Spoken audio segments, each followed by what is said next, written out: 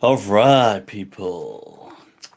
Allahu Akbar. Let me just take a look. Whoa, I seem to be back this up a little. So, let me just do a quick bring up the comments, do a quick sound check as usual. You guys know the drill. I can see some comments moving about. Let me see. Where are they at? Are these the comments? I take it. They are. Yep, I think so. Right. So let me just check that the sound is going through loud and clear in order to begin. So, all right. I see quite a few people here, loud and clear. Shukran, Muhammad Quraishi. بسم الله إن الحمد لله وكفاه والصلاة والسلام على رسوله المصطفى وعلى عباده الذين ارتضى ومن بهداهم اهتدى وبآثار أهل المدينة اقتفى وبعد فالسلام الله على القوم. People, أهلا وسهلا ومرحبا. All right, so firstly, whilst you're all you've already been waiting, but whilst we're getting this show on the road, you know the drill. Kya baat hai yaar, kya baat hai.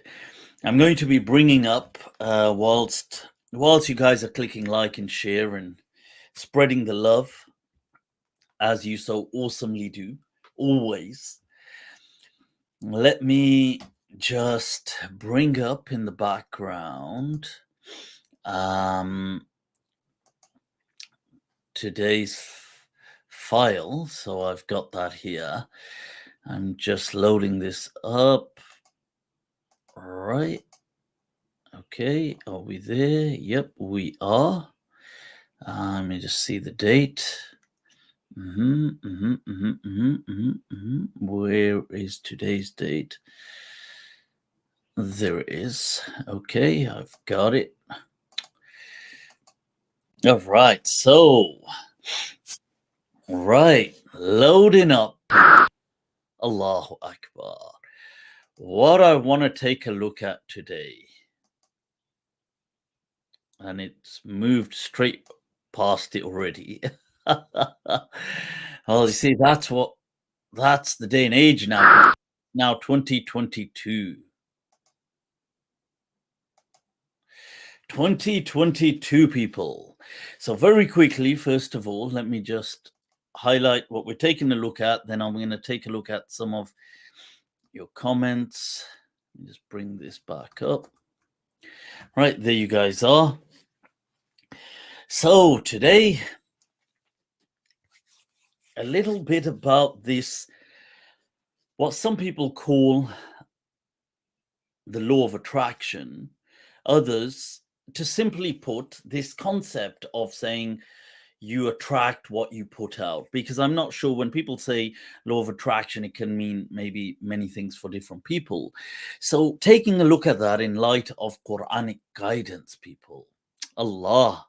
So that I want to introduce a snapshot from the Seerah of the Prophet sallallahu alaihi wasallam in line with new beginnings, which is the new year and people revisiting themselves.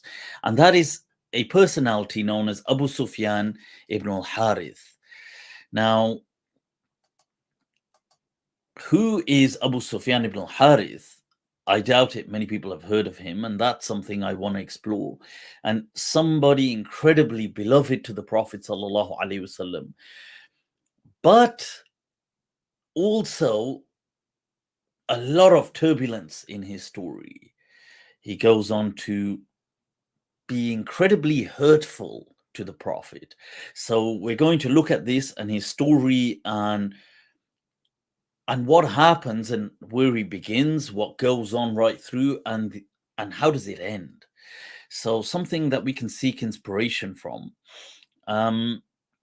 Right, where's this gone? And also, as always, people, I thought, you know what? Since it's the new year, why not share a story about a grammarian? But really, the theme is divine providence, rizq, and this concept of tawakkul. And I thought, why not a character, Abu Uthman al-Mazini, a grammarian from the Basri school, alongside the caliph of the Abbasids, al-Wathiq, who we have taken a brief look at previously, but these will be some names that will come up in that story.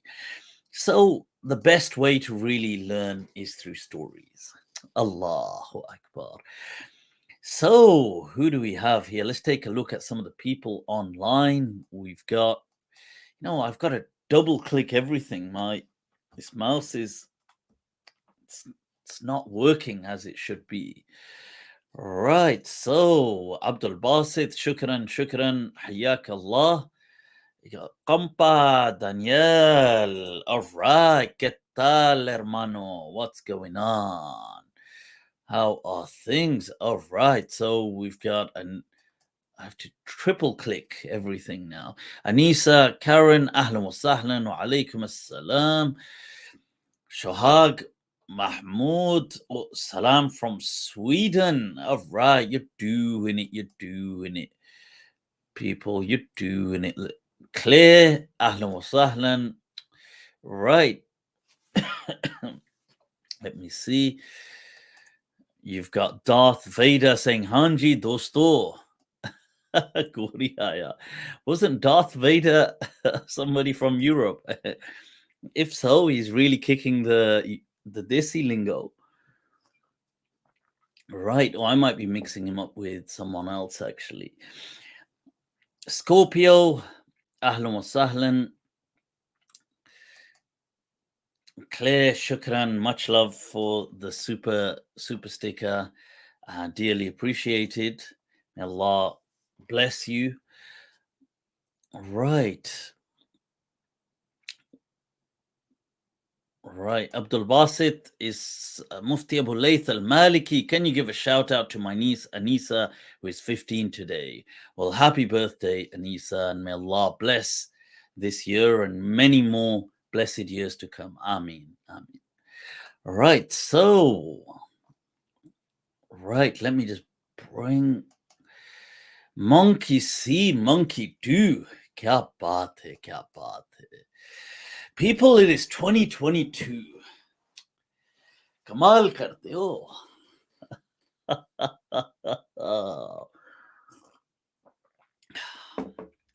Remember when the pandemic began and those memes were out, where somebody comes from the future and he says, what year is it? And they say 2020. And the person says, that's when the 3-year pandemic began. And the other person's like, what? Well, here we are, people. Here we are. It's still with us, but it is a new, fantastic new year, people. That's what it is. 2022. Allahu Akbar. New beginnings. A new chapter in our story of life. Think about it. Each one of us has a story. Our own very personal story of life. And this is a new chapter in it. May Allah bless it for you all, for us all. Ameen. Make it amazing. Beyond imagination. Ameen. So, shukran Abdul Basit. Much love.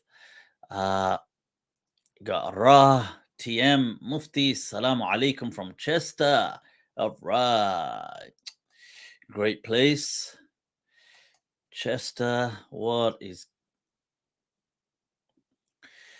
right? So,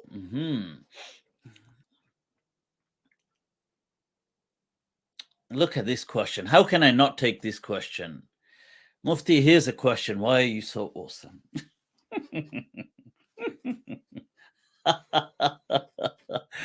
हमें शर्मिंदा कर देते हैं आप. You guys, you تخجلونني. I get the embarrassed, man. Oh, this is, you know what it is? It is in your vision. It is, as they say in Arabic, uyunuk. It is by the eyes that you see awesomeness.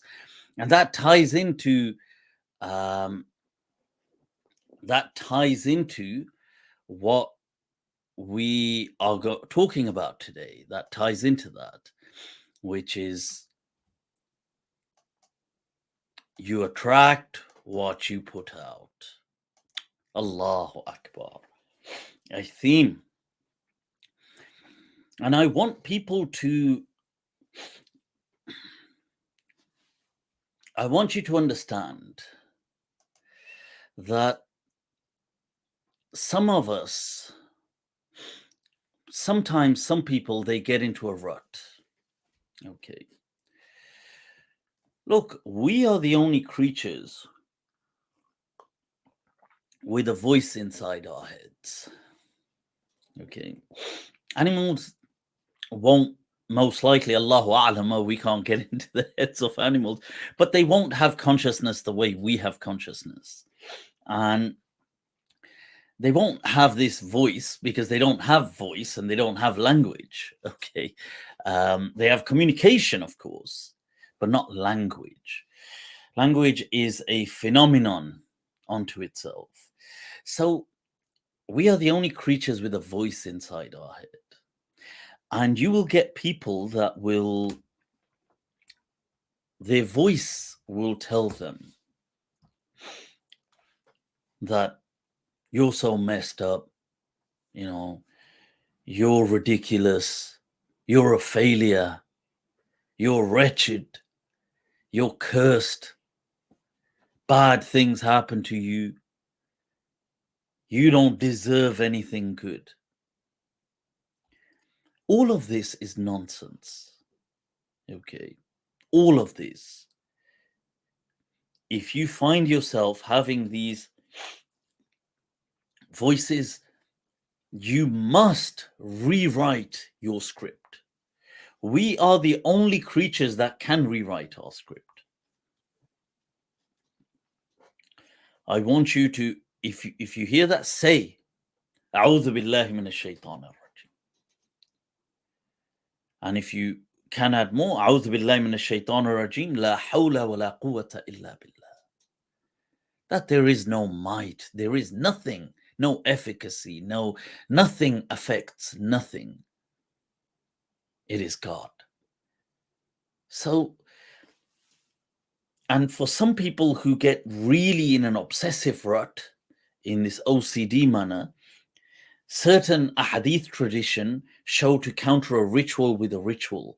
Rituals are always, by definition, rituals. They're meaningless. They don't, as in they're symbolic. They don't have a meaning unto themselves, because then it's difficult to make them into a ritual. So in the tradition, it mentions tafal, which is like to just something like that.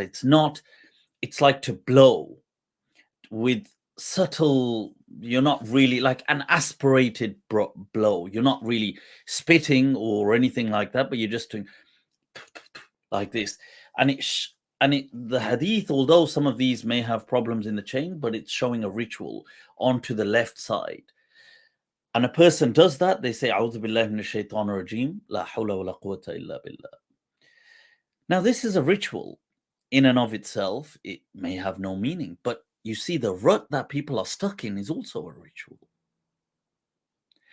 So for people who are totally stuck, they can use a ritual to cancel a ritual. Okay. For people who just have these voices, sometimes they need to stop. La hawla wa la quwwata illa billah. Inna fatahna laka fatham mubina. Allah says, we give you new beginnings, victories. And that's what everything, if you see it, that's what it is. This year is a new year. It's a new beginning. So if you've had a year full of these thoughts, you cancel it now. New year, great things are going to happen. And you'll see great things will happen. Big. And you might think, well, how is that? And people say things like, I don't want to jinx it. You see, weakness of faith, Allah, weakness of belief. I don't want to jinx it. It could go wrong. Have your belief, amantu billah, thumma istaqim.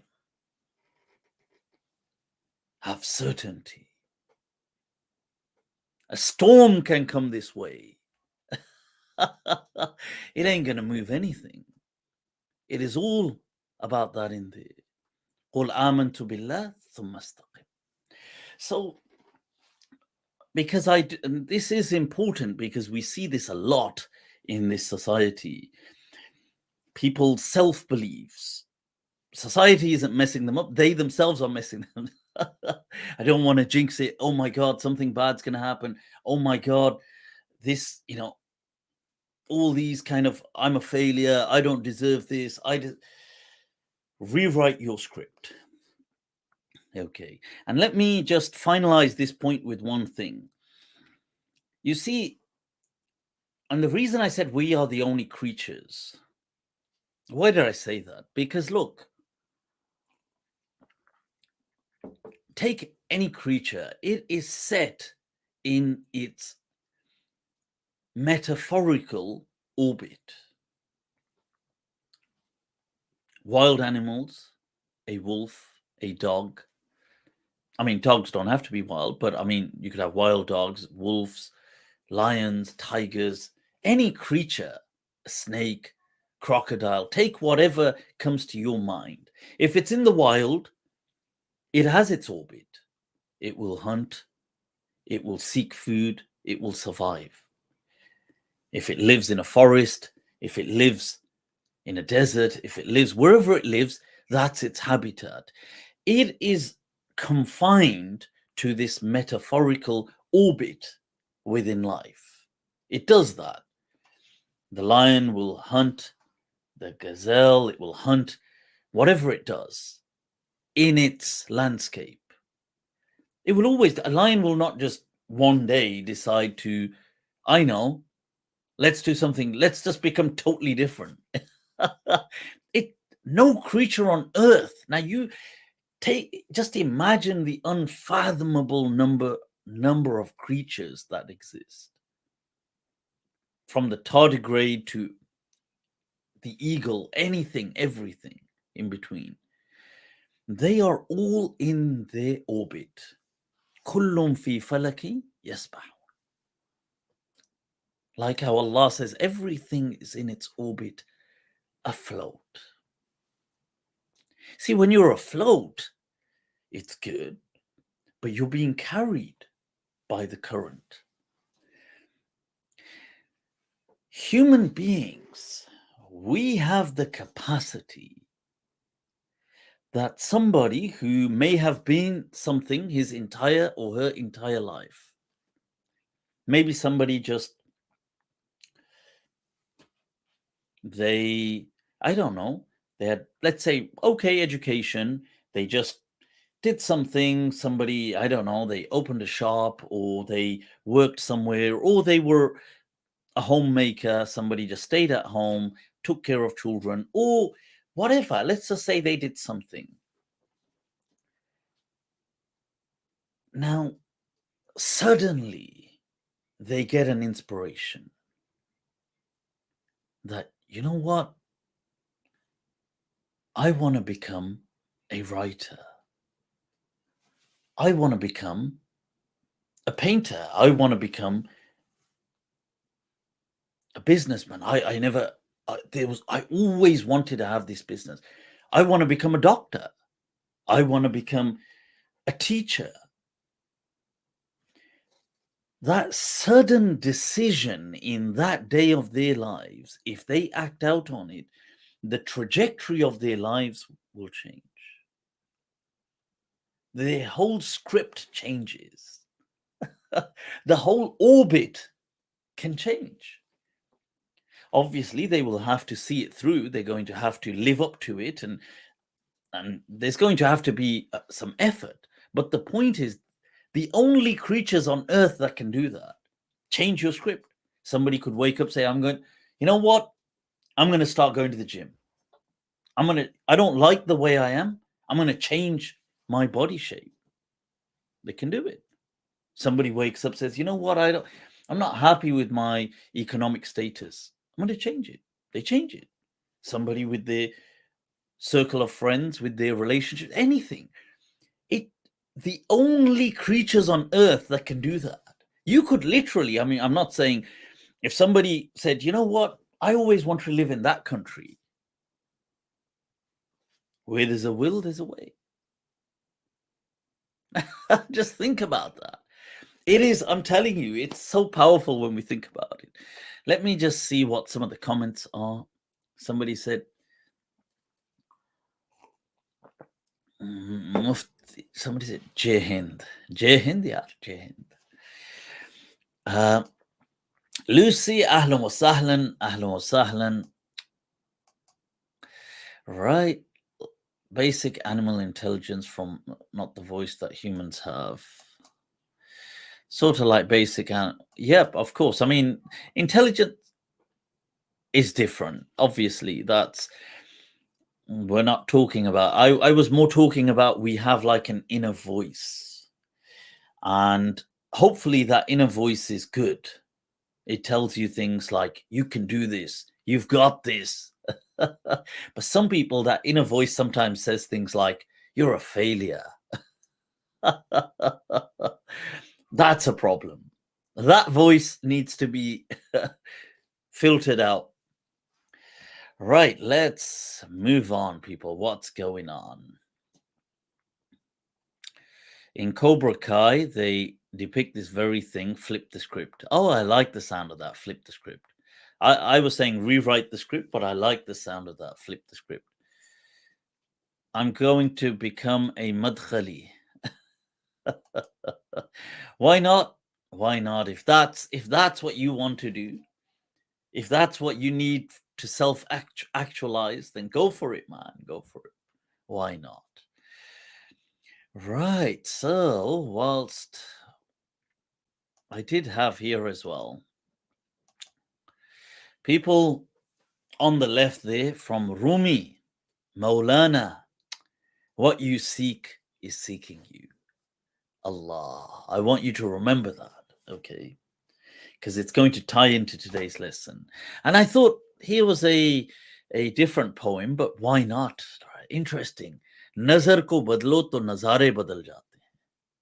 Soch ko badlo to sitare badal jate hain. Kashtiyan badalne ki zarurat nahi. Disha ko badlo to kinare khud ba khud badal jate. He's saying, you see, you change the perspective, you change the way you look at something, and the perspective changes. See, your angle changes what you see, that you change your thought. And he says the cosmos changes. And he says that it's not important that you change the boat. This is I like this. He said it's not important that you have to change the ship or change the boat. Just simply change its direction and the shore itself will change. Allah. Kashtiyan badalne ki kya zarurat? Disha badlo, kinare badal jate. I think that's quite I saw that, I thought, I like it, man. I like it. Let's share it. So, somebody said, Thinker, much love. Thanks to mods too for their effort. Likewise. Shukran. Much appreciated. The mods are awesome. Epic people. Wah. Mufti, you are inspired. Shukran. Mori. Wah. Mori Jan. You're doing it. All right. So, all right. What is going on? Somebody said, Mufti, there is an Islamophobe, ugly, bold dude by the name of Sam Shamoun who challenged you to a debate. जाओ यार माफ किया.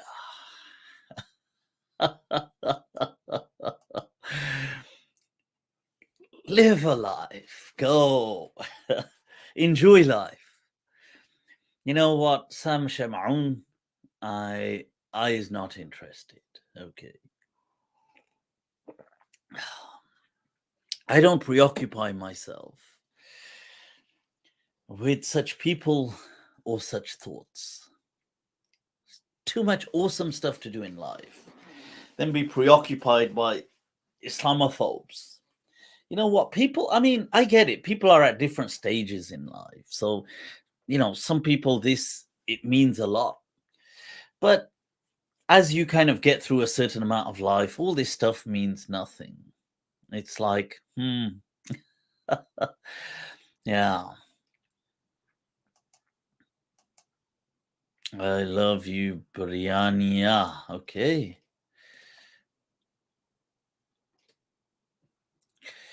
Right. So, Mufti, when did we get Aqidah lecture? Arada Health Tube, Dr. Hader. When did we get Aqidah lecture? I'm not sure. See, because the channel sounds so formal and professional. I don't. This must be a serious question. It must be a doctor asking it. So I don't know, Dr. Saab. I don't understand the question, but hang around. When we go live, when I share the link, jump on and yeah, it'd be good to see what you're asking. Sorry I came late. बहुत देर की मेहरबान आते आते. In the words of Atish, I believe. He says बहुत देर. He says, what's the ना जाने के जान से जाता है कोई बहुत देर की मेहरबान आते आते. He says, you took too long in your, shall we say, in your arrival. That will make it sound better. So,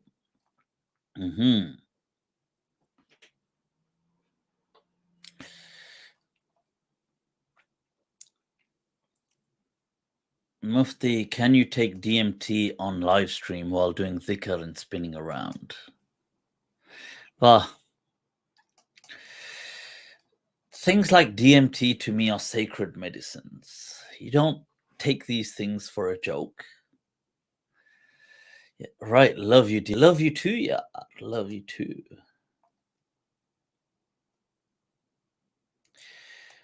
Mufti, would it be possible to get the marvelous Quran guy, the marvelous Quran guy on MindTrap? Well, sure. I mean, what you can do is you can ask Dr. Hany, I believe, Sheikh Hany, if he wishes to come on, it'd be great. Yeah, let's get him on. Right. So, Mufti, I'm from Ethiopia. I saw your clip that challenged Salafi Creed. Then I was waiting your lecture. Allahu Akbar. Yeah. You know, I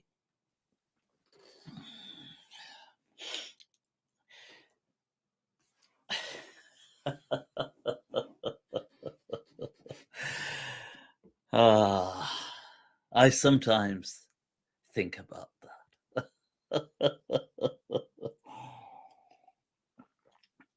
You know, I find myself on a different plane of consciousness and disinterested in things like debates. As in genuinely from my heart, this is how I feel. So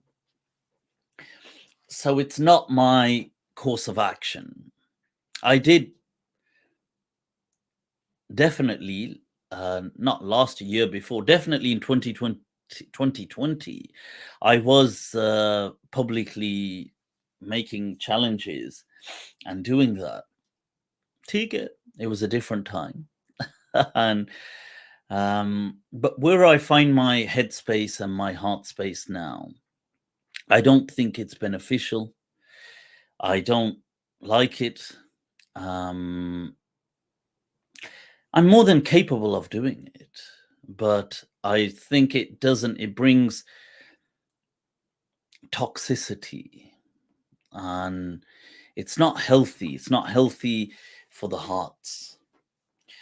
So discussions are much better. If a person wants to discuss something in a nice way, friendly way, hopefully where they can agree to disagree, then of course, by all means, I would welcome any such guest that is obviously learned to speak on such matters, and they can come on my MindTrap, and I would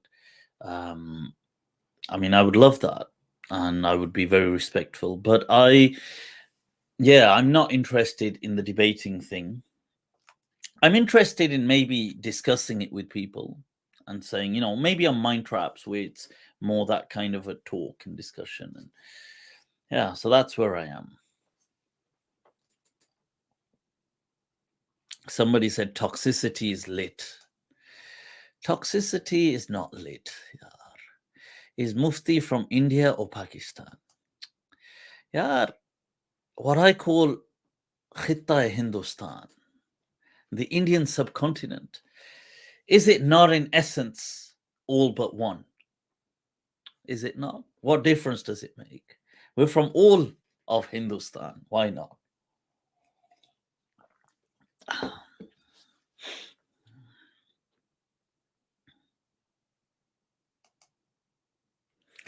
Yolanda Mayo, ahlan wa sahlan, ahlan wa sahlan. Yolanda, I appreciate all your positive comments and remarks. I really do appreciate that. Shukran. What if people around you are so negative that they drain you from trying to grow? Yeah, you have to change that. You have to, honestly. You have to. You can't let people inhibit your growth. I mean, you can, but at a great price and great, at your own peril. It's not worth it. So, what to do is expand your circles of friendship, your circles of influence, your circles of learning. Make new friends as well. So you don't have to cut off the old friends, keep them, but just make new friends also. People who are different, have different interests, different taste. It's so easy to do this. I get it. There's some discomfort because it's, there's the initial kind of having to do something because it's out of the ordinary. But once you do it once or twice, it's all great. I'm telling you, it's absolutely great. So don't so that's my thoughts on the matter. I would say that. And you could just go online, you could look for groups that share similar interests. They don't have to be Muslim, they could be anyone, just people that, so for example, if you want to learn about philosophy, you could look for a philosophy group. If you want to learn about museums, history, whatever your interest is, just find a group and connect and make friends. Definitely.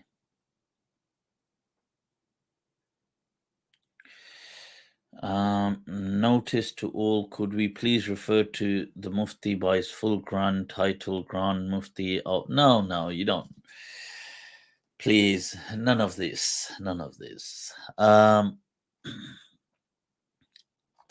Right, shukran for the super chat. Seema, shukran, much love. What's the best way to know which thoughts or script you're meant to follow versus something you should leave alone after trying it? Right, so now that's a good question. How do you know you ought to follow some intuition? Our intuition, I'm telling you, it is something that is, I don't know how these things interact. I don't know how they work. I feel that it is more related, or it is somewhat related somehow to the element of the ruh somehow. I mean, maybe there's multiple layers with multiple kind of interactions, but intuition is an incredibly powerful one. It's what people like Carl Jung would associate with the the 2 million-year-old self, the collective unconscious, and the kind. It's because it's timeless. It can trigger premonitions. That's looking at it from analytical psychology. But the point is, our intuition is incredibly important. But how do we know what it exactly means? If somebody says, look, what should I change? Should I follow? I've got a feeling I should do this, but should I do it? What if it's going to be a disaster? Or should I do that? Or should I do that? Well, one thing for sure is that you can't do everything. So you have to select. Now, it may be that what you choose to do today, you turn away from in years to come. So, for example, you may pursue a particular business idea or a particular profession or some kind of an interest and hobby, but it might take a lot out of you. And maybe 7 years from today, 5 years from today, you may think, this isn't it. That's actually what I needed to be on. But for you to see that 7 years from today, you have to be at that point, which starts with this beginning. You see, you can't see that. So if I point it here, it'll make sense. So if you're starting off here and you need to go there, but once you're there, you realize, actually, I should be at this point. You see, from there, you can see it. From here, you can't. So just pursue what your heart is set on, what opens to you. Something, this term as well is used from the Quran, what is known as Inshirah-us-Sadr in Arabic.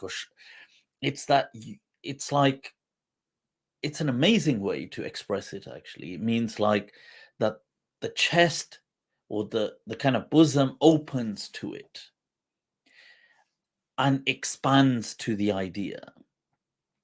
I have found personally in my life, when I needed to do certain things, I found Inshirah-us-Sadr for it.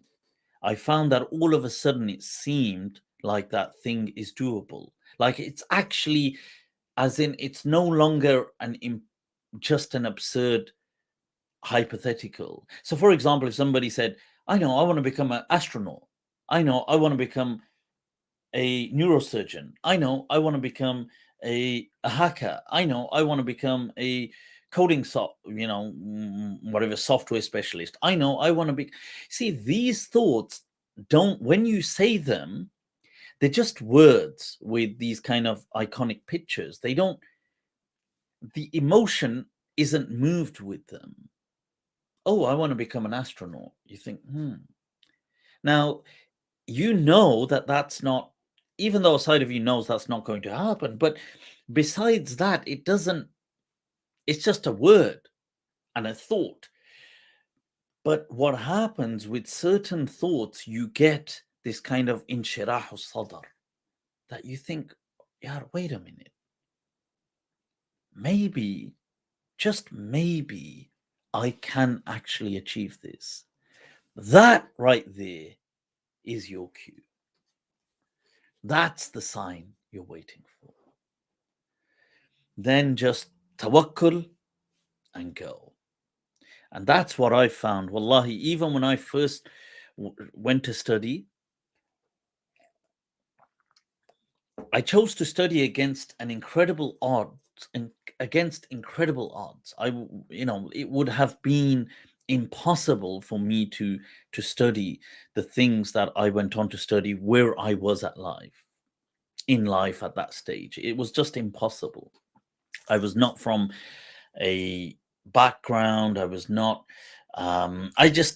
Circumstances. I would not have had the money to do so. I would not have had the support of anyone, no family, anybody. In fact, I would have had sheer adversity to choose to do something like that. So it was, to me, as impossible as if somebody today was to say to me, hey, why don't you just go and live in Hong Kong? Or why don't you just go live in, like something totally, you think that, well, that's not going to happen.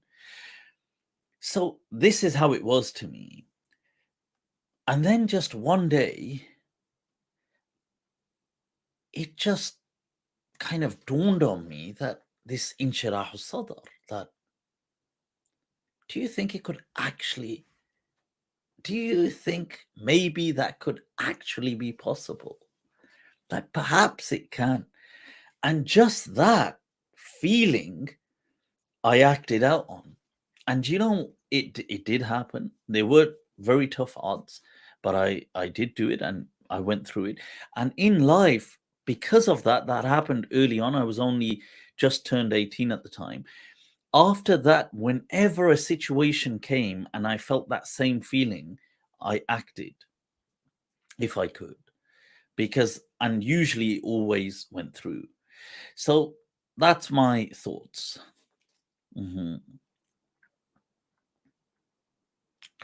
Low consciousness detected. What's this?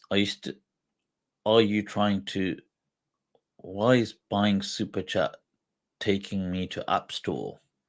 I don't know. I don't know how this, I didn't think you needed to go to App Store, but there you go. Right. Okay. Let's take a look at I want to take a look at some verses of the Quran, and especially in light of this theme that we're looking at with a new year 2022, and that is that you attract what you are. Now, what does that mean? Right, we just had a super chat. Let me just take right. Have I missed another super chat? One moment.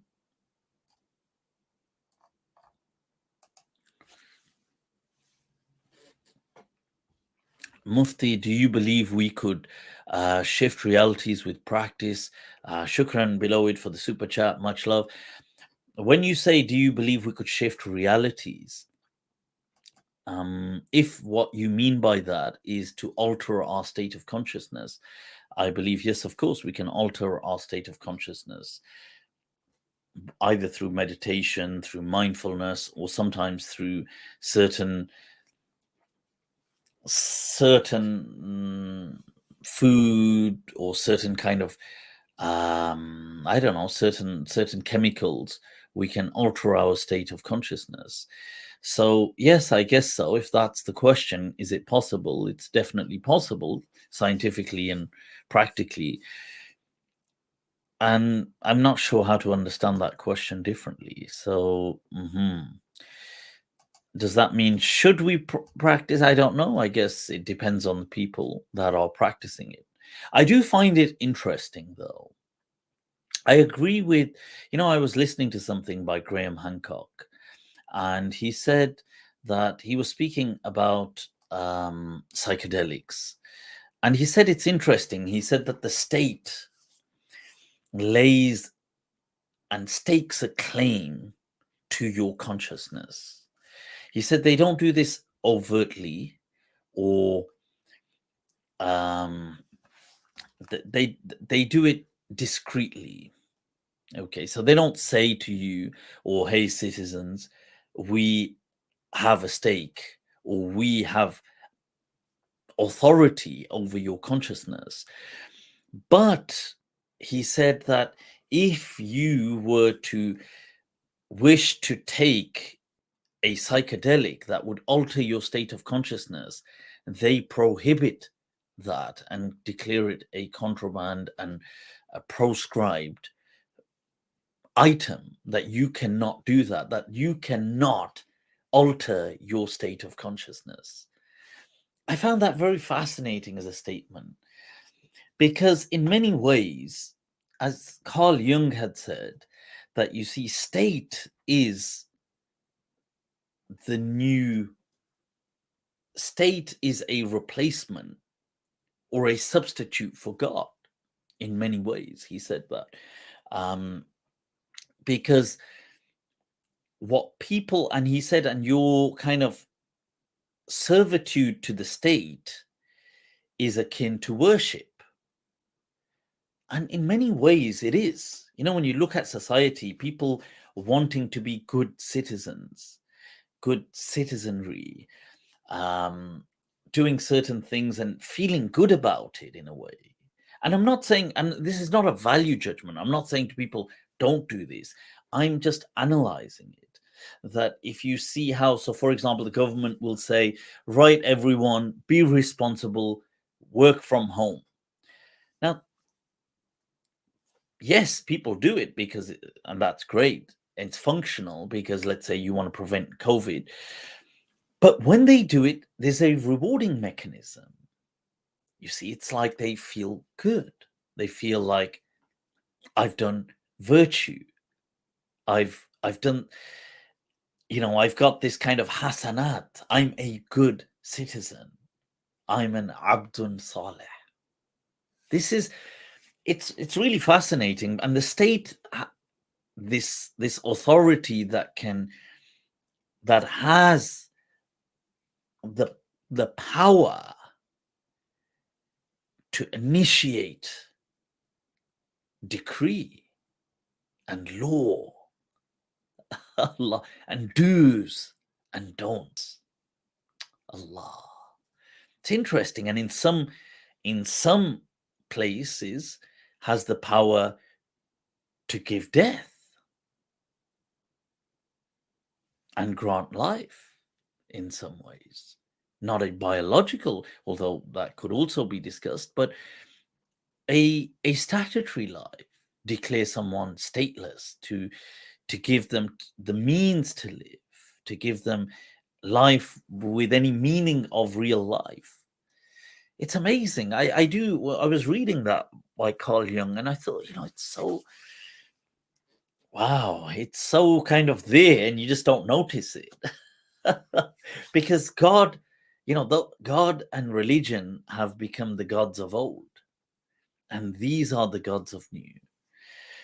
And deep down, it is kind of still a religious belief in governments and countries and nations. And these are vestiges of religious beliefs, of these superpowers, these invisible entities of the psychosocial realm that don't have an actual existence. I mean, what is a state? What is it? It's an imaginary entity, isn't it? It's not like,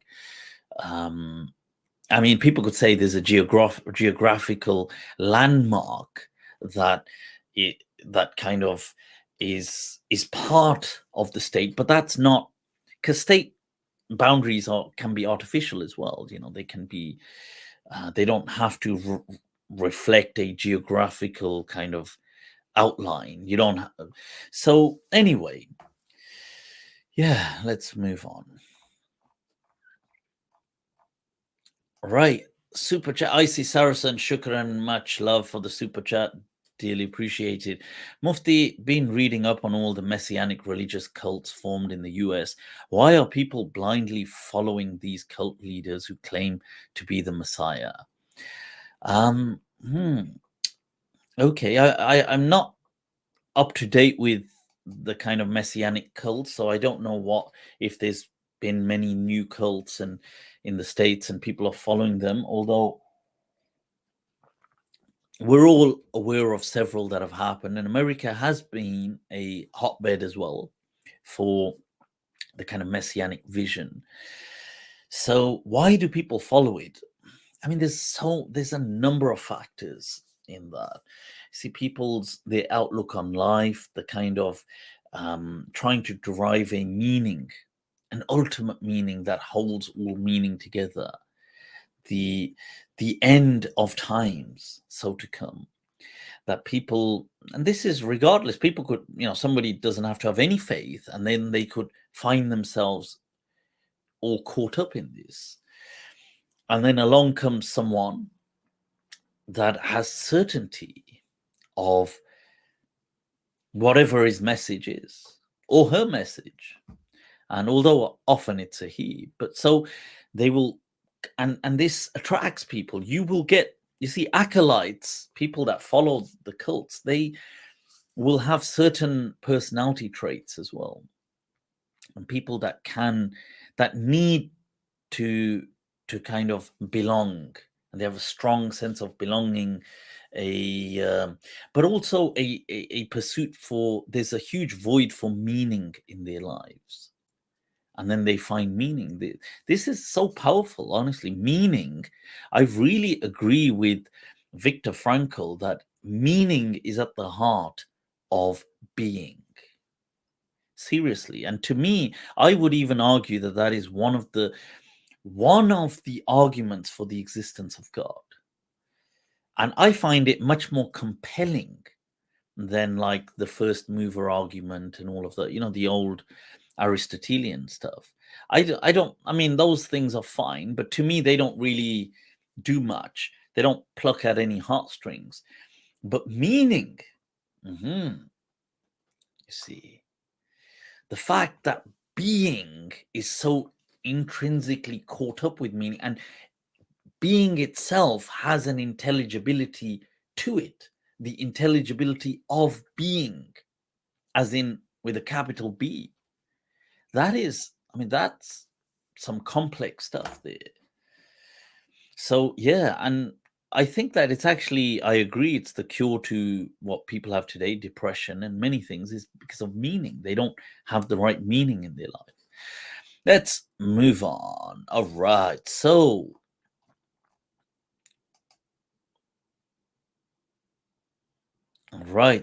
if a mutakallim, Ismail Akram Shukran, much love for the super chat.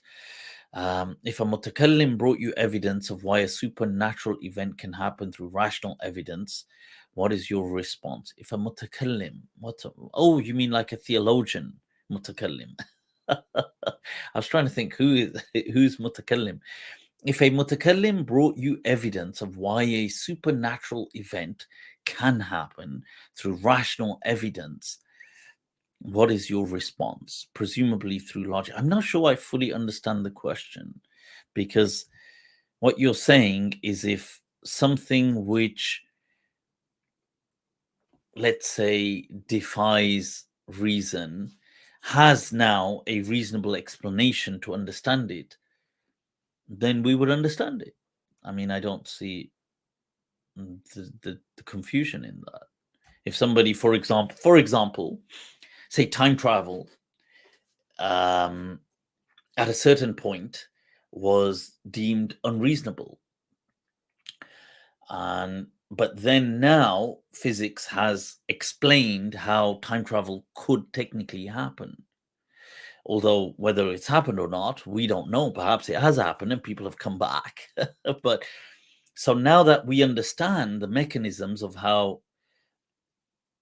time operates, we understand it. So it makes sense that, okay, so this is how time travel could happen. So, for example, either one element is like the kind of wormholes, or whether it's going to be at the speed of light and relativity. But the point is that you understand how time travel happens, and then you think, well, okay, well, that can happen then. But I suppose if you didn't know that, and a person said, well, time travel could happen, then, I think you would on good reason deny it, because it doesn't make sense in the world. So, and you would ask for them to explain it, and if they couldn't explain it, then on good grounds, I think you would deny it. Yeah.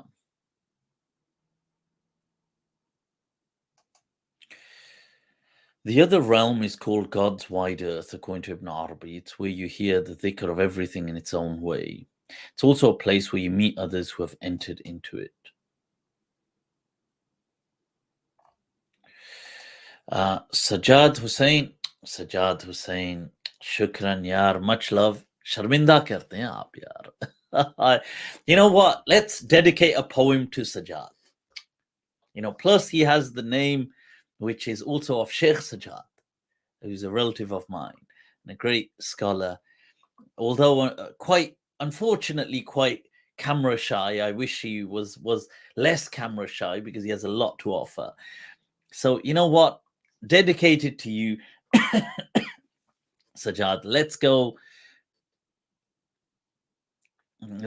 to a poem. Before that, there's just a super chat by Waker. Your take on grave punishment before Judgment Day. Do you have a clip on it on grave punishment? So shukran, much love, Waker, for the super chat. I'm not sure if I have a clip on punishment of the grave. I can't remember, to be honest. I've spoken so much. I have definitely spoken on it in the past. Look, punishment of the grave. There's different ways to people read the Quran. They have the corpus of the Islamic tradition, and people understand different things. Certain people, they look at the Quran and they say that, right, or they look at the whole corpus, the whole tradition, and they say there is going to be punishment in the grave. They say that there is a stage between this life and the next life, and it is a kind of purgatory-like stage. And this is called the grave realm, even though it's not really in the grave, but so if you dig up the grave, they're not there, but it's like a Venn diagram between this realm and the next realm. And the thing you have in the middle, the overlap of the Venn, that's the kind of barzakh realm. So in this realm is going to be punishments and pleasures and all of these things.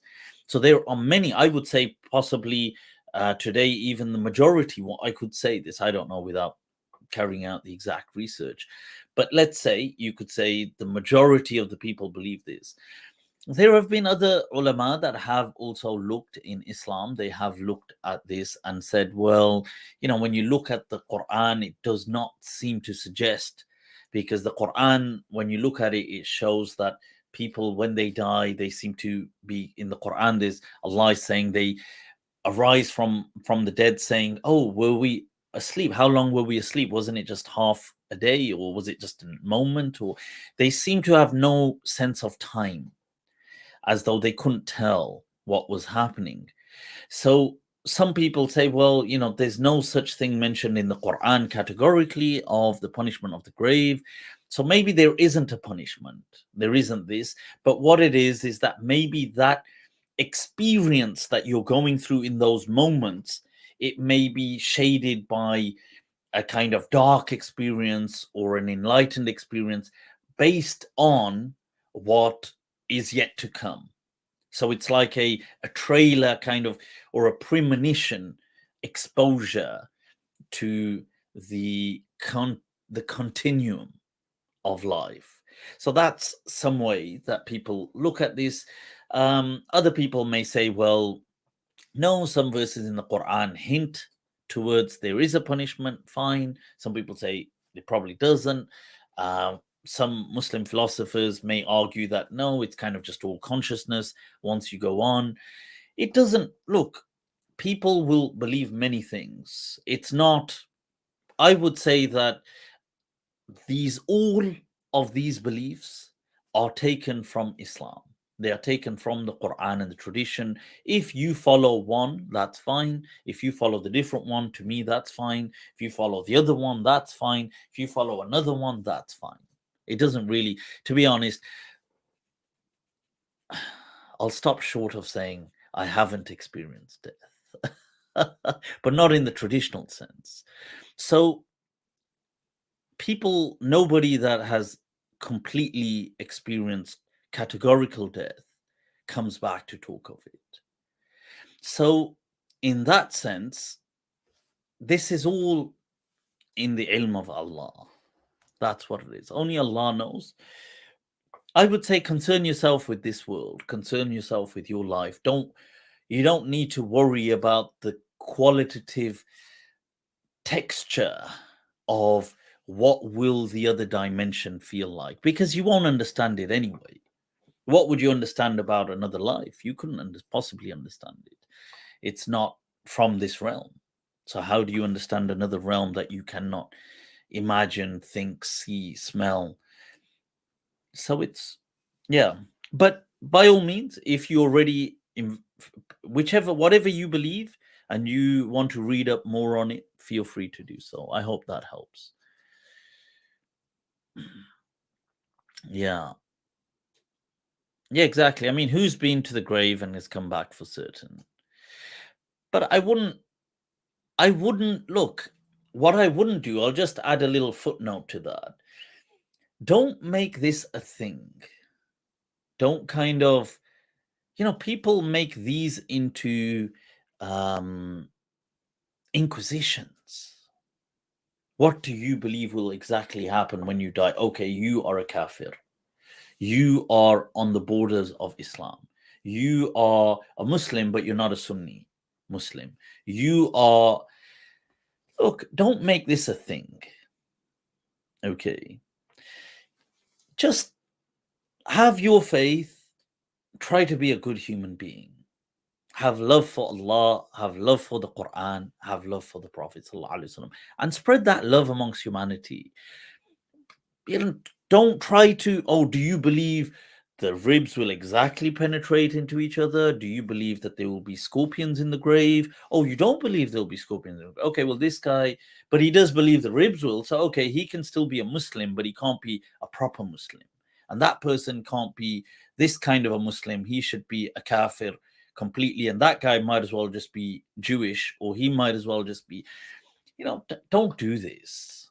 It is insulting to Islam. Okay. Just remember, if you preoccupy yourself with these things, just remember that you will be heading to that grave at some point. This life is not, if you try to make yourself the gatekeeper of God's dominion, of what only Allah has dominion over, then it's a pity. That's all I can say. So, right now,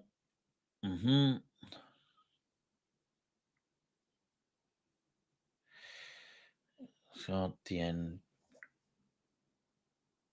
So, sorry, did I miss out a Ismail? I don't know what these questions are about. What's this? Supernatural. By the divine mercy and love in God's honor, certainly things can happen, but they aren't. Okay, well, we're not talking about that right now anyway. So, right, let's take a look at some verses of the Quran I want to share with you guys. A'udhu billahi minash shaitanir rajim. Right. Has this not got... Oh, yeah, salam. Did this not get...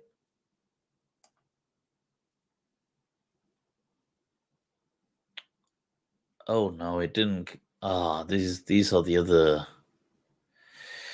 Right, okay, so, it hasn't got these verses, but I'll go through... Right, I'll take that off. Okay, I want to take a look at some verses today. I'll bring them up. They are here, but it'll take too long, I guess, to alter the... Right, so in light of the new year, and why the new year, I just want to say this. It's not that the new year is not something special in that sense that it's a religious festival. It's not. And neither is it something sacred in Islam. The reason I say it is it's just a milestone. Okay. Now, if you are going to... So people at a certain point review things. Like the summer might be a time for exams in the UK. September may be the beginning of an academic year. So people may kind of organize their lives. April in the UK is the beginning of a new tax year. So you have to have your accounts submitted and things. So people may organize their year in a particular way. There's nothing wrong with this. We live in the world We function by the world. So at the beginning of a new year, many people revisit, like, what have I done in the last year? What have I achieved? They do what we call in Arabic muhasaba. And Sayyidina Umar radiallahu anhu would say, hasibu anfusakum qabla an tuhasabu. That do this self accountability before you are taken to account. And if you can set it whenever, and the new year is an excellent time to do it, because people, they feel energized. This is why people have New Year's resolutions. You know what? I've been so lazy last year. This year I'm going to the gym. And they go for a few weeks and the gyms are rampacked. But people say, you know what? This year I'm going to start that business. You know what? This year I'm going to make amends. This year, I think this is, honestly, I think it's amazing and a beautiful opportunity to do that. It's nothing to do with Islam in the sense that it's not a holy month or a holy time of the year. It's nothing religious like that. All it is, Islam always tells you to seize opportunities. So it's an opportunity. That's all it is. Because somebody asked me, isn't this like haram or something? Or I said, why? I said, don't you go by the time? Don't you go by AM, PM? Don't you go by 24 hours? Where did you get that? Islam didn't give you these things. These are just, this is function. This is, you live in the world. You go by time. You go by a calendar. It's not something, it's pragmatic functionality. That's what it is. So in light of that, people are viewing things, they're setting things, and it's a great time to, when you're doing muhasabah, to rewrite that script. So I've been asked by a few people that, what are my thoughts on these frequencies, or on people attracting what they are?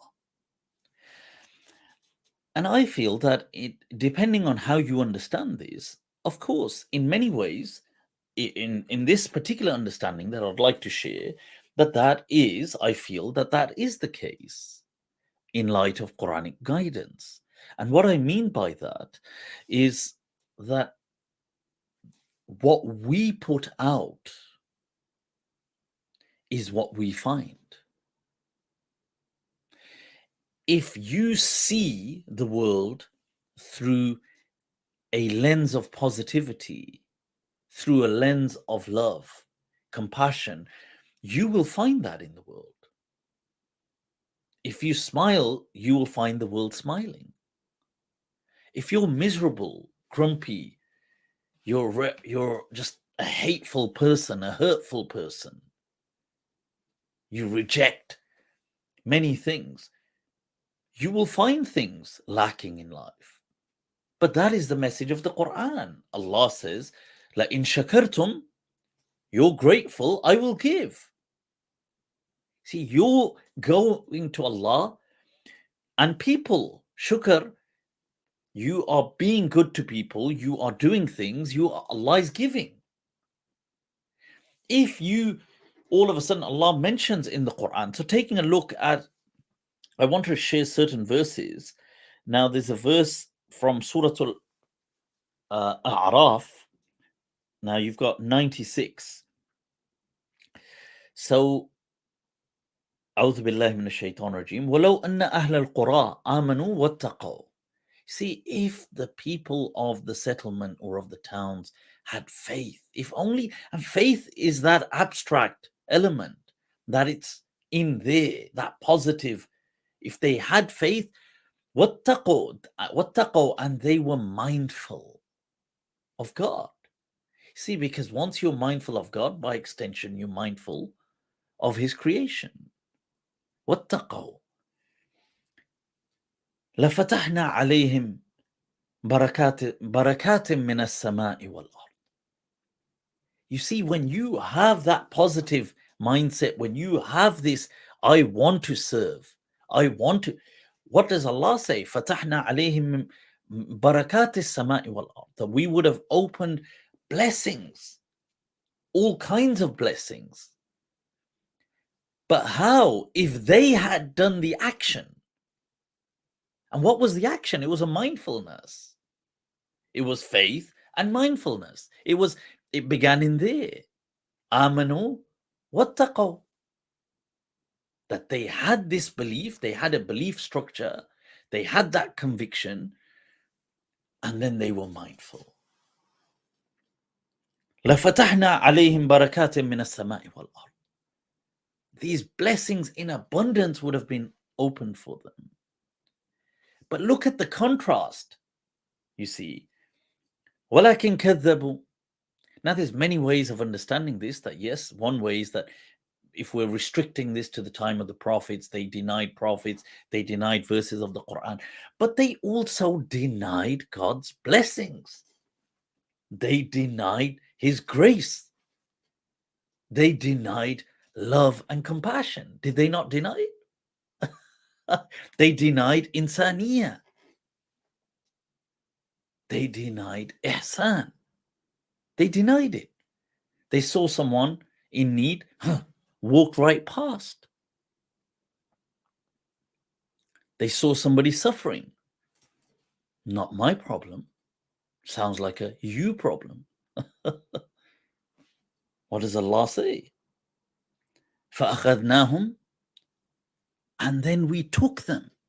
We took them to account. We took them to recompense them accordingly. بِمَا كَانُوا يَكْسِبُونَ. By their actions. You see, you act, and then there is the reaction. Now, people say, one way is that people who describe this kind of attraction that don't, you see, they may not believe in God. So they have a different mechanism for it. They say that, you see, what it is people have thoughts and emotions. And your thoughts and emotions generate some kind of a frequency. So you're having ideas, you're having, obviously in the subconscious mind, you've got these kind of, they call it sometimes a paradigm or different things, but that you have this kind of emotion or this vibration. Some people in a different field would say the mind heart or the brain heart coherence as well. That's something that you create, that there's this energy, whatever it is, whether it's physical energy or it's I don't know, inexplicable, but there is something they feel. And they would say that when people are on a particular frequency or a particular vibration, that things that are in sync with that gel with them. So they will say, for example, you're on a good frequency, good things come to you. Good people come to you in your life. You have this kind of this toxic, this negative vibration, negative things come to you in your life. You're one of those people that's always having bad things happen to you.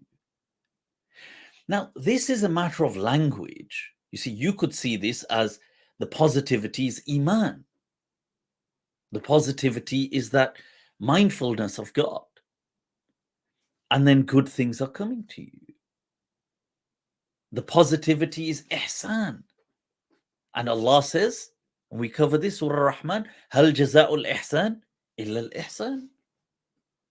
You see, you've got that state of ihsan. What is it that's coming to you? Ihsan is coming to you. So what you're kind of putting out there, it is bringing, and even people, what does the hadith say? That al-arwah junudun mujannada, the souls, if you want to say consciousness, that it is almost in bands, in groups, that there are some that will gel with each other. These souls, they are drawn to one another. There are some that will repel one another. That's in Bukhari. So now this verse, I want to bring another verse here that is in Surah Takwir. Now, incredibly popular, and it's amazing. And this is from what I call the superpositions of the Quran, which is taken from quantum physics, the term. But that how the Quran can give you like immeasurable meanings based on where you are in life. Okay, it has this indeterminate, inherent essence to it. So here is a verse: وَمَا تَشَاءُونَ إِلَّا أَن يَشَاءَ اللَّهُ رَبُّ الْعَالَمِينَ. And there is another one, I think it's in Surah Insan, or there's another one that وَمَا تَشَاءُونَ إِلَّا أَن يَشَاءَ اللَّهُ إِنَّ اللَّهَ كَانَ عَلِيمًا حَكِيمًا. But let's take this one from Surah Takwir. It's 29, I believe, verse, is it 29? 29. Right, so وَمَا تَشَاءُونَ إِلَّا أَن يَشَاءَ اللَّهُ رَبُّ الْعَالَمِينَ. Now, honestly, check this out. This is amazing. Many people translate this, and this is one of the ways of looking at this verse, is that, look, you do not will something, إِلَّا أَن يَشَاءَ اللَّهُ رَبُّ الْعَالَمِينَ, except that God willed it, or unless, that here they may translate this illa, except, as saying maybe unless God wills it. So ultimately everything is by the will of God, which ultimately it is. Everything, ultimately there is nothing except only Allah's permanence. Everything else is impermanent. It's just the flashing of an eye. So that's one way, and that's an amazing way of looking at it. Now, all of a sudden, you look at this, you think, well, does my kind of energy, my frequency, does this change? Does this affect things? Does God treat me accordingly? And you take the same verse. Allah, now check this. The superposition. وَمَا تَشَاءُونَ, you do not will something. And look at this. This is going to seriously blow your mind. إِلَّا, except أَن يَشَاءَ اللَّهُ رَبُّ الْعَالَمِينَ. You do not will for something except God wills for it. Allah. That is something so profound. Seriously, just وَمَا تَشَاءُونَ إِلَّا أَن يَشَاءَ اللَّهُ رَبُّ الْعَالَمِينَ. Lord of the worlds. You, when you will for something, you do not will for something. You do not bring that will to it, that energy to it, that kind of conviction, determination, except God wills that it will be. Allah. Allah. You see?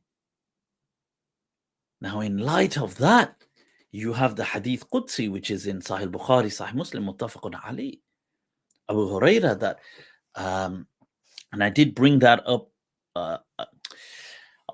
I did have it on the same PowerPoint, but it seems to have not got saved.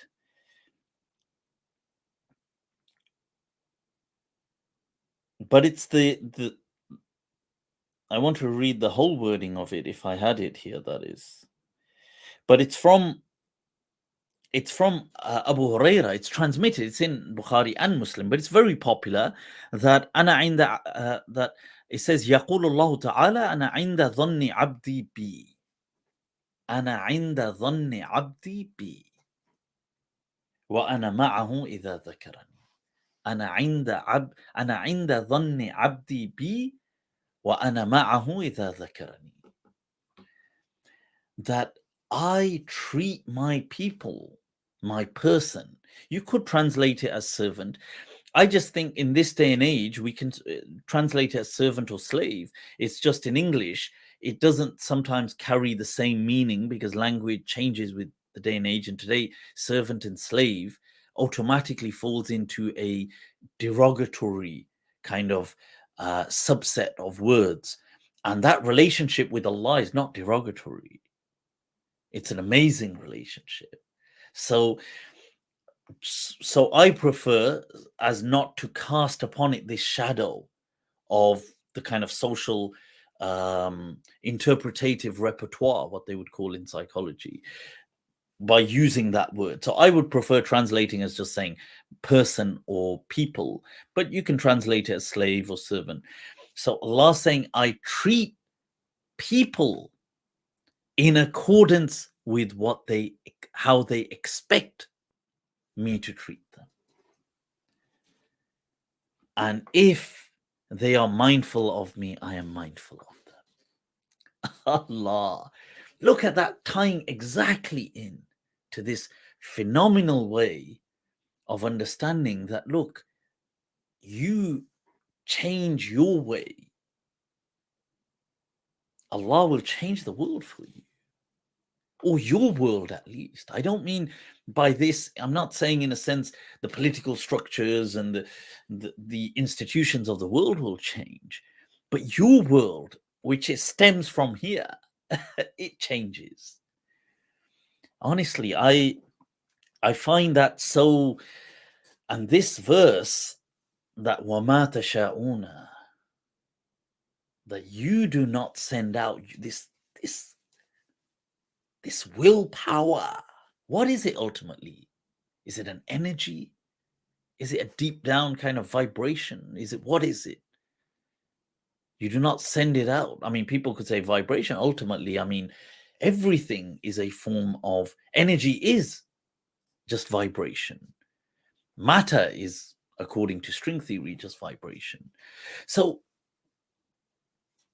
you do not have this iman, this mindfulness, this positivity, this will, that وَمَا تَشَاءُونَ, you do not will something.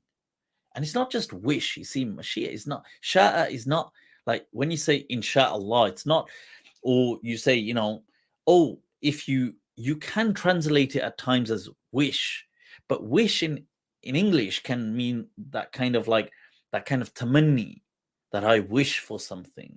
Hey, what are you, if you made a birthday wish? This isn't that. This is about will. That you, وَمَا تَشَاءُونَ إِلَّا إِن يَشَاءَ اللَّهُ رَبُّ الْعَالَمِينَ. And in light of that, I'm going to share a hadith that really just pins this.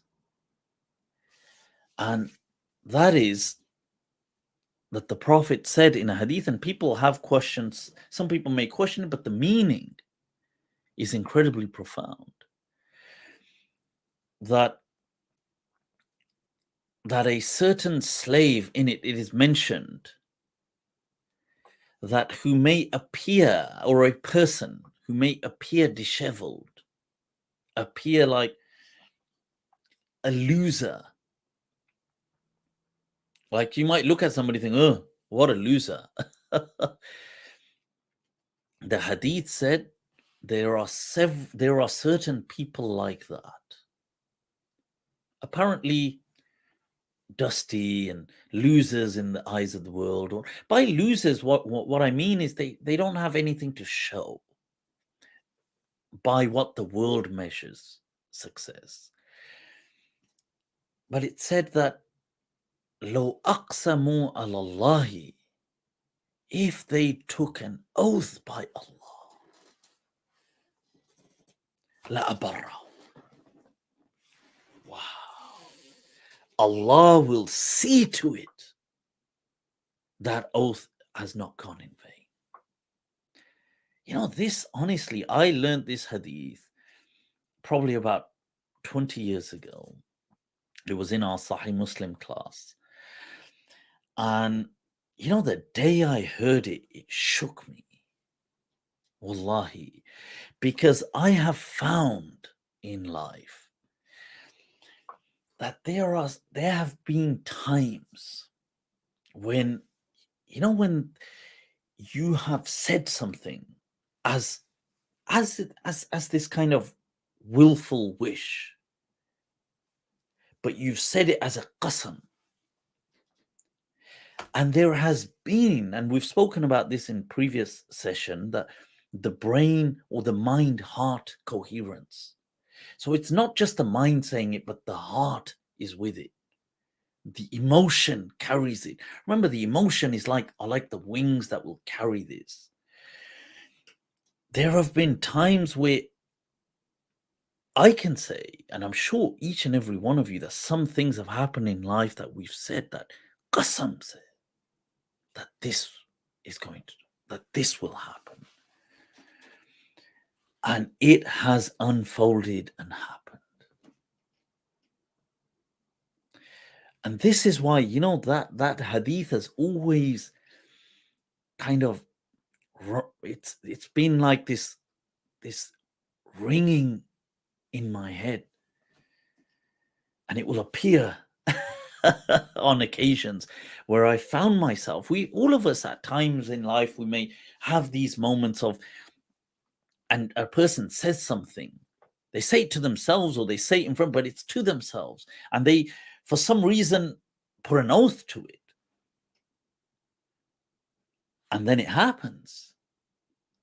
Even though at the time one could think, how is this going to happen?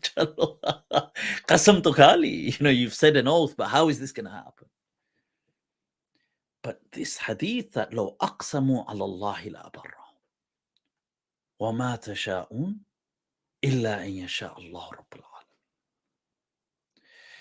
People, this is why, in Urdu there is a saying as well that himmate mardan madad-e khuda, that it's about, and that's about willpower, even though it's using marda, about men, but it means anyone, it means women as well. That if there is that will, then God shows a way. I thought this was really important to share because of, I just thought because of the time of year to, realign our script. Inshallah, may Allah make things easy for each and all. Bless you all. Right, let's move on, people. So, let me have a little bit of a drink. Take a look at, what time is it? I want to share so much. Right, so what is going on, people? Mufti is like, kya baat hai? I had a poem for you people. You know what? Didn't I say Sajaad? I was going to dedicate a poem to Sajaad for a super chat. Much love. I do have a poem somewhere. 1 second. And let's find it. I have a few lying around.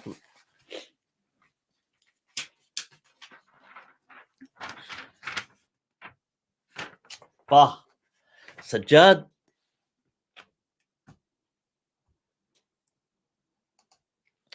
Below it, yaar. Much love to you. May Allah bless you, keep you smiling. Seriously, I get embarrassed, honestly, I do. Shukran for the super chat. And I don't know if I'll get to meet you in this life. Of course you'll get to meet me. What are you talking about? I tell you, we will certainly meet, inshallah. But I hope that we will meet here in this world. Agle jahan ki baat kar rahe ho. You're speaking about the next world. We will meet here, inshallah. I'm not sure exactly which continent or country you're in, but drop me a message. I will as well at some point. You know what? Maybe I'll travel. Maybe you'll travel. Maybe we'll both travel to a different place. Who knows where, what rizq and what landscape is destined for us. Who knows? Here's a poem, people, by Nasir Kazmi. It's an epic poem. So, पत्थर बना दिया मुझे रोने नहीं दिया अल्लाह दामन भी तेरे गम ने भिगोने नहीं दिया.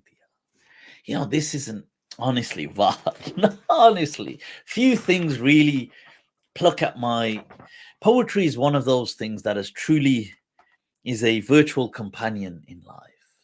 Seriously, that's what I can say. He says, पत्थर बना दिया मुझे रोने नहीं दिया.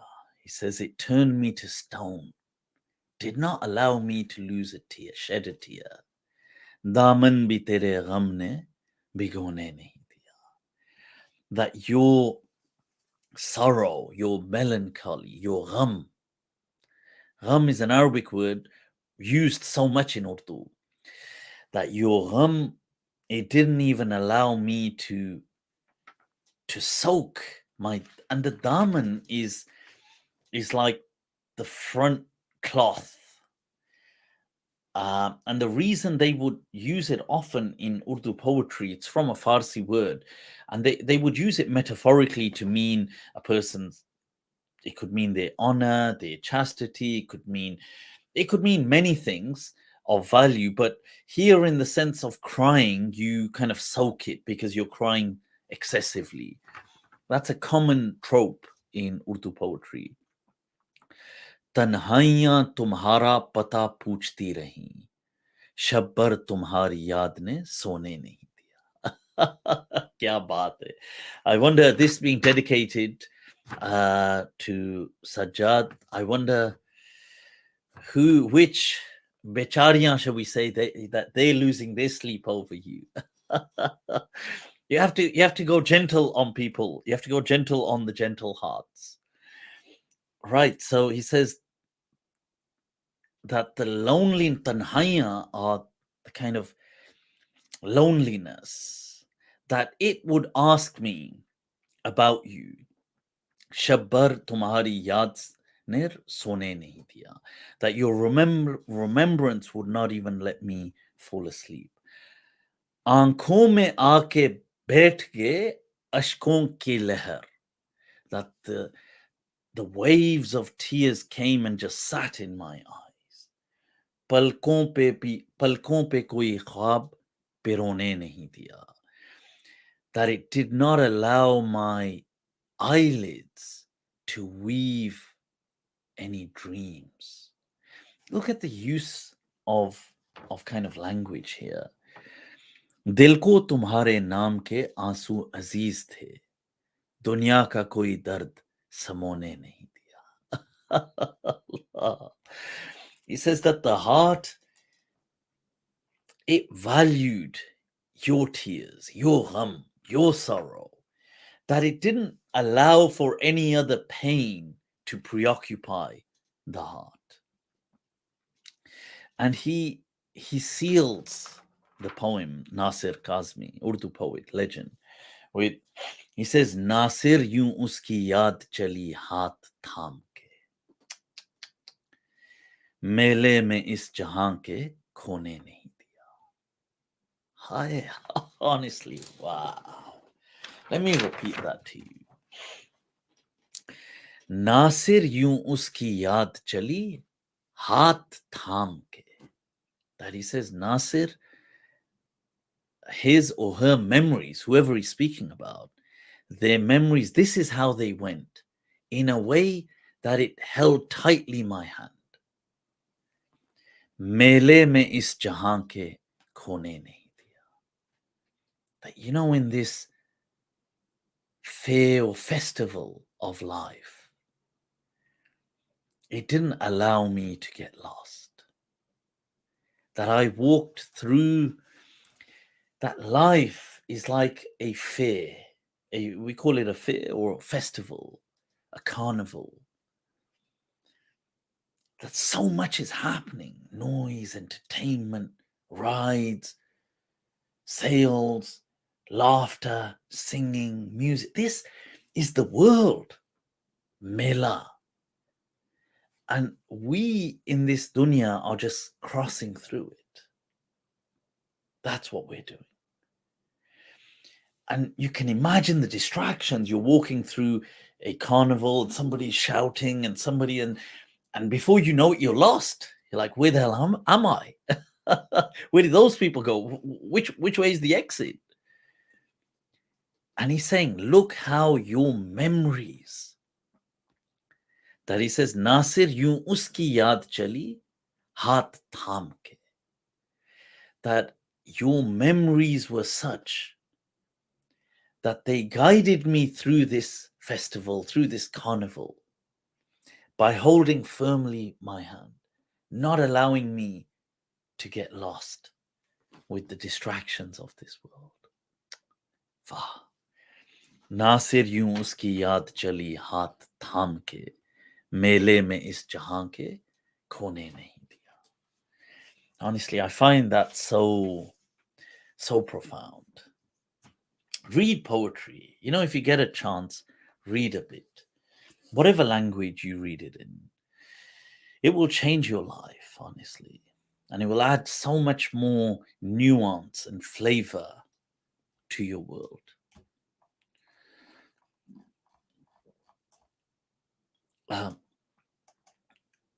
Gold Globe, you're doing it, yar. Much love.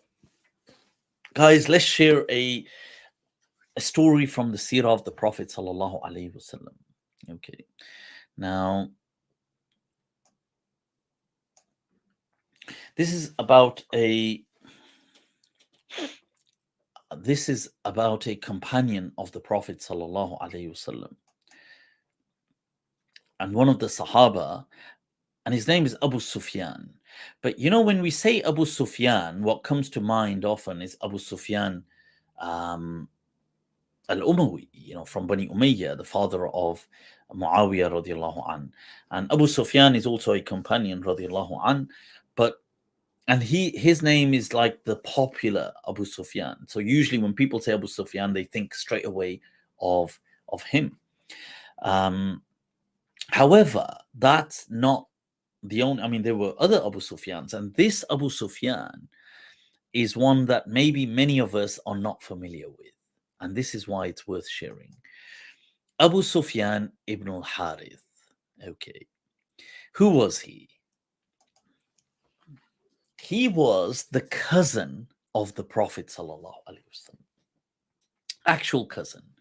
So the Prophet's father, Abdullah, had several brothers, like Abu Talib, for example, whose son is Ali radiallahu anh. So he's the cousin of the Prophet.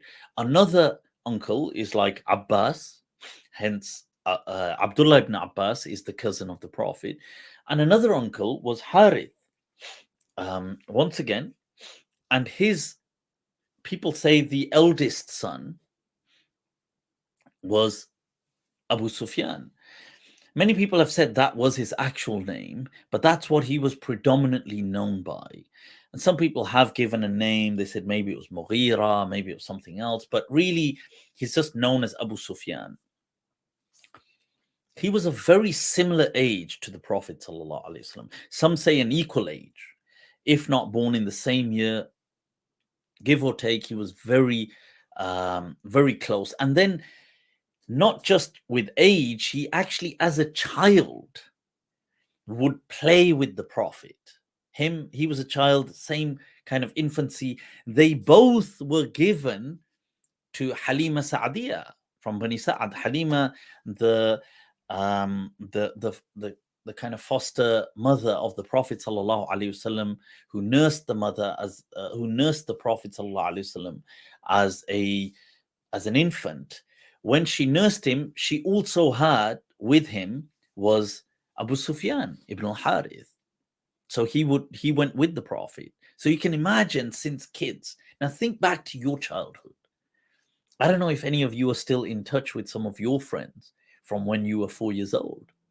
Especially, if you're, at least if you're of some age now. If you're only 10, then that doesn't count. So think back. I actually have some friends that I'm still in touch with, very close friends. One of them, Blindy Saj, if you're watching this, Gio Merijan. So we've been friends since we were literally 4 or 5. Now think back to that kind of age. This is the time that you have this special kind of, this bond, magical bond almost. Children, imagination, creative play, running around. And then the Prophet sallallahu alaihi wasallam grows up with Abu Sufyan ibn al-Harith. And check this out. He resembles the Prophet sallallahu alaihi wasallam, resembles him. So many people will say that which of the people resembled physically the Prophet. So people say Ja'far. Ja'far is also the cousin of the Prophet. He's the son of Abu Talib radiallahu anh, the brother of Ali radiallahu anh. So some people say Ja'far. Some people say later on, after the Prophet, his grandson Hassan radiallahu anh had a lot of shabah, similarity to the Prophet.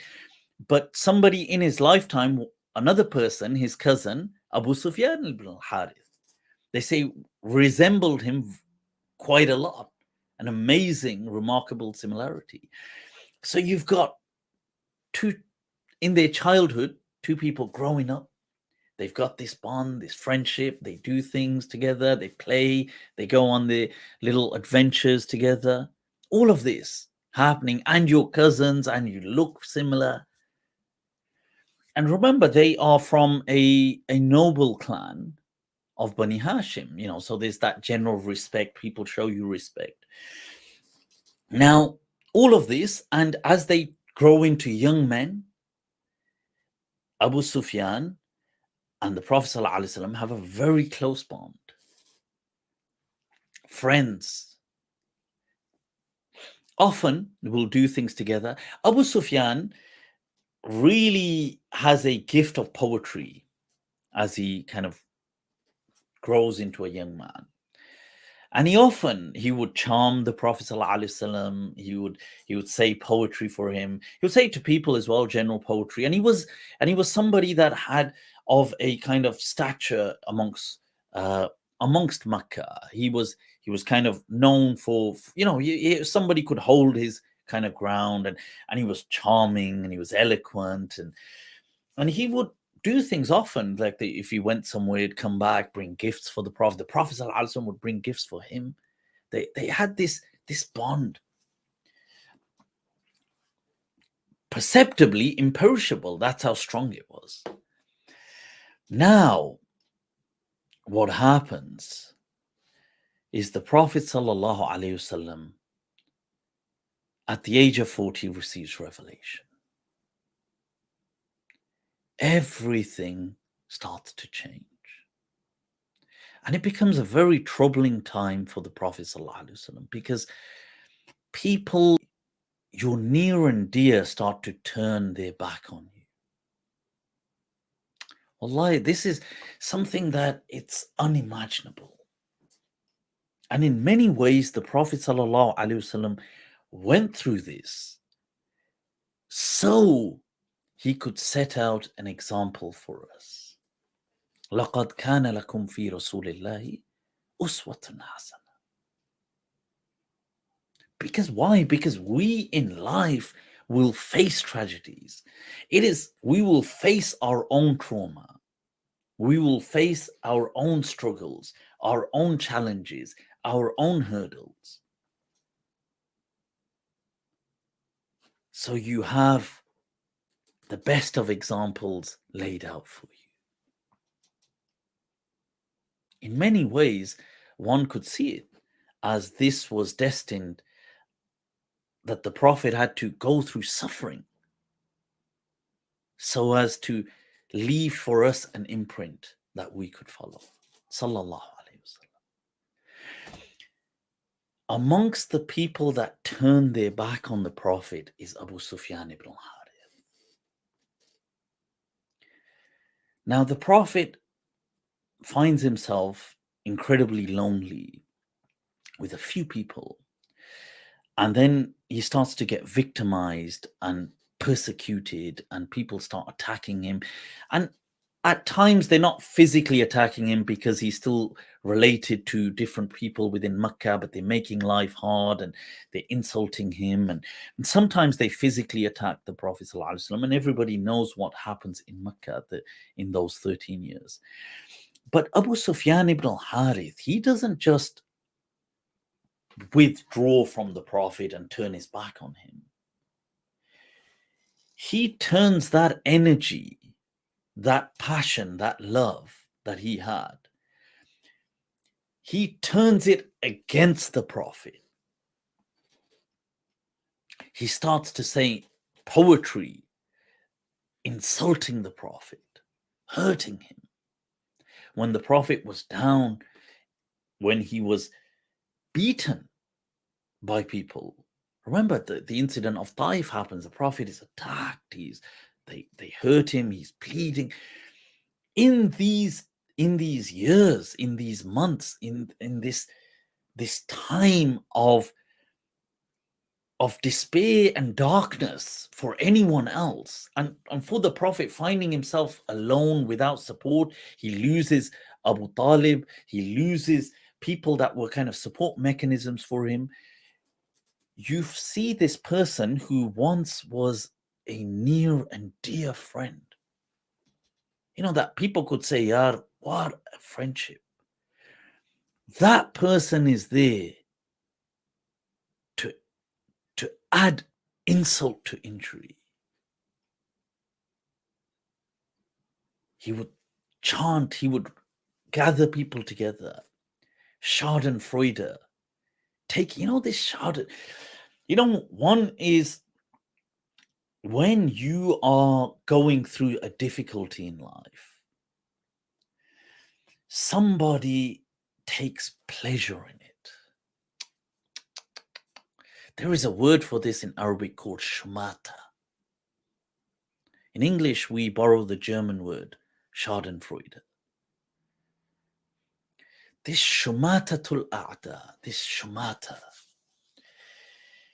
it is a disease that people have, that they find pleasure in the suffering of someone. But that Shumata that person is experiencing, it adds so many layers of pain to the one who is going through those difficulties. And may Allah, make it easy for everyone that is going through difficulties. And the best of creation, the Prophet ﷺ, in his most vulnerable years, he loses his sole companion, his wife, Khadija radiallahu anha. His source of comfort, his source of, that person that tells you, you've got this, loses her. He loses his social comfort and security. You have sometimes people, they have your back. Like that guy, what a guy. Like Abu Talib was that person for the Prophet sallallahu alaihi wasallam. He passes away. All these tragedies are going on, physical, being attacked, and physical is not the worst, mental, emotional. And this person who was one of your best, the closest of friends, is there to insult you and really revel and take delight in your suffering and laugh and hold gatherings saying, ha ha ha. With he was eloquent, really hurt the Prophet sallallahu alaihi wasallam. Now, what happens is the Prophet moves to Medina and years pass, and it is the time of Fatah of Mecca. So it hasn't yet happened, it's about to happen. The news has spread that the Prophet is coming to Mecca. This news has spread. The Prophet hasn't yet arrived, but people would spread news and they would say that, this is going to happen. So Abu Sufyan ibn al-Harith, he lives in Mecca. His wife says to him that, what is wrong with you? She says, he is your cousin. He was once your best friend. The world, as in people from the world, have seen him with his character and what he is as a messenger of God. They have managed to accept this. What is wrong with you?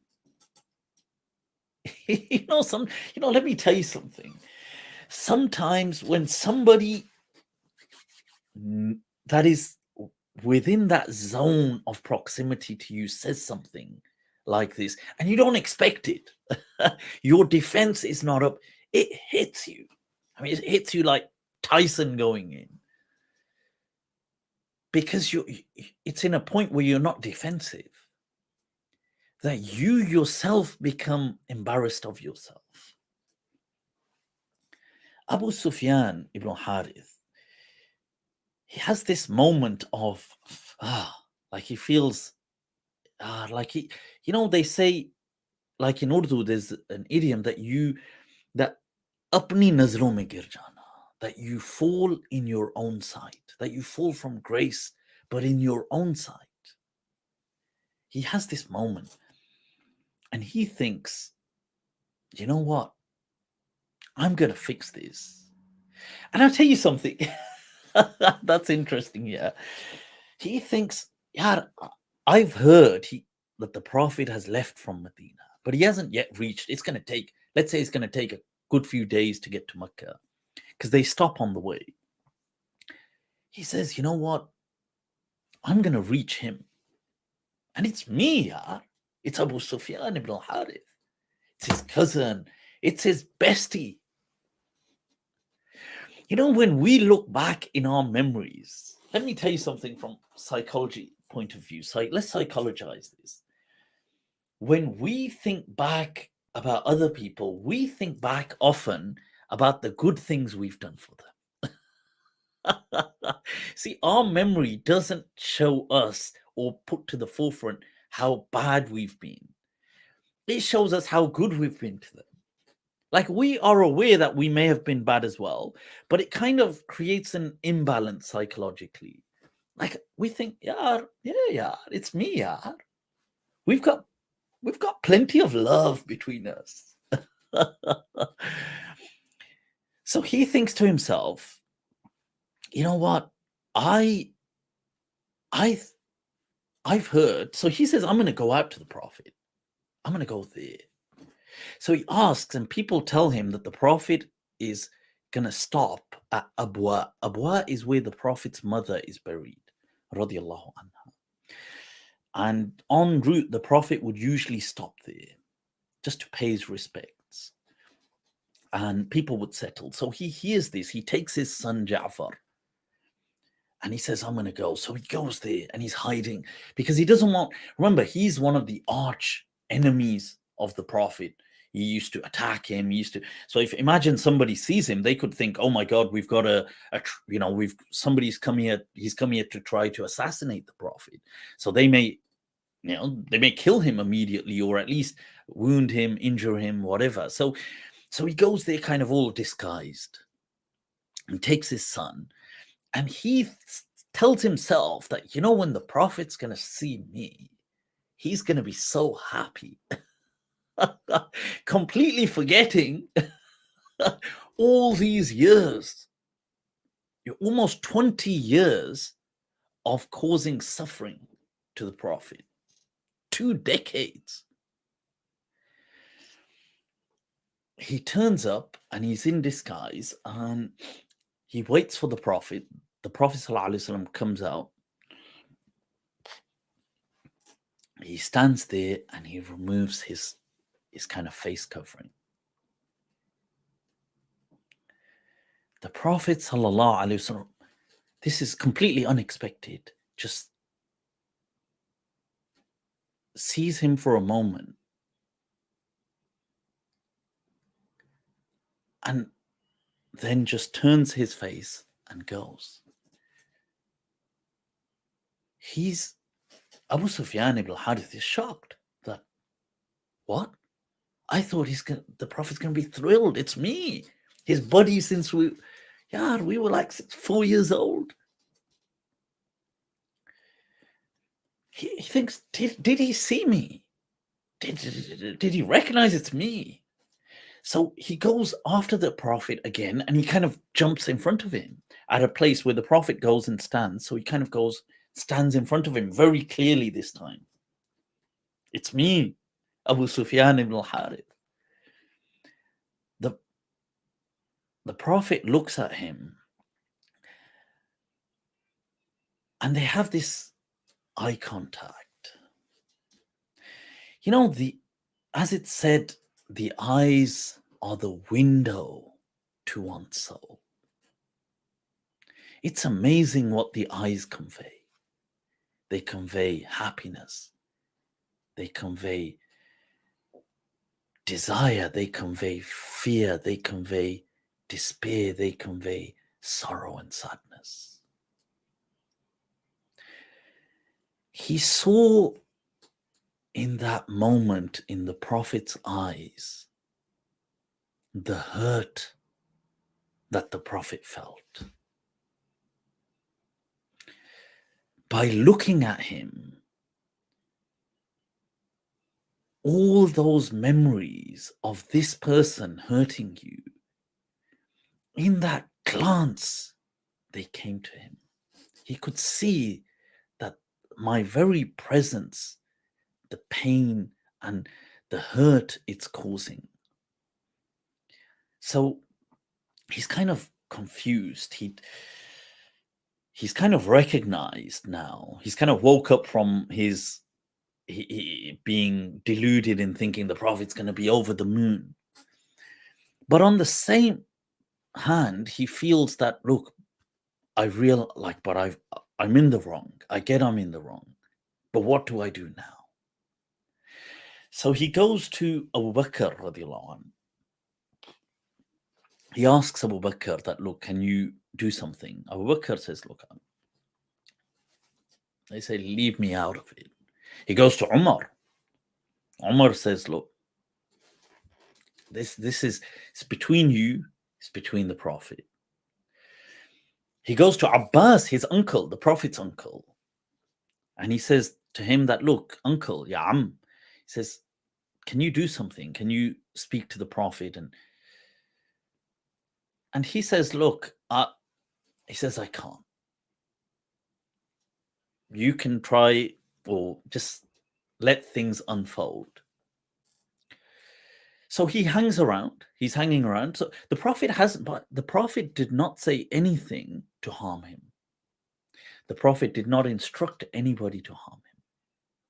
This is very important. You know, people that say the Prophet ﷺ would, you know, people have this kind of opinion of the Prophet.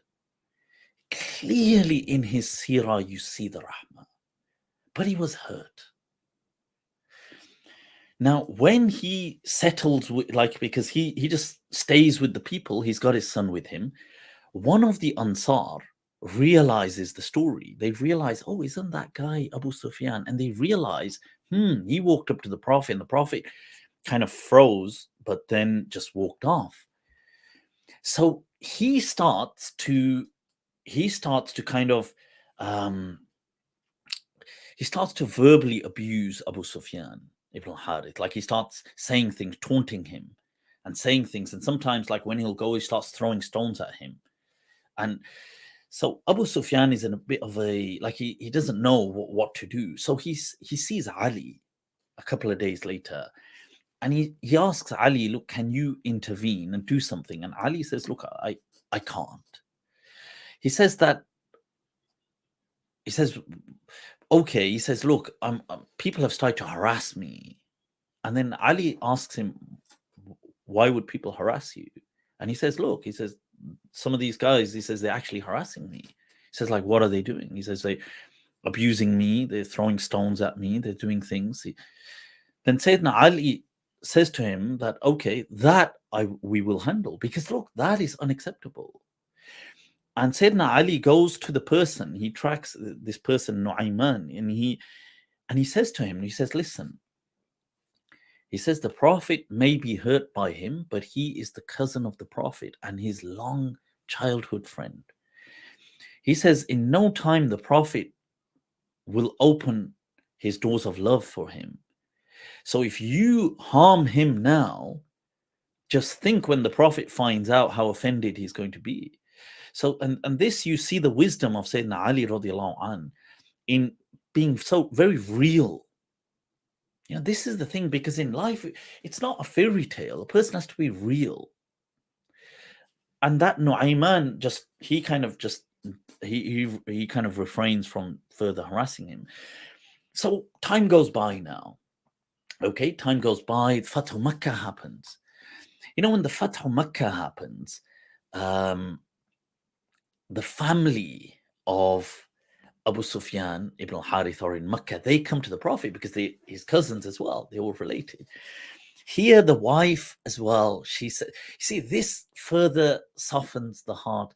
You know what it is? It's not, the Prophet had not said anything to Abu Sufyan. But the point here is understanding that, look, when you hurt someone and you physically and verbally and emotionally abuse them for not just weeks or months, years on end, decades, as an insan, it's not easy just saying, okay, I'm sorry. and the other person, they haven't done anything to you, but for them to say, okay, clean slate, it's hard. It's hard. That person's soul and strength died before them and you laughed. This is hard. So now the Prophet is with the family of Abu Sufyan, and you can imagine, obviously, there's that love, there's things are softening. Now, what happens? This is a lesson. In what follows, eventually, people, the Prophet, the companions, they leave Mecca, they go. Then everybody's heard of the Battle of Hunayn. Now, in the Battle of Hunayn, as it's mentioned in the Quran as well, that Allah says, do you not remember? Because in the Battle of Hunayn, the people, I believe the tribe of Hawazin, but they had laid a trap. And the Muslims get startled and they all pull back. And they kind of like scatter. And they leave the Prophet exposed. The Prophet does not retreat. See, now this is another thing. The Prophet was never a person of this kind of war kind of, like people say, like warmonger or somebody war hungry. He was never like that. But when pushed to it, he stood his ground. He was not somebody you could just push over, but he was not an aggressive person. In fact, many of the descriptions mentioned in the Battle of Hunayn, he was on a baghla, which is a mule, not even the other kind of horses. So it's in between horse. But the Prophet stood his ground. Now, the people saw that the Prophet is exposed, so they were rushing. This was their chance to this is it, go in full force. At this time, you can imagine, obviously, that's the terror of what's happening. It's sudden, every second counts. A few people were there standing with the Prophet ﷺ. And you have people, you have Abu Bakr, you had Ali radiallahu anh, I believe Umar, Abbas was there. But remember, you've got hundreds coming, just a handful of people, and the Prophet's exposed. At this point, Abbas is he is with the Prophet with his horse, and somebody else comes and they have the horse of the Prophet and they're moving it to this side and they're defending the Prophet passionately, vehemently. You've got with such courageous bravery and strategically moving it there, taking this action, and the Prophet is amazed. And he says to Abbas, he says, and this person is saving the life of the Prophet. And the Prophet looks and he says, who is that? And Abbas says, it's your brother, Abu Sufyan ibn al-Harith. And Abu Sufyan, he removes, because people would often be masked and they had like a helmet on. He removes it and it's him. And the Prophet looks at him and he says, truly, my brother. This moment, just hearing that, it fills Abu Sufyan ibn al-Harith with so much joy. Those words, and it's not just the words, it's the sentiment. The emotion, what leaves the heart, it hits the heart. That sentiment and energy was enough to have him charged for the rest of his life. That battle is obviously over, and in the rest of the years that were left in Medina, he was there side by side, often with the Prophet. He learns the Quran. He was somebody that would teach it. His Arabic was so epic as it was. He goes on to teach the Quran to people. When the Prophet ﷺ passes away, he said one of the most beautiful poems dedicated what they call in Arabic ritha, as a eulogy to the Prophet sallallahu alaihi wasallam. He says in it, ariqtu. He says, ariqtu fabata layli la yazulu wa laylu akhil musibati fihi tul.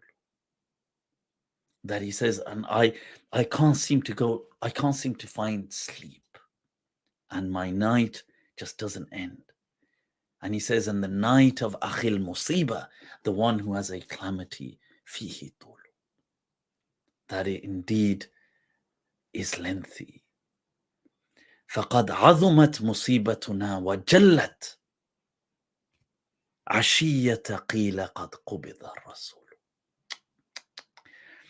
He says, our tragedy and trauma was so intensified on the evening that we heard the cry that the messenger has been taken.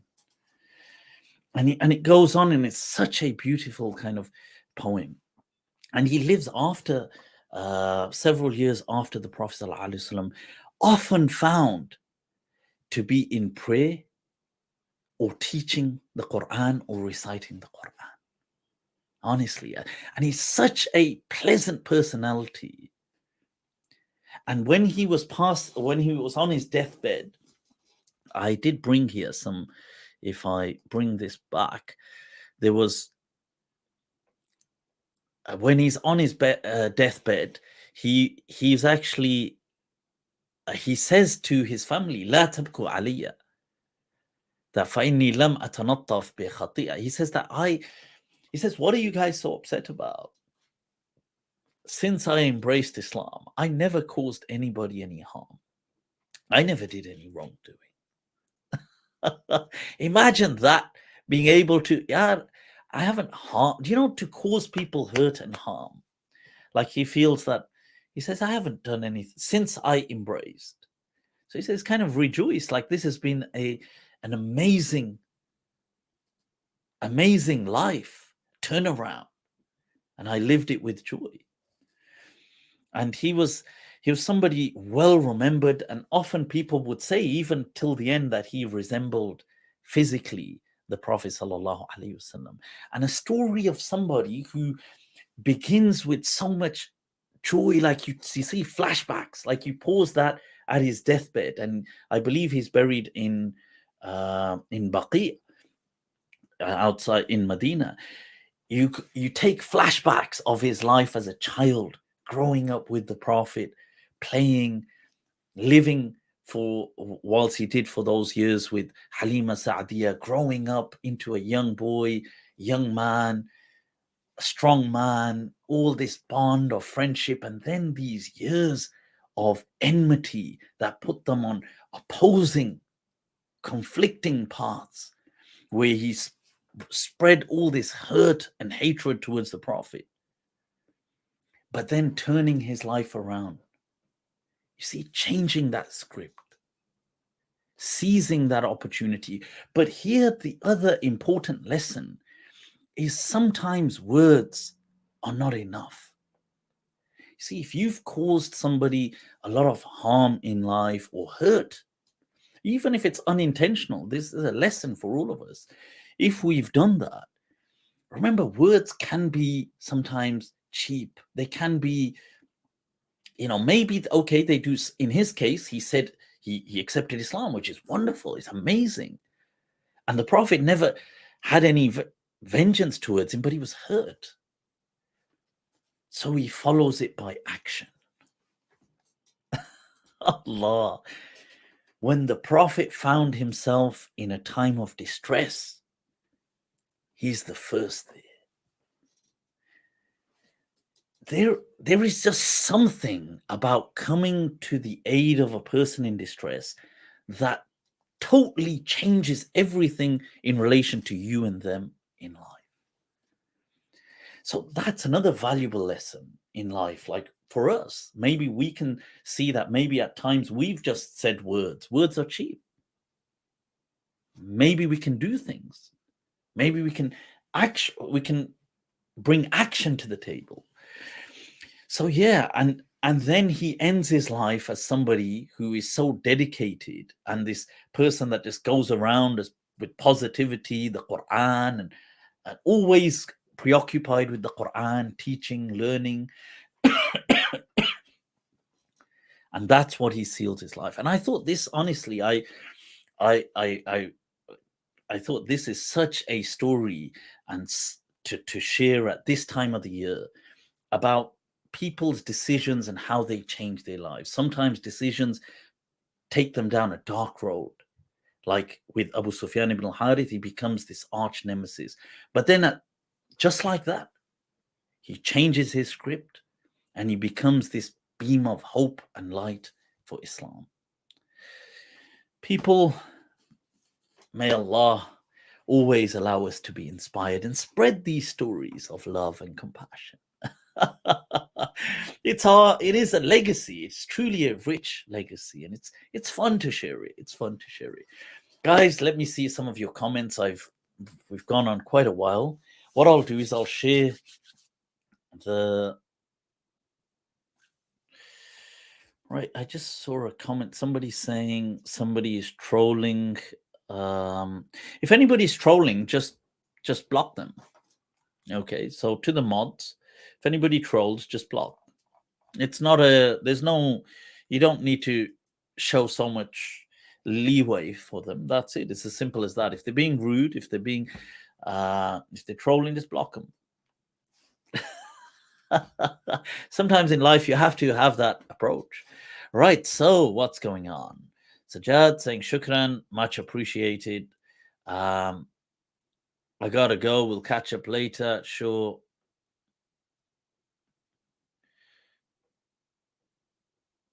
Somebody said he was talking about Abu Sufyan, Abu Muawiyah. I wasn't talking about Abu Sufyan. So let me just first of all block you for not paying attention. I constantly said Abu Sufyan ibn al-Harith, the cousin of the Prophet. Exactly. So next time pay attention, because see, now you obviously, for whatever reason, let's say you have a hate towards Abu Sufyan ibn Harb, which is al-Umawi, which is the father of Muawiyah. And now because of that, your heart did not allow you to embrace what is a beautiful story of the cousin of the Prophet, Abu Sufyan ibn al-Harith. Look at that. And that's true deprivation. Now, this is my point, you see. The energy you have in life, that's what you will attract. Even if greatness is coming your way, you'll miss it. You won't look out the window and see the view. You'll just see the specks on the window and the stains and be like, oh, what's that? That's the problem. It's like you need to open yourself up for light, and good things will come. Let me share the link out. Claire, shukran, much love, dearly appreciate. Love the way you tell these stories. I appreciate that. We don't need these haters. Yeah, we don't need haters. You know what? Life's too short to be full of hate. Even I get it. People hate other people, but that's their problem. It's their problem. Yeah. Let's put this link out there. You get this. Copy this link. Somebody said, where can we read up on these? Yeah, Ibn Kathir does have it. Many people have it. This is, in fact, if now that I've told you the name, Abu Sufyan ibn al-Harith, even if you Google it, it will come up. Stories will come up and a few different, maybe, for example, you can kind of patch together. Right, let's see. Right, Sabine, I want to know, what is it that you want to know? I must have missed the question. What the hell was that? Is that like, is this that I don't know whether that's a cat or is it a jinn? Right, so let's share the link. Let's get people. Mufti Saab, are you planning on bringing Juan Cole or Sean Anthony to MindTrap? I would love to. Are you in touch with any of them? If you are, do ask them. I always say that, look, try to, if people are interested and interesting, then that's it. So if they're interested on coming to the show, then let's do this. Yeah. All right. So where we at, people? Let me have a sip of water and let me see how much of the show has been done. Bloody hell, I don't know what creatures these are. Good thing I'm not for demonic possessions, otherwise I'd be freaked out thinking, I got this water and I just ended up getting hooked on it. I shouldn't be advertising them unless they're sponsoring me. But go on then, yeah. New Year, yeah. But yeah,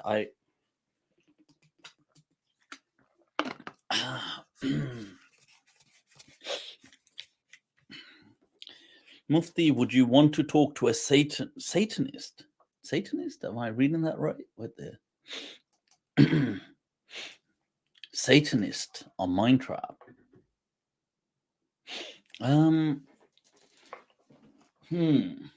Is it academic or is it just? It could be interesting. I tell you what, reach out to me. Let me know who. Are they interesting or are they just like, I'm just a Satanist and and just thick in all the wrong ways. So I don't want, if somebody's interesting, as in they have some form of experience they want to talk about and we can ask them and they're intelligent and they can hold a good conversation, then okay, put me in touch. Let's see.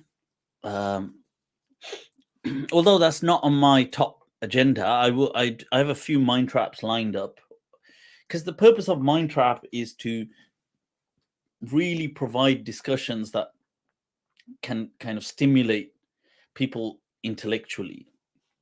And Satanism isn't really that interesting, to be honest.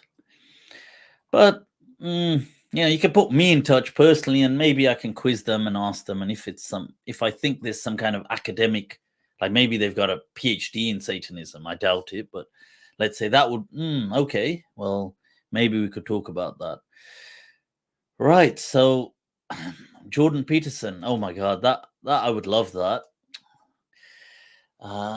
Maybe now that Jordan Peterson is talking to more and more Muslims, then maybe at some point he'd be like, Yar, yeah, Mufti, don't worry about it, Yar. Ajo, Yar.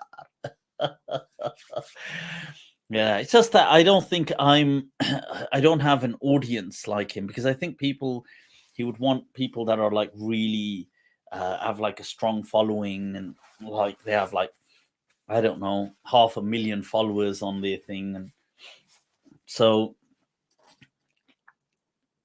well, but I do love Jordan Peterson for his, I learned so much from him, honestly. From him, and he's definitely a gem in our times. It doesn't mean you have to agree with everything, but he is a gem. I've heard several of his things, and I think some of them they are a must for anybody that wants to be a student of philosophy or a student of academic religion in this day and age.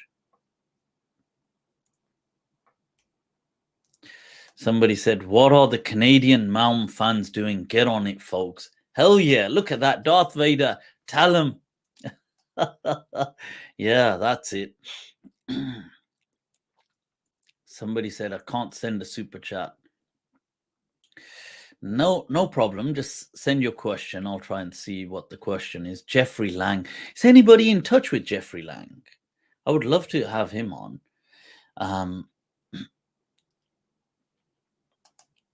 Mufti, you have a strong following. Of course, yeah. You know, the thing is this, we just set our eyes on the destination. The path is beneath our feet, and it will always continue to unfold. People will join the caravan along the way. Well, that's the more the merrier, but it's never the objective. The objective is the destination. That's how I see this.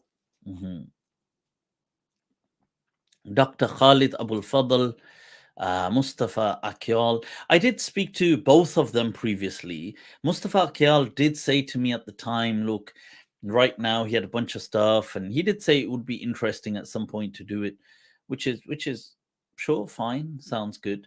Dr. Khalid Abul Fadl, I think would be wonderful, but I'm not sure if his health permits him. Um, if it does, speak to him, say to him that it would be great. If he feels that, sometimes I think if they, because I just think a discussion would be wonderful with somebody like that. And yeah, maybe if he prefers, I don't know if he has a podcast, I don't think he does, but if he does have one and he prefers that I talk to him on his, that's fine as well. It doesn't have to be MindTrap. It's just MindTrap is it's a judgment-free zone. You can come on there and talk, and the audience I have will not judge you, will not kind of, I suppose one could say that about other platforms as well, sure. Siraj Haq saying, Mufti Saab, you're still great. Kya baat hai yaar. Much love, much love. We need Sheikh Atabek. I did message Sheikh Atabek, and he did message me saying that, yeah, sure, that sounds good about doing a MindTrap again. I messaged him, I think, just probably before Christmas or something.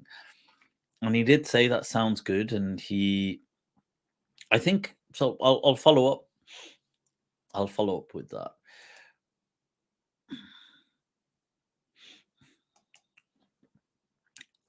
These are all very awesome names.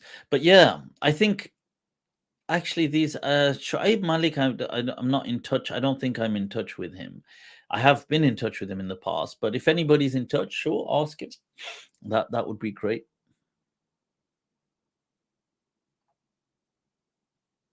And yes, of course, these I will be having these guys back on as well soon, very soon, inshallah. So, right. Mahdi Sajid. Yes, of course. These are amazing people. I've got to have them back. Guys, let's.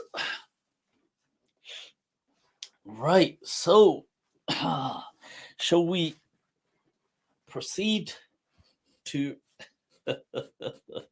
Are we awake?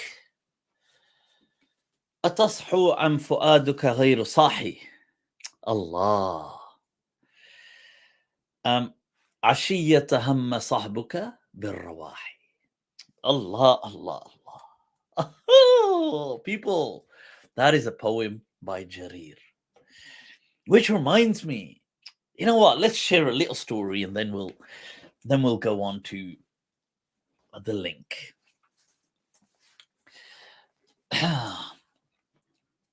Divine providence, people. Divine providence. Why do we think this is definitely worth a reminder? It always is, because sometimes we have to make choices, and certain choices have value judgments, and they may be personal value judgments, but we may be taking a loss. Like a person may think, I don't want to do this because I feel compromised, or I feel, I just don't really, like, my heart is in this passion, but I could take this job where I just work in this, whatever it is. I could work in a warehouse, or I could work or I could follow my, my inspiration and do this, but I don't know. And this discussion of tawakkul, in light of that, let's share a story. Wow. Guys, let me introduce you to un momento. Esperanme. Right, so here we have, because I like introducing characters and personalities that you guys can remember. So al-Mazini. So in this story of al-Mazini and divine providence, people, and just this point of tawakkul, there will be certain names. Al-Wathiq is one, who is the caliph. Those of you that remember, we've previously spoken of Al-Mutawakkil. We've got a whole episode on Al-Mutawakkil. His older brother was Al-Wathiq. And we spoke about, if you haven't watched that episode, you can watch it, and about the love story with Qubayha al-Rumiyya and all the politics and drama that go on with al-Mutawakkil. But before he gets instated as caliph, it is al-Wathiq. So you've got, it begins with Amin, Ma'mun. After Harun al-Rashid, we've gone over it there. You've got Amin, Ma'mun, and they destroy everything, fighting each other. And then Ma'mun, and you have the Inquisition begins about the Quran. Is it created? That's with Ma'mun. It only lasts a couple of months. He passes away. It's his other brother, Mu'tasim, or Muhammad al-Mu'tasim. And Mu'tasim, after him, puts his kids. And remember, we mentioned that in the Mutawakkil history, that he decides to put them one after the other, his sons. So he says al-Wathiq, then al-Mutawakkil, then al-Musta'in. But when Mutawakkil comes, he kind of says, I might as well forget my brother Musta'in. And then he begins all the politics with his kid, al-Muntasir, and the others, and all that drama. You can check it out if you haven't watched it. But al-Wathiq is in this story of ours today. He's slightly there. He comes up. Anyone else? Jarir, the poet. Those of you that remember Jarir wa Frazdak. You guys remember Jarir wa Frazdak, the two great rival poets that were always cussing each other? That's a name that might come up. So these are some characters. I just mentioned that, so when they come up, you think, right. So Abu Uthman al-Mazini, another person coming up, Sibawayh. Remember, we spoke about Sibawayh and Kasa'i and the whole the story of the wasp and all of that. Yep. So Abu Uthman al-Mazini is a famous grammarian. He is a student of the student of Sibawayh. So he, in his day and age, he's in Basra. He's one of the most prominent grammarians in his time. He teaches people the book of Sibawayh. He's learned it from Akhfash. For the grammar buffs out there, just so you know, Kitab of Sibawayh, Sibawayh's book in Arabic, which is also known as the Quran of grammar, Quran al-Nahu, it is just referred to as the book. So in Arabic, if you say al-Kitab, I mean, people do use al-Kitab for the Quran as well, but if you're talking about a book, an actual, like a person's book, it is Kitab of Sibawayh. Now just think of that, huh? That's your legacy, that your book is referred to as the book. Vah, kya baat hai. So Al-Kitab, it comes to us through Al-Akhfash. Al-Akhfash is the only guy that really transmits Al-Kitab. And so, yeah, he teaches it to many people, amongst them Abu Uthman al-Mazini, who's a famous grammarian, has his own kind of ijtihad in grammar, and sometimes very harsh, by the way, as well. He's criticized some of the Qurra, the recitations of the Quran as well. See, so sometimes, this is another interesting point. We don't understand the complexity of characters, because if I told you that Abu Uthman al-Mazini, he criticizes Nafi', who transmits the Quran in Medina, he's also he teaches many people, including Imam Malik. He's not the other Nafi' from the Muwatta, but he's Nafi', that the Qari, the Muqri. Now, Abu Uthman al-Mazini says about him that he didn't even know Arabic. He says that his Arabic is so poor, this is why he made grammatical mistakes in his recitation, which is today one of the main recitations read in Morocco and other parts of the world. So now you could hear that and think, oh my God, Abu Uthman al-Mazini must be some kind of a heretic. But as weird as that kind of statement of his is, and I think that statement is harsh, I don't agree, and I don't condone that kind of, just because he disagrees with your school of Basra grammar, you consider his Arabic to be illegitimate. I think that's like way too extreme. But Abu Uthman al-Mazini, in his own way, he is dedicated to the Arabic language, and he is doing a service. See, each person is doing their own service, and by extension, their personal commitment to God. That ahsinu fi kulli shay. that you could be a carpenter and you could think, well, I do this properly and I'm dedicated to God in it. And he's dedicated to the Arabic language to the extent that he's going to knock Qurra and whatever, but still. So he's going through. So Abu Uthman al-Mazini, he's struggling financially. Okay. And he's got a daughter to take care of, and he's a teacher. He teaches Arabic, but it's not really paying well. And he's not really it's not really paying too well. And along comes suddenly an opportunity one day. But check this out. Some people come to him and they want to study the Quran. No, sorry, not the Quran, the Kitab of Sibawayh, because that opens up for them the Arabic language. But the problem is these people were slightly Islamophobic. In his day and age as well, remember, there were people that were non-Muslim, like Ahlul Dhimma, that lived as well, and they were free to, contrary to how people think, they had enough freedoms. They weren't persecuted for not being Muslim and stuff. And and they could obviously speak Arabic, and some of them at times were curious. They would get into debates with Muslims, and some of them would want to, maybe they would kind of, in their own, they wouldn't openly swear and things to like, but they would in their own way kind of belittle and deride and mock and do things. So somebody comes to him and they offer him to teach them the Kitab of Sibawayh, because that would make them the don of the Arabic language and authority. But they're kind of slightly Islamophobic.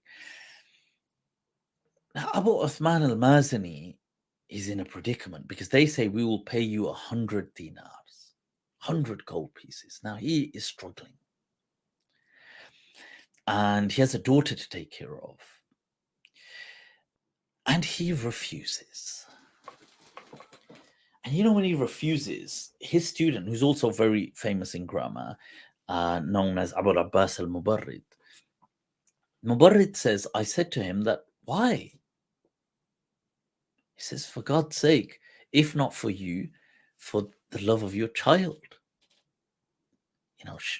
Do it for her.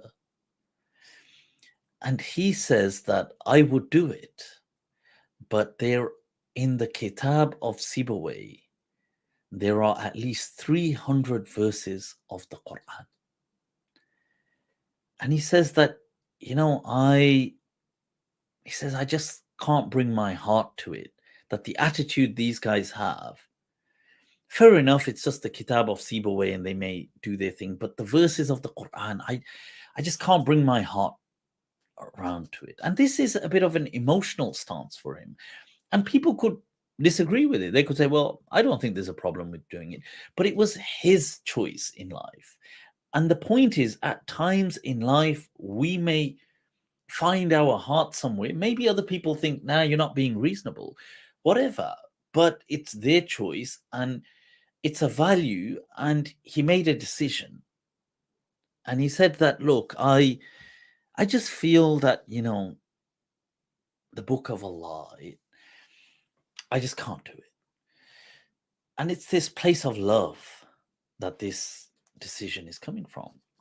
So he leaves it and he turns his back on 100 gold pieces, thinking of, at the same time, his daughter, who he, doesn't really have a surplus of food and stuff. Whilst this is going on, let's pause that, put it aside. Allah, let's skip scenes, people. Let's go from Basra to Baghdad. In the royal courtyard, no shortage of cash, no shortage of gold. Allah, huh? How the Lord divides with provisions, huh? But he divides to test us, I guess. How do we act when we have certain? In the royal palace is the Caliph al-Wathiq Billah, the son of al-Mu'tasim. And he's got a majlis, a mahfil, a special gathering, which is the usual, where you have the singing, dancing girls, and you have your crowd, and people are in a vibe, and they're chilling, and they're loving it. Things are bliss. Allah, blissful and blissful. So whilst this is going on, the singing girl, so they've got this singer, this dancing girl, she's a concubine. The good old days, where they had these these kind of talented concubines. That so she's singing poetry. So while she's singing this poetry, she says the line. She says the couplet. She says, "Adhalumu." Dhalum is the person is addressing. He's actually addressing this woman, but he's calling her dhalum. Yeah, whether that's her name or whatever. He says, "Adhalumu, inna musabakum rajulan, ahda salamata, tahiyatan dhulmu." This is for the grammar buffs out there as well. Check this out. It says, "Adhalumu inna musabakum rajulan." अच्छा, लोग परेशान हो जाते हैं. You know, there was a time on earth where, despite the opulence, despite the wealth, maybe the wine, despite the dancing girls, despite the concubines, what was preoccupying the thoughts of the people was, why was the word in the accusative case? Why was it mansub? Why is it that she said inna musabakum rajulan and she didn't say rajulun?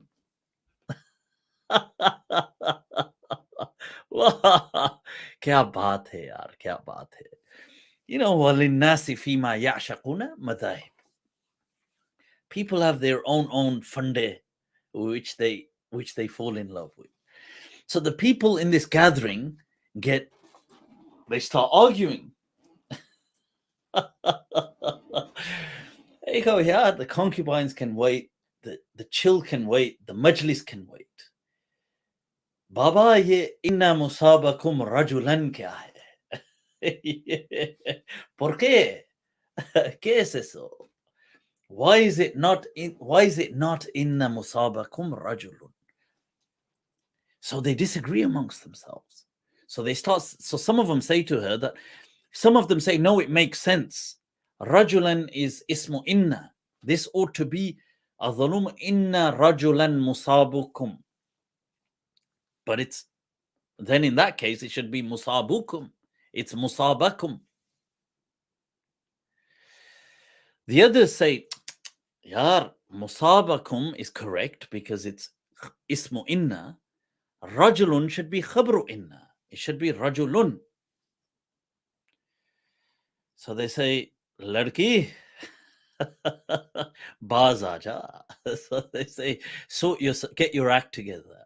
That they say to her, you're reading this wrong. It's all not nice. Arabic must be on point. Huh? After all, you're performing in the royal court, royal audience. The Arabic grammar should be on point. She says, she's no less. The day and age where the singers and the concubines, they were fine cultured, more educated than today's kind of master MA level. She says, she says, I'm not budging an inch. No es posible. She says that this is correct. This is how I was taught it. She says, I learned this from my teacher. She says, I went and studied poetry. I'm not, might be a concubine, but I'm educated. Samjha karo. Janam samjha karo. So they go, look, listen, you made a mistake. She says, that eso es imposible. Because my teacher is a legend. He's rated. So they go, rated? Who's your teacher? She goes, Abu Othman al-Mazini. Acha, Abu Uthman al-Mazini. So the caliph now, Wathiq, is sitting there. Wathiq, obviously, king, caliph. He's like, what's going on? Like, think about it. You're the king of the entire. Now, check out, look at the entire Muslim world. Look at all of that red is Bani al-Abbas. You're the king of that. Yeah, these are his gold coins, al-Wathiq. Even you don't know how this Arabic, you can't explain it. It's a bit embarrassing, isn't it? And the slave girl, she knows it. See, this is why you take your education seriously, people. There may come a time where kings will be perplexed in front of you. So the king says, you know what? Find this Abu Uthman al-Mazini and get him here. We need to get to the bottom of this. What is this? What is going on? So Abu Uthman al-Mazini gets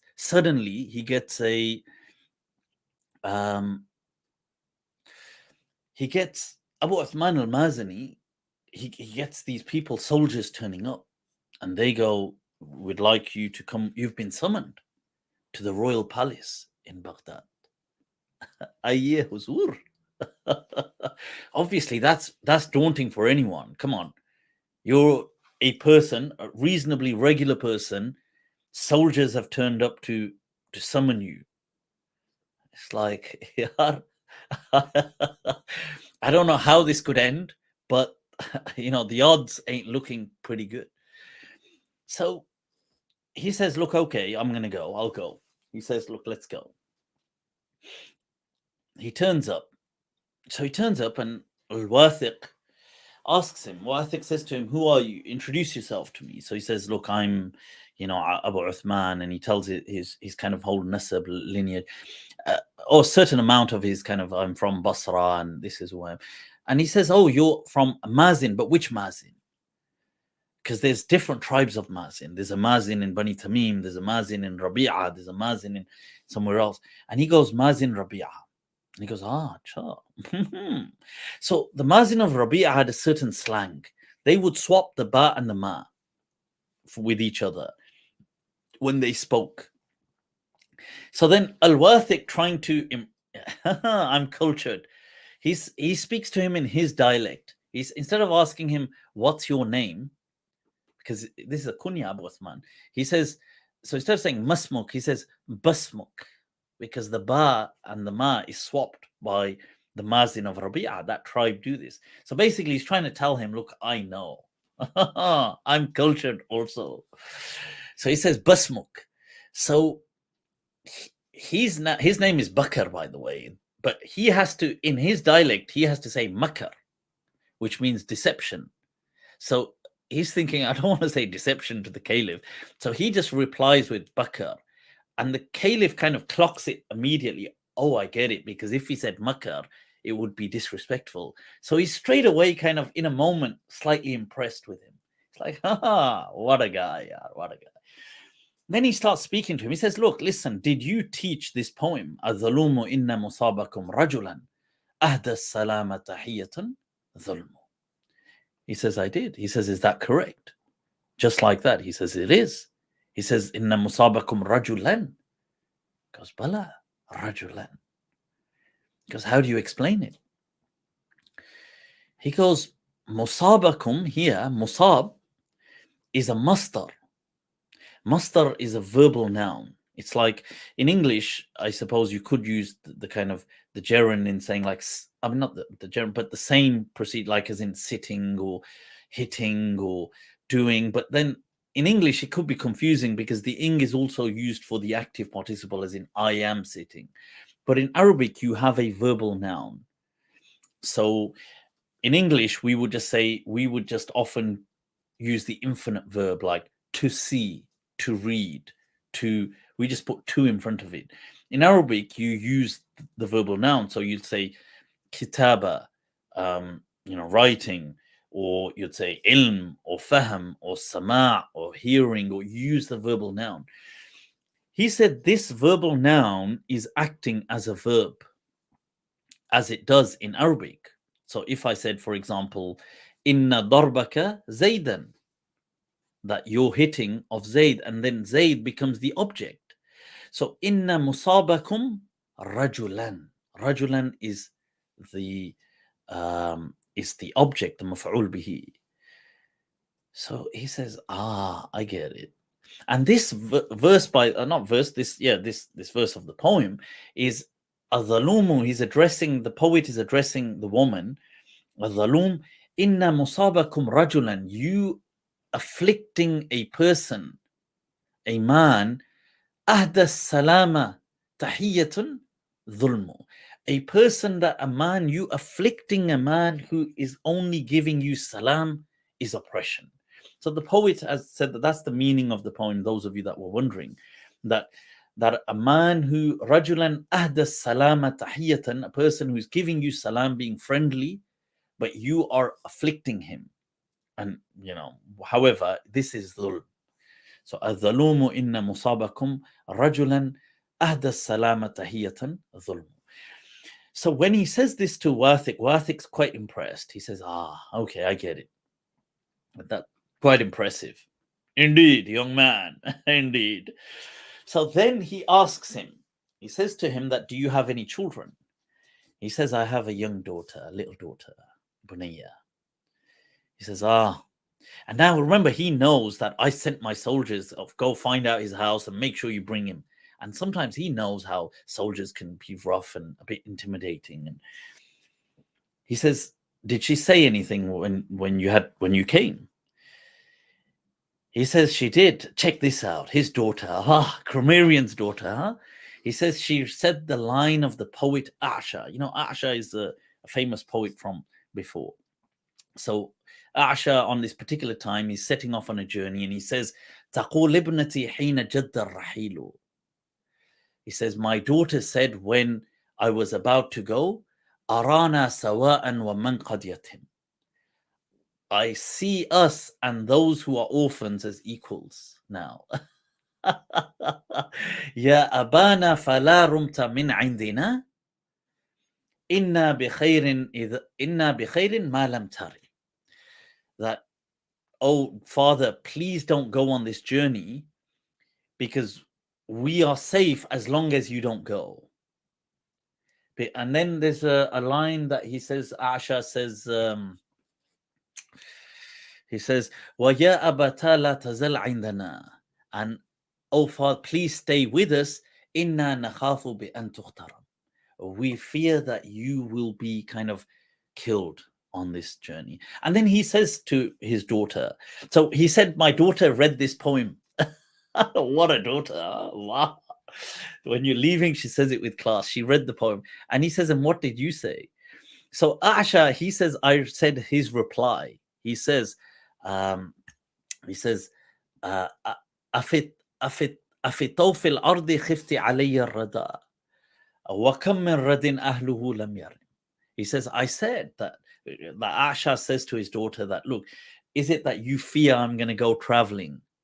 He says, how many people are ruined? Their families get ruined, but they are still fine.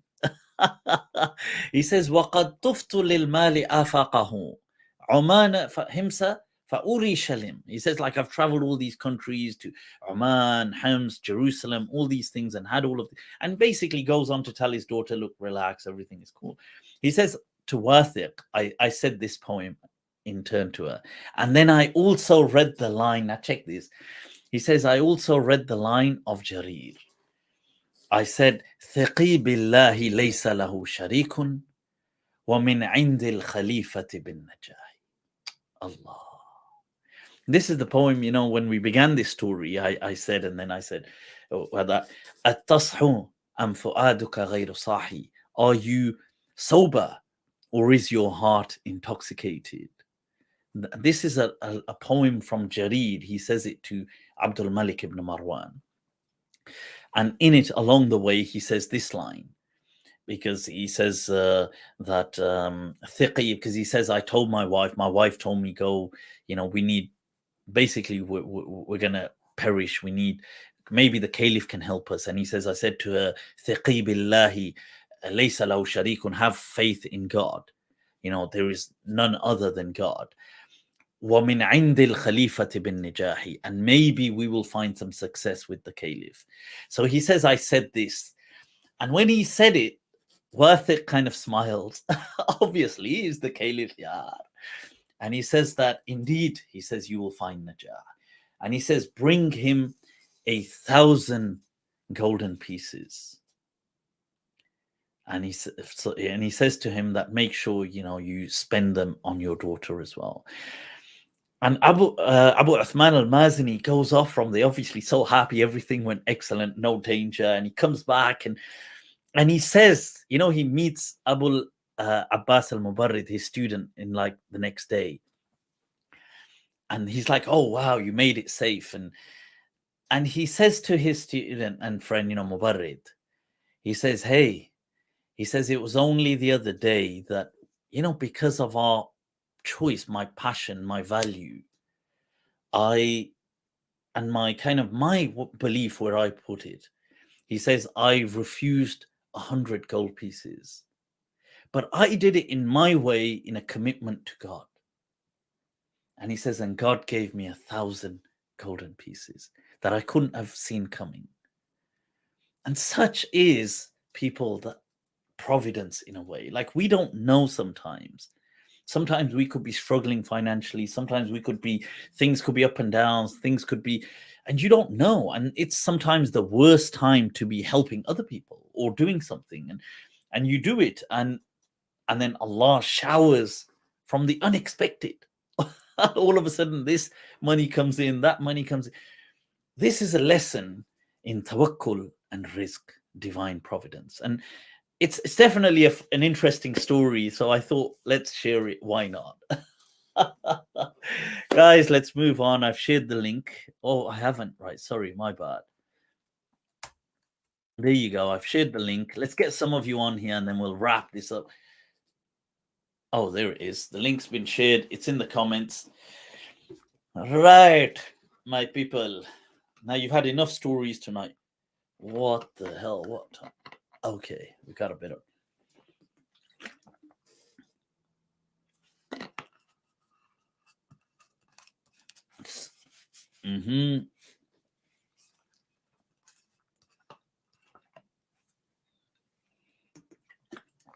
There you go. I've shared the link.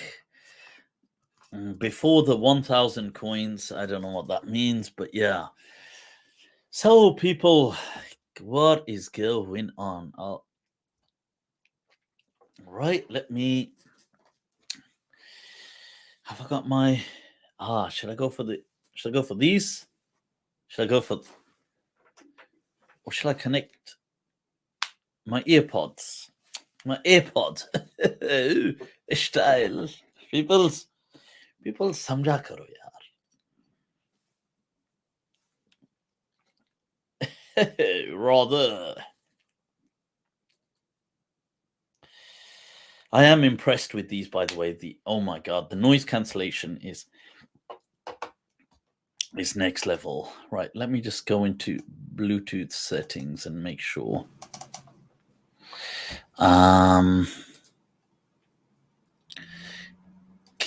Where is this? Right, can I connect? Let's see. Let's see if that connects. If it doesn't connect, okay, this seems to be connected. I heard that. Let me just go into audio and just check. Got to change this to AirPods. Okay, I can hear that. Good test. Let's just close this. Okay, so we've got Mahmoud. We had a Mahmoud Abdul Baqi, has he just disappeared? Okay, he's disappeared. Put the link back out there. All right, we've got a Darth Vader. Assalamu alaikum, Darth Vader. Wa alaikum salam, Mufti. Can you hear me? I can indeed. Perfect. Oh, How's it how going? You okay? it's going well. Lillah alhamd, alhamdulillah. Good, good. What's going on? Where are you joining us from? I'm from the northwest at the moment, All right. I so do like man. near Bolton. Okay. Bolton Sharif. Yeah. Allah, Allah. So let me just. I'm. Yeah. So all right. So what's going on? What's on your mind? What? Share some thoughts I've or got actually a few a questions. question. I'll Whoa. Okay. if you if I've got time, we'll go through a few. But if not, then one will Sure. suffice, I Sure. guess. Sure. Now let's see. Sure. Go for it. Right. Let's. So basically, I'm looking into like familiarizing myself with Quran and the stories, and what was Okay. going on in the Prophet's life. Um, So I want to take a different look at it instead of just reading the Quran as it is. Reading the Quran. Yeah. Yeah, Quran. Yeah. some might think it's blasphemous, but right. So basically, right, um, the Quran was obviously revealed surah by surah, right? Okay. Surah Now, or verse by verse? It could be just verses. It doesn't have to be entire. well, I don't know. I think it may have been, chapter by chapter, but it could be verse by Sure. verse. I don't know. Sure. Sure. Obviously, I'm Sure. just looking into this, so. I Sure. was Sure. Sure. hoping you could provide me with some information, actually. Um, so I Googled, obviously order of revelation, Okay. and one or two websites came up listing, the order that they believe that the verses or the chapters were revealed. Okay. Now, do you have any information on how accurate and reliable that list may be? Um. The exact sequencing of each verse. You mean? Yeah, Is that what you mean? chronologically. Or yeah, I think that would be quite difficult. To be honest, I think that's going to be quite a stretch to get that Okay. in. Yeah, because I think there will be, obviously there will be a lot of I mean, there will be like a rough um I don't know, like a mapping out of it, so you could understand that, for example, this was the first verse, this may have been the last verse, the early surahs, these were Meccan, this kind of came out in Medina. You may get some idea because they may be talking about incidents which you can link and kind of map them with anchors to, like chronological anchors. But then other verses exactly. So, for example, did this verse come exactly before this one? They both came in this kind of time in Medina. We don't. I don't know. I feel that would be really difficult because, in that sense, if you're talking an exact precise sequencing of the chronological order of each verse A to Z of the Quran. I don't think. Have you found something that said that it offered Um, it? Have you Only found what I something? found online, which is apparently, official. I don't know how accurate it is, um, but I mean, I find that a bit disturbing, to be honest. I would Okay. think, we know all of these minor stories and little things about the Prophet, yet we don't know the order of revelation, which was the most important thing that he was here for. Okay, sure. But would you feel the Prophet ﷺ was here for revelation or the order of revelation? Well, Because that might he would be have been here for, slightly different. I think it's implied that if he's here for, revelation. Oh, What's what happened happened? here? Sorry, right there. No, sorry. Well, if Yeah, he's Mufti thought this is a difficult question, get rid of this guy. I don't. I tried it. I tried it.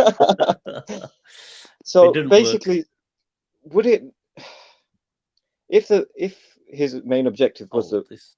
was delivering the Quran, right? Then Yeah. surely people would have documented it. Like, when did this verse come out, right? I mean, Mhm. we get told about goats eating like, pages of the Quran, but we don't know the But do order you of the think? revelation. This is a bit like, No, no. There's a you know, difference, I think, in saying, "Do we know the order?" And there's a difference in saying, for example, did they document the order? Like, did they feel?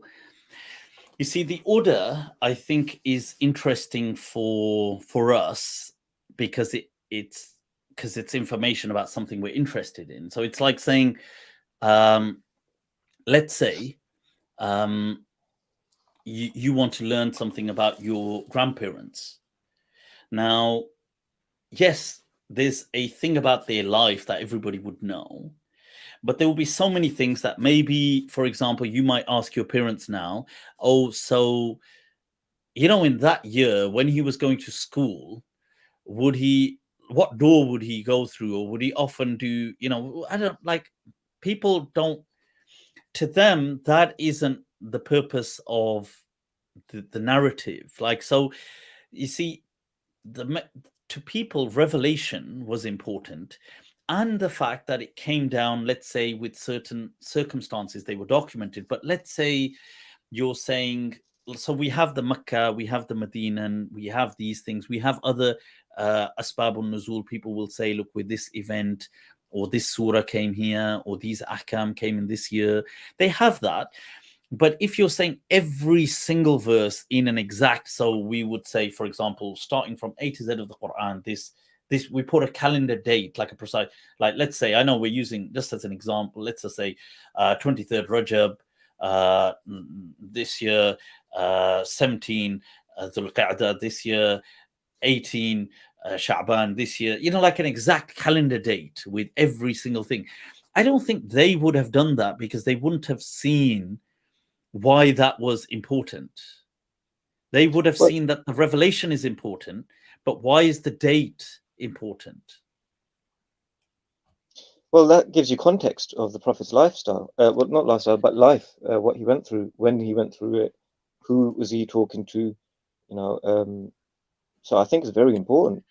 Are you not concerned by that, or? No, I mean, concern. Why? I would agree with you that, sure. Let's say they did. Let's say they did document it.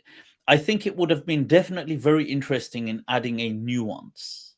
Like, so you could have so for example, we would have a nuance of saying, well, this is the precise date of this particular verse, and it would give a little kind of a nuance to it.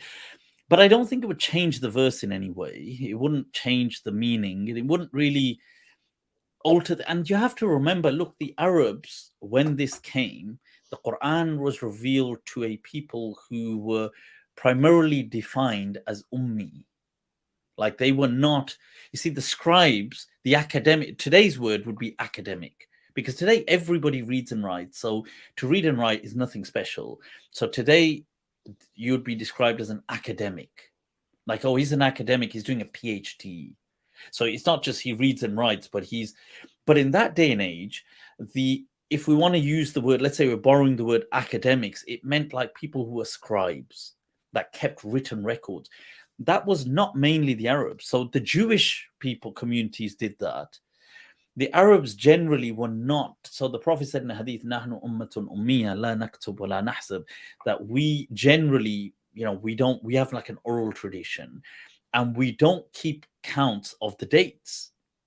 Like, wala nahsab, this is why even with the wars and the dates, like, people, when they narrate them, they kind of, you're gonna get discrepancies. People will say, oh, did this happen at this year, or did it happen in that year? And this is also why you have certain other mix-ups, like, for example, when people even, I think part of even the age of Aisha is mixed up like that as well, although there may be other reasons for that as well. But so not documenting the dates, the Arabs generally were not documenting dates like that. Like, they weren't like kind of writing, like blogging diaries. They weren't doing that. So for them to just all of a sudden become scribes, it's not them. Like, they were literally the way, the closest. This is not a good approximation. It's a poor approximation, but it's just to give you a little idea that in this day and age, what you can relate to. It's like the Vikings, that they just lived off like raiding other tribes, and only a few people cultivated land. Many of them still, they may have hunted. Some of them did foraging. Some of them did hunter gatherers. They raided. They lived like a very, that's what they weren't, this kind of academic, settled city folk kind of people. So to say that, oh, they should have been all keeping diaries and keeping stuff, I think it would have been, obviously it would have given a nuance to us today. But then there must have been a reason that they were the prime people, that they needed that kind of, maybe that is an essential part of their lifestyle, that kind of rigor. I'm not actually like talking about specific dates here. I'm just talking about order. So we're not saying that I want to know, was it revealed on the 16th of January? But saying, how would you know that without having dates? Well, you would know that, wouldn't you? Like, for instance, how? Like, if you see, you can only measure that chronologically. Like for me by to events, say, for instance, not events, but through time, you could measure it. Like through a calendar. For instance, the revelation would have occurred during a certain time, right? So I don't think they were just random. I think they were actually addressing people. Yeah, but and communities. So, yes, but how would you see? What would the markers be? Would they be just ordinal numbers, or would they be in reference to a chronological time frame? What are the identity markers that you're thinking? Well, if we know a lot about the Prophet's life, then surely we would know when he said these things. But what would you use? What words would you use to know? What, like, are you talking about calendar time frame, or are you talking about ordinal, as in this is the first, second, third, as in we're just going to have numbers? Or how are you? No, you just have numbers, wouldn't you? So you wouldn't actually have dates. You just have, right, okay, so ordinal numbers. Ordinal numbers would never work, because how would they? Because who would be teaching them the ordinal? For instance, we have been the told Prophet that would say the story of the Prophet started off at the cave, right? You know. So let's say there's 6,200 verses. So they would be saying, for example, this is today 5,927 seventh. Everybody keep count of that. This is, but then everybody's not moving as a massive. How would I'm not saying it's revealed verse by verse. I'm saying it's revealed surah by surah. So you only. But they weren't revealed surah by surah. Many were just verses, and many of them, by the way, some verses came later in the surah. So sometimes the Prophet, certain surahs would be completed later on, like they would be there, but then the completion to them or certain verses in them would be much later.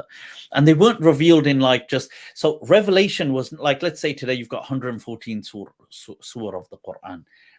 Revelation was not 114 episodes. It was much more. It was a span of 22, 23 years. So, and not everybody, if you say, look, one person is going to keep track, people died along the way. Who is going to be doing because when you say it should be anchored, you need a frame of reference to anchor it. And that only frame of reference I can think of is a calendar. But then they weren't people of calendars. So the other frame of reference you're saying is like an ordinal counting system, which is absurd because it doesn't really, it seems quite meaningless to say, okay, this is 2,376, everyone. This is 3,422, everyone. This is like, that seems much more confusing than just saying this is in Surah Anfal. That would be an easier way to do it. Because if we started counting verses because there are thousands of verses, 6,000 at least, so 6,200 plus. So it's going to be very confusing for people who don't count normally, who are not like they do count, but they're not a people of accounting. So they're not like people that usually, they have counting, but at a reasonably simple level. Like they will count in like how they trade and do things, like maybe 100, maybe in tens, maybe in whatever, but they're not going to be like 3,722, keep that on a tab. And you see, it's easy for us. We live in a digital age, but but I don't think there's any, I understand the interest, but I don't think it's a concern because it doesn't compromise anything of the Quran. Nothing of the Quran is compromised. No, it doesn't compromise anything of the Quran. I'm just trying to understand what the Prophet would have gone through. For instance, why were certain surahs revealed at certain times and in the order so that you could see what the Prophet was actually facing. So it's just a different angle of looking at or But validating what we know about the Prophet's shall I tell life. you the blessing of this, though, is that it didn't lock it then in its orbit, and the Quran then maintains its superpositions. You see, had of it done that, maybe generations after may have locked the message of the Quran. That they may have then not, you may not have had the freedom to allow the Quran to speak to you in its in your day-to-day lives. People may have said, no, tough. It only came for this. You can only, when you're feeling only that, then refer to it. You see, the Quran is kind of, it has no lock on how you navigate through it. I mean, you could obviously, you have guidance, like you could take certain stories and it's certain kind of verses and understand, oh, this, when it's mentioning, for example, Hunain, we mentioned the Battle of Hunain today. Obviously, that's talking about the Battle of Hunain. You can see that. But generally, the message of the Quran, for the most part, it can have these superpositions to it. Like it could, maybe you one day are reading it and it means something hits you differently. And another day you're reading it hits you differently. But imagine let's say for 1400 years, everybody had locked it. Then today, you and me may not have had that. We may have been, God knows how it may have come out. In that case, we may have been deprived today of that blessing. So maybe that's a huge blessing, that the Quran is allowed to speak to you with dynamism, that you can come to it with your life and still it speaks to you.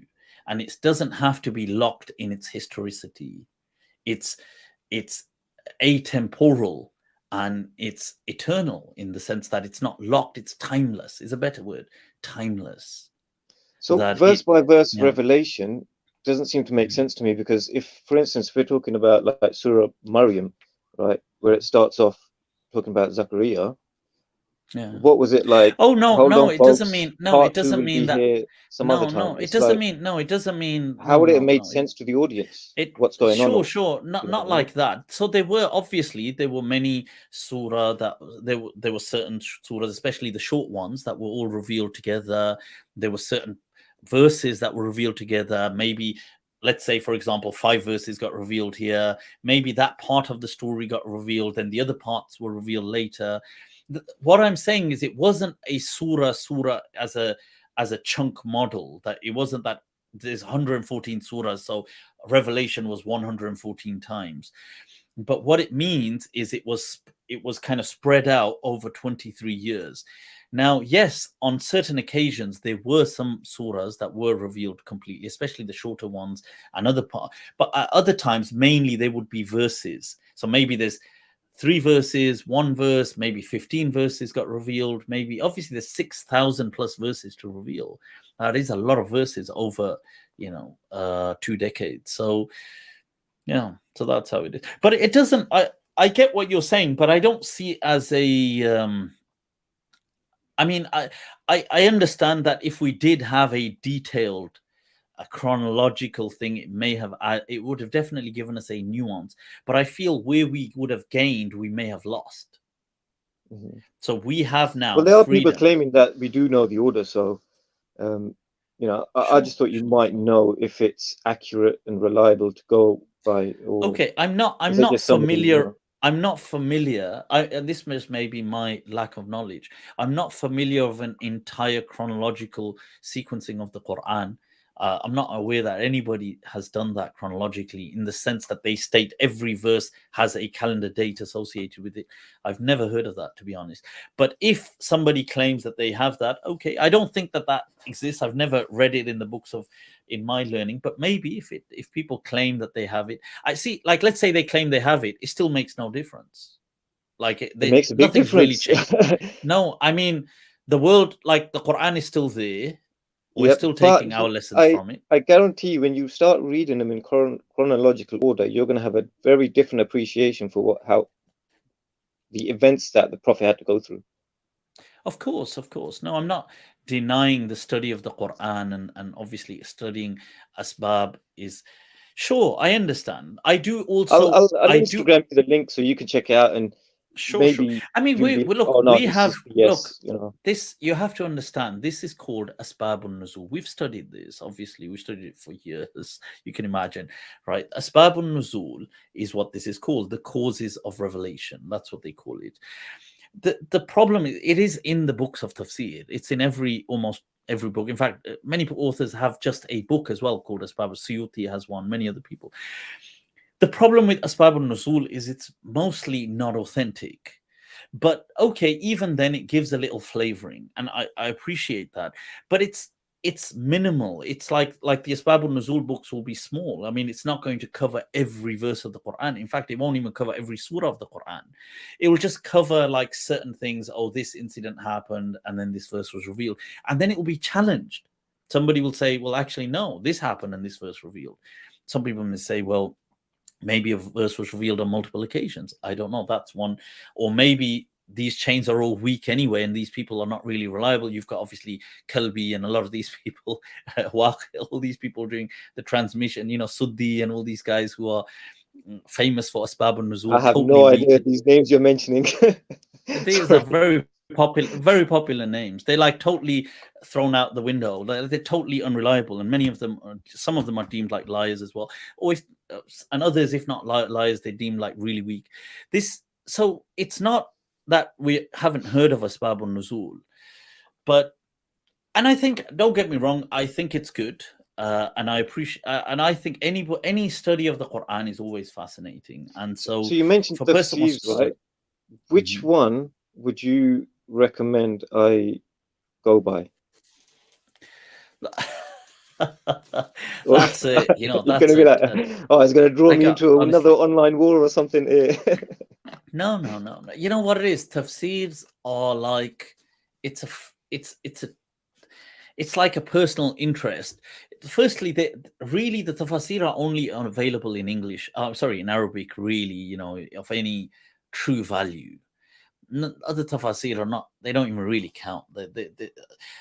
I mean, I don't know. I've not. Maybe in Urdu, some, because Urdu's, people have done a lot of work. Like, so maybe in some Islamic languages, if I can call them Islamic or Muslim, that identify with the faith, they've done a lot of work to translate, but they're still not of the same. Like, so in Urdu, you will find some tafsirs that are good, but they still don't compare to even just like the average tafsirs in Arabic, just because of the language barrier. Like, you can't really, because in Arabic, they're going to open up the Arabic and they're going to say, well, this word could mean this and this word could mean this. And you can't really, when you do that to the non-Arabic speaking, it's like they don't understand what you're saying. So it doesn't really, you're just kind of just waffling on, because you're saying, look, oh, in Arabic grammar, this could mean this, and this subject here could mean this, but the subject could also be the object, which could also be in the genitive or the accusative. And people are like, what the hell is this guy even saying? So whereas in Arabic it makes sense.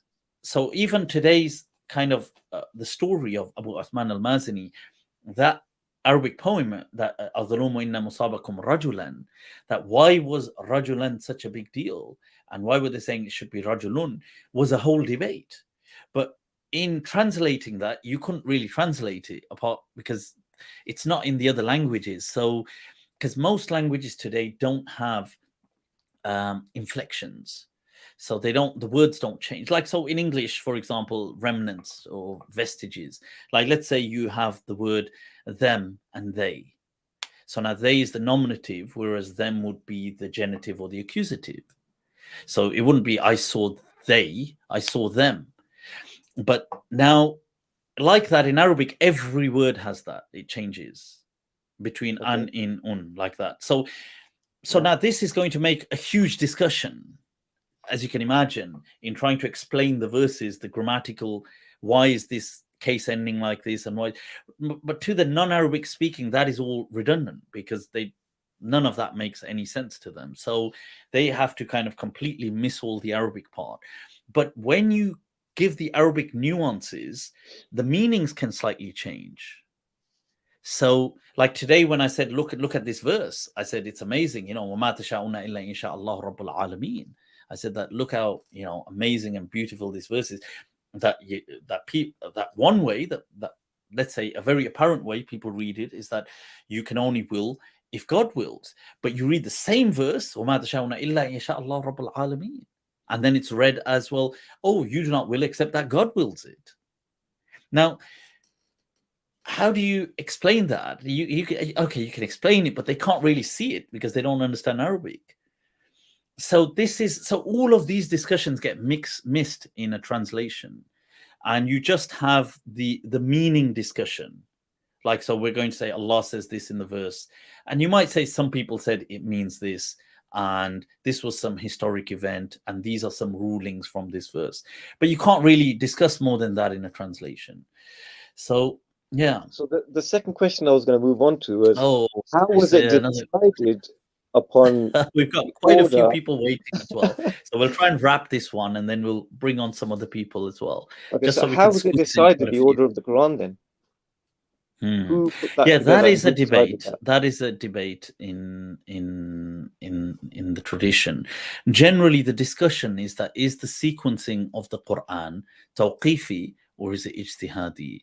That is it divine, or is it basically by ijtihad of people?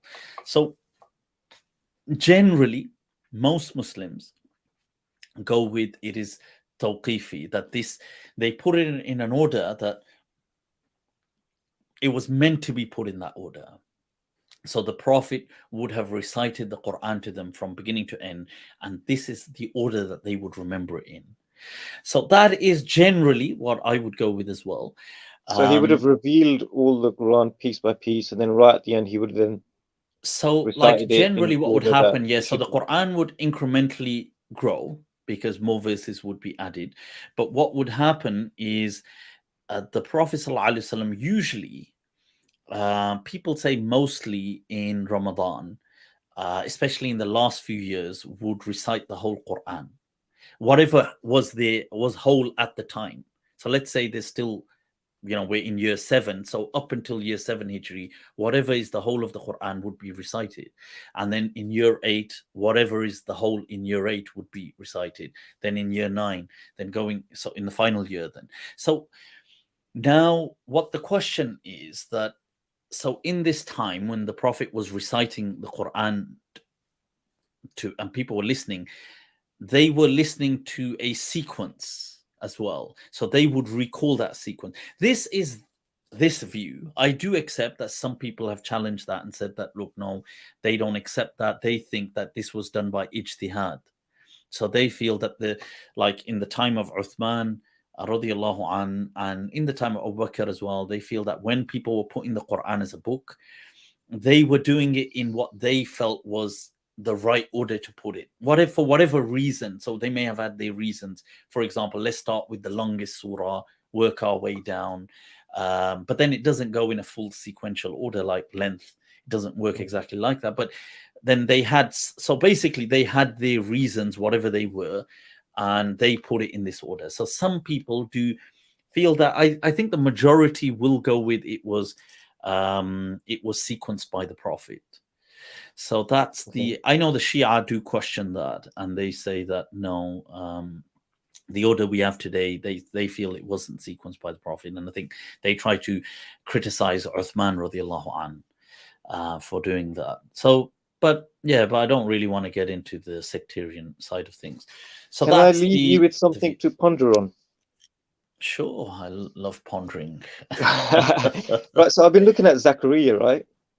And there seems to be two Prophet Zachariah, right? Oh, the Prophet Zachariah. Okay. Zachariah. Yeah.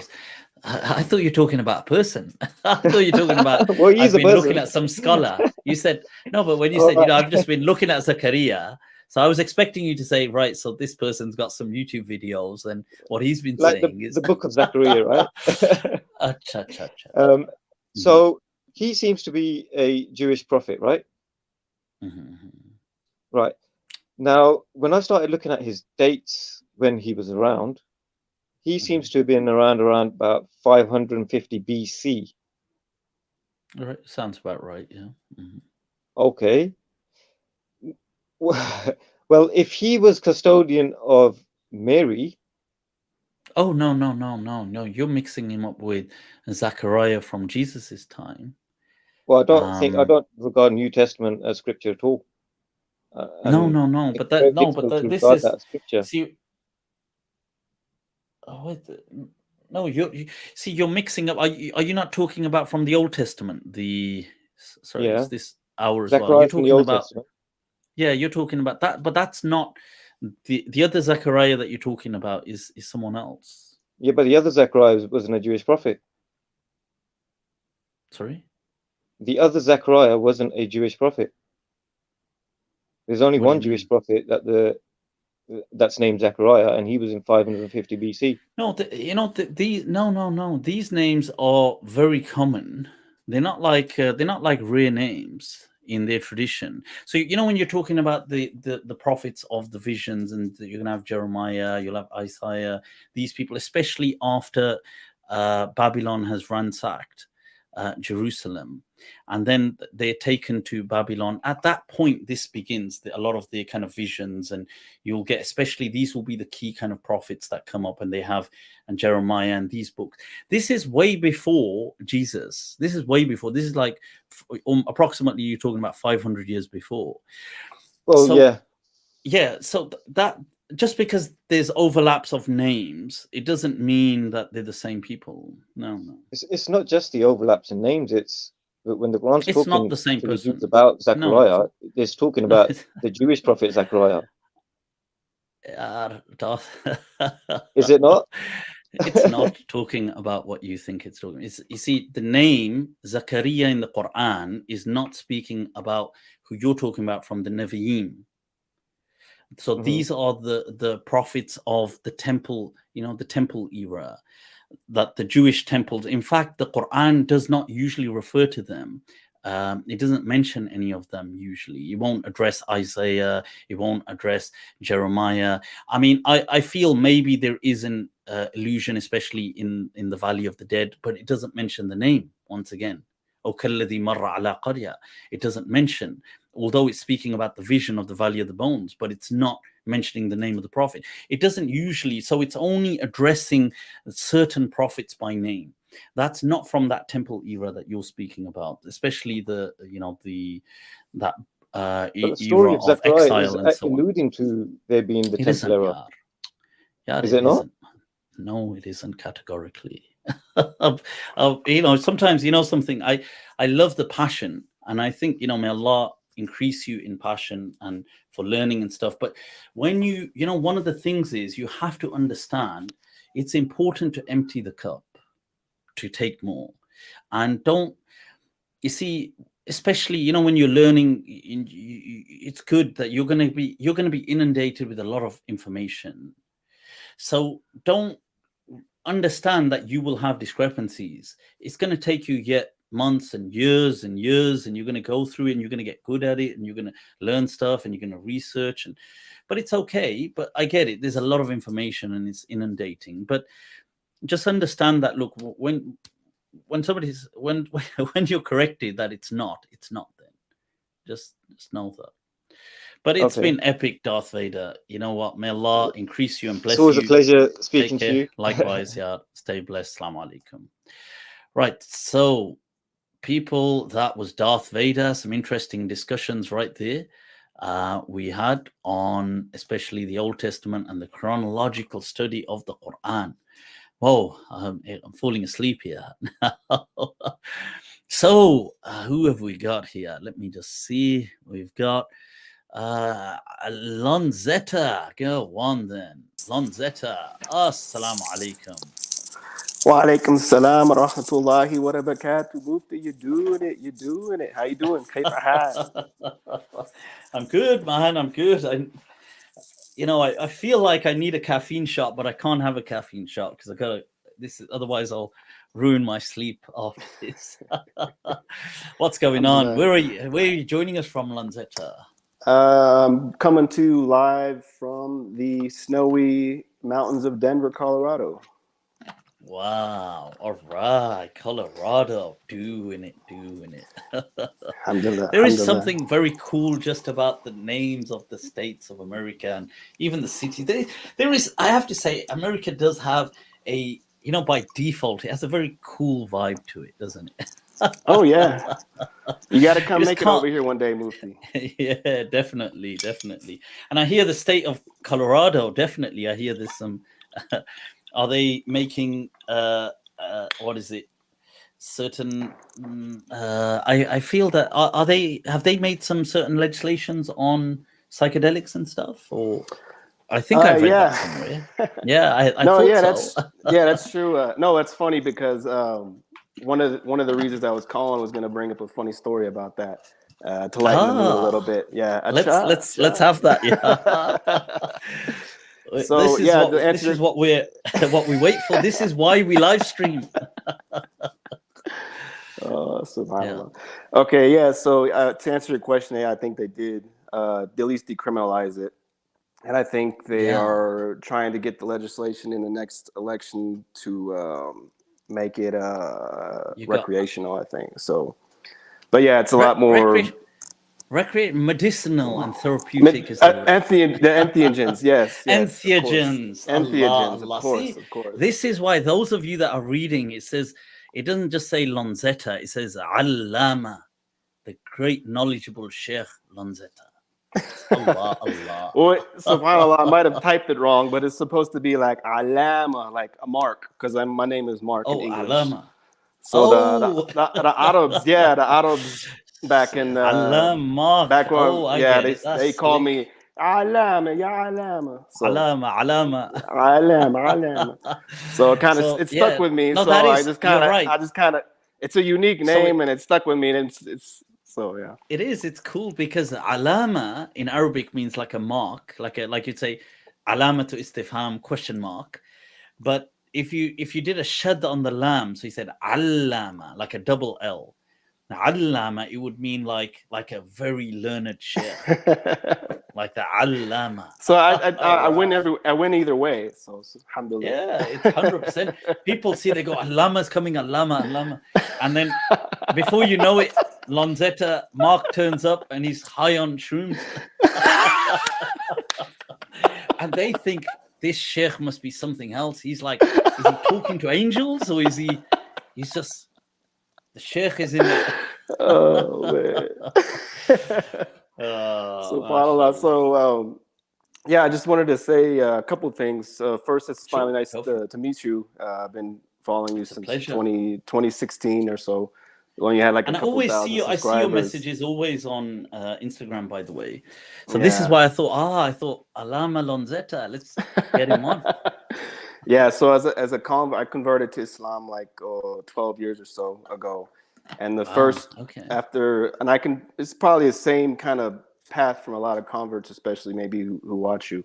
But the first few years, you have the zeal and you're into interfaith studies, the Bible, the Torah, the Quran, how it all kind of ties together, and you're giving dawah and you have that zeal, but you don't really know the deen. You just know that you're happy you found something that makes sense. That's what you burn off of for a couple of years. And then you start kind of integrating the community, and you see why a lot of people do different things. They're praying different, what's going on there. And at that point, maybe like 4 or 5 years to my journey, then the school of Medina, chose me. Allah and I had enhanced my love for the deen, and I was like, why didn't no one tell me about this Imam Malik and the school of Medina? And this brings another dimension to Islam that makes more sense. I was really just like, wow, this is part of the tradition. This is not like a forefront of the tradition. I love it, honestly.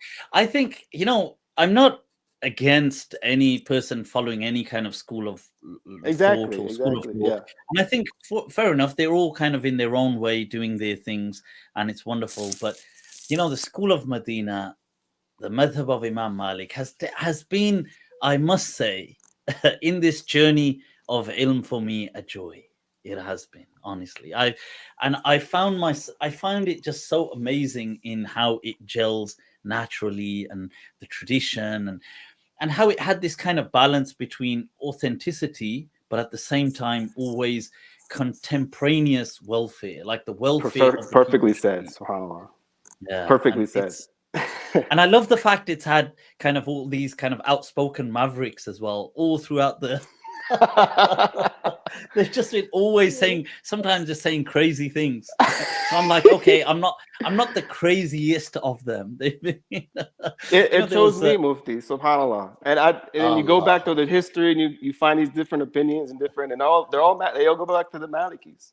You know, like they always, like you said, a perfect combination of expanding the road for people, but also keeping it authentic.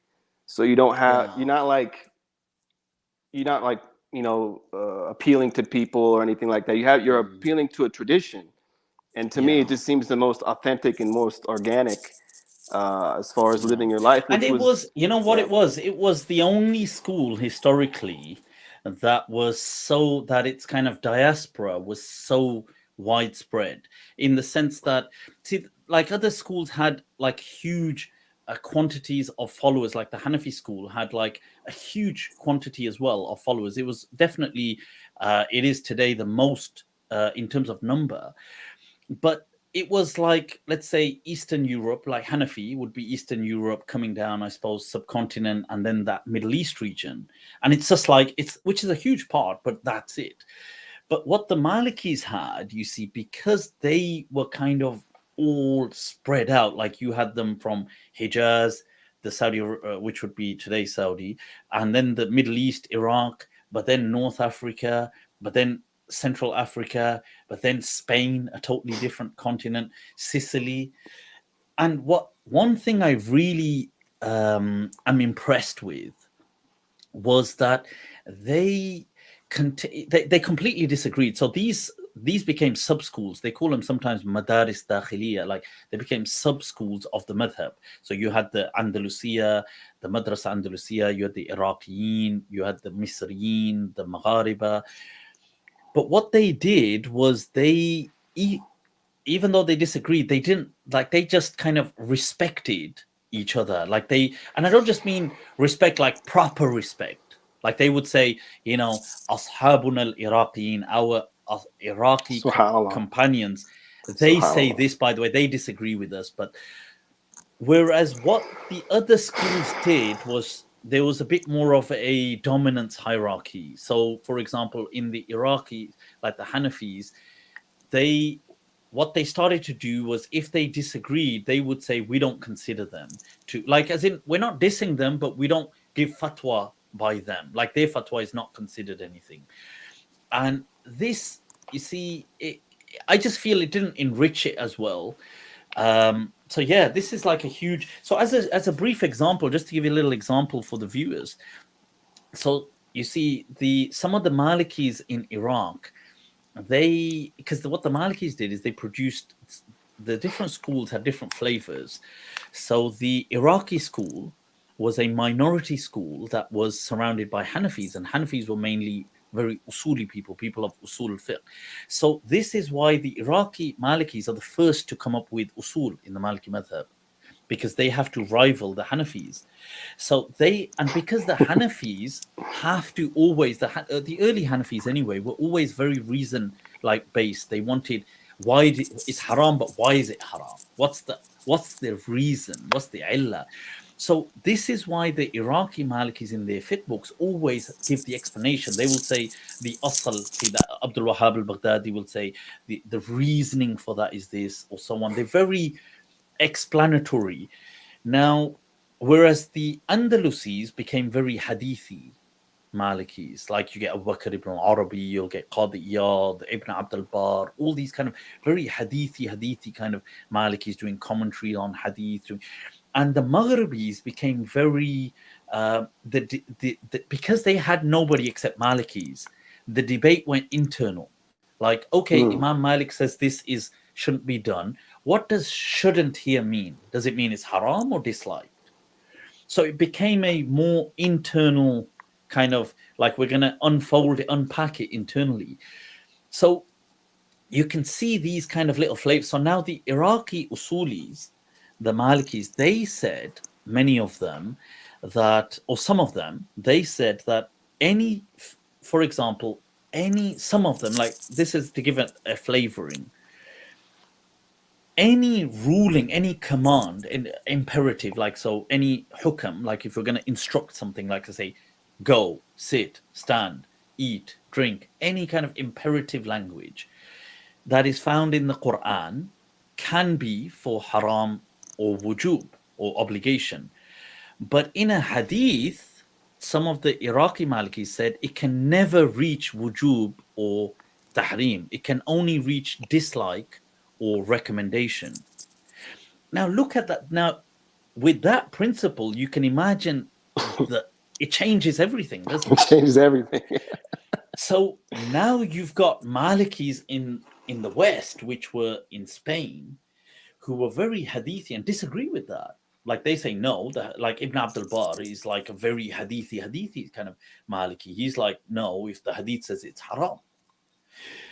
But yet, when he will cite them, he will always say, you know, the great sheikhs of our school who are from the East disagree with us on these matters. It's the adab. Like they will never diss them. Yeah. And they'll kind of incorporate, as in, okay, that's their view, this is our view.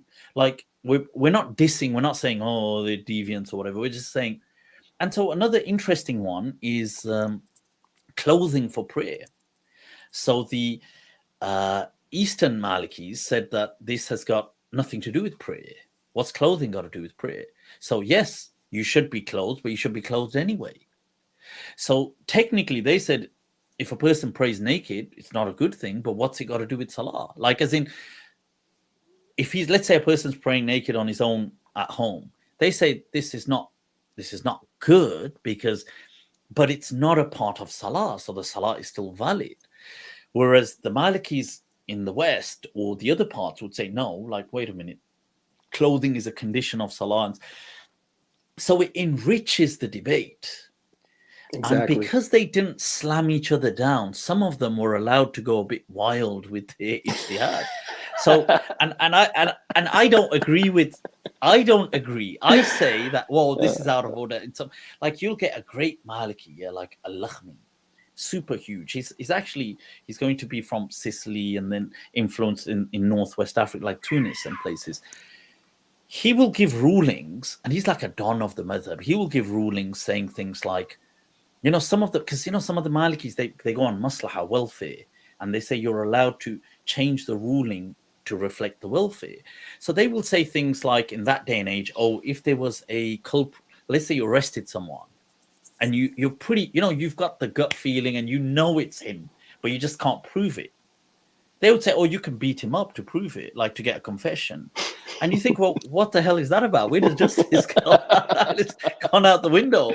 But they would say, oh, but, you know, it's in light of welfare. And Lakhmi, you know what he said? This was like totally crazy. He said, like, you know, if a ship was sinking and because it's too heavy, the load.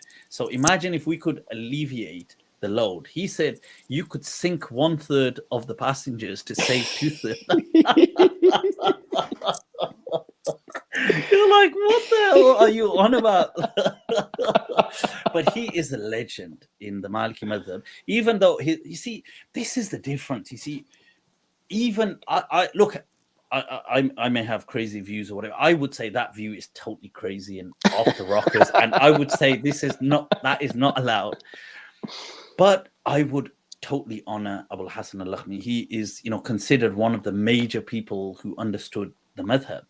And so his book Tabsirah is like, I mean, I've got it right there. It's like in so many, you know, whether it's going to be about almost 15 volumes, but it's this honoring that kind of allows you later on to still, because if you keep shutting people down, then it kills that innovative thought, because people innovative in a good way, not in a bad way. No, exactly. And that was the kind of like the third phase in my journey of Islam, and I came across your video about the school of Medina in the 21st century, and that's when it all kind of came back full circle about how this madhab, in particular in my life now, encapsulated that there's no gatekeeping amongst it, and this kind of understanding. And I think some people have tried. It gives the oxygen to breathe. No, I mean, of course, but I think some people have tried, but it's hard to gatekeep it because there's just too much. You know, this like how do you gatekeep it? It's like it's like there's a gate, but you could shut the door, but there's no wall. But they're running in the back way. There's like no wall here. You can just walk out.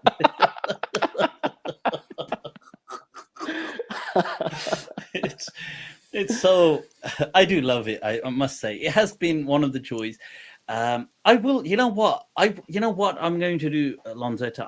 I've got so many classes from my Risala class that I haven't streamed live. They're old. They're about 7 years old or something, but I will start streaming them. You know what? You reminded me, and they are very detailed, but I will start streaming them so people can use them as a reference and stuff. And I will, I did think to myself, I want to do maybe even, it doesn't have to be a lengthy text because I get bored, but maybe like some kind of a text in Maliki Fiqh in good quality, because those videos are old and the quality is excellent.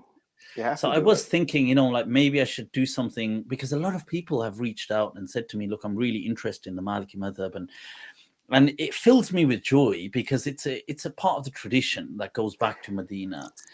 There's a thirst for it. Yeah. There's a real thirst for it. I mean, when your video about how to pray according to the Malikis is one of your most viewed videos. Yeah, it is there is like a drawn. It draws people towards it because and it has an attraction towards it because it's refreshing, and that it doesn't have that constraints and that gatekeeping and I mean, I listened to your Qadiyat and Ashmawiyya and other lectures, so you need to do that, inshallah. But I'll get to my your story. I'll get to my quick story. Yeah, I know you've been keeping you. We're gonna go and then I'll get some of the other people on, but just so the other people will have to so I'll kind of try to keep it brief. I bring this story up because it happened on a New Year's Day, and it was probably like 13 years ago in the time of Jahiliyyah or before Islam or whatever, and it does have an Islamic question at the end of it that maybe you can touch on briefly because I know you're busy and it's getting late. So back in 2008, 2009, I was working at Circuit City, which is like an old school version of Best Buy. I don't know if you have those in UK or whatnot. Electronic store anyway. Mm-hmm. And I was living in an apartment with my buddy. And I got home from work, and him and a couple friends were together, and they were ingesting salvia. Are you familiar with salvia? I think it's the plant. Yes. It's okay. It's psychedelic. Yeah. I'm not apparently familiar with it. Not familiar with it. Yet. Yeah. Personally, Yet, huh? Did I say yet? Toba. So I get there and my roommate's like, oh, you got to try this. He did this, and this happened to him, and this happened to him. And I was like, it didn't sound like enticing. Like, that sounds kind of crazy. That didn't sound like a really good time or fun time. I don't want to deal with this. I just got off work. Let's just watch TV or whatever, blah, blah, blah. Exactly. So I had 3 or 4 of my friends there, and they all just kept trying to entice me the whole night. And I kept brushing them off, and they all stopped. You never get friends trying to say, have you read this book? You got to read this book. Or trying to say, be so persistent with it. Have you got onto that diploma? You need to get on that diploma. But the persistence, man, subhanAllah. So so they all pretty much gave up except for one guy. And this one guy, he kept steadfastness. Istiqama. He kept going and going for hours and hours. And finally, I just gave up. Just to stop hearing from him, I just gave in. I was like, okay, let me do this. And apparently, it was like the most higher priced version, which is the most, I guess, concentrated of what, I don't know if it's DMT. Potent, kind of. Yeah, I'm not, whatever it was. But so I definitely wasn't prepared. And on top of that, they would tell me, it's just like weed or something. You're just getting high. It's not going to do anything, blah, blah, blah. I was like, okay, fine, whatever, blah, blah. So I do it, and we're watching this movie, and you kind of drift off watching this movie, and I think I'm just in a dream state. Like, you just think you have this feeling, I must have fallen asleep on the couch. I'm just dreaming. Mm-hmm. And all of a sudden, I'm watching this scene from this movie, and then all of a sudden in the scene of the movie, the movie actually becomes real around me. And I'm kind of freaking out, as you would imagine. That's the point where you realize Uh-oh. Exactly. I was like, what happened? And you can't really speak that well. So I started looking around, panicking, and I noticed I don't have control of my hands, just kind of like almost like a zombie. And I'm saying, who did this? What did you do? Did you put acid on this? Or what did you do to me? What did you do to me? And at that point, I looked at all of my friends in the room, and this is before, Islam or anything that I knew about Islam or anything like that, of the unseen and stuff like that. And everyone in the room on the left side of their shoulder was this bald looking thing with big eyes and sharp teeth. And, they all had one, and they were all sitting on the left side of the shoulder. Wow. And then the guy that was the most persistent in getting me to do this, he was just the most persistent on it. His was the biggest. It was almost like jacked. It was like big, and it was laughing at me, and it was just like mocking me. Yeah, and his is noticeably bigger than the other ones. So then again, I start to panic, as you would imagine, and then the whole world starts kind of like blending together, and I feel like I'm getting sucked into a vortex. And of course, like with the really strong, like the DMT and this stuff, it only lasts for a few minutes. So the intensity is strong, but after I started swirling into this, I thought was in the 7th. Oh, was that what it is? Is it a short? Is short? Intense. Yeah, it's just like DMT, duration, where it's going to be like 5, 10, 15 minutes max. Oh, right. It's not like psilocybin or LSD, which is like 15 minutes. Hour. Yeah, it's kind of manageable, isn't it? In a way. Okay, I mean, it's okay. You go through death and back. Prepared. Okay, but it's still, it's only 20 minutes. I mean, exactly. Like 10 hours. If you got things to do, yeah. It's like because psilocybin and LSD could be 6-8 hours long, and it can be it could be 12 hours long. It could be. Yeah, depending on it.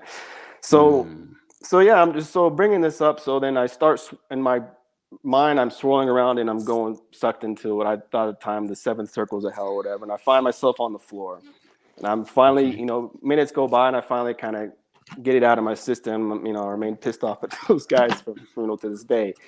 But so what I was years later as a Muslim, and you hear this concept in the Quran about the Qareen, and about this Qareen, this companion with you, that kind of tries to misguide you or deviate you. And when you go on these entheogens, you kind of experience these things. Do you think that are these separate beings, or is the Qareen like your alter ego, and it's like my brain is like formulating these things that I saw, and this is like the essence of what that is? So I just want to get your thoughts on that.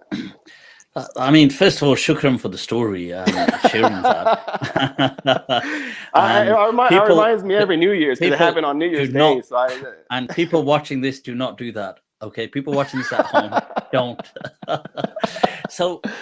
But the question is definitely epic. That look, when people experience things like, maybe it could be on shrooms, but maybe on shrooms it may not be so much about entities, like as in these speaking entities, but people do on DMT, they experience it happens on psilocybin as well. Yeah, it does as well. Yeah, on the dosage. Yeah. But I mean, I suppose there's an essence of thing being communicated with, and then there's like some people will speak of like Terence McKenna speaks of like the green elves of the DMT world, that you see, that many people see these green elves that are like behind the kind of cogs of reality, and they communicate with you and stuff. So the question is, what are these beings and entities? Because when you experience them, you experience them as very real, and more real than this as real as this conversation.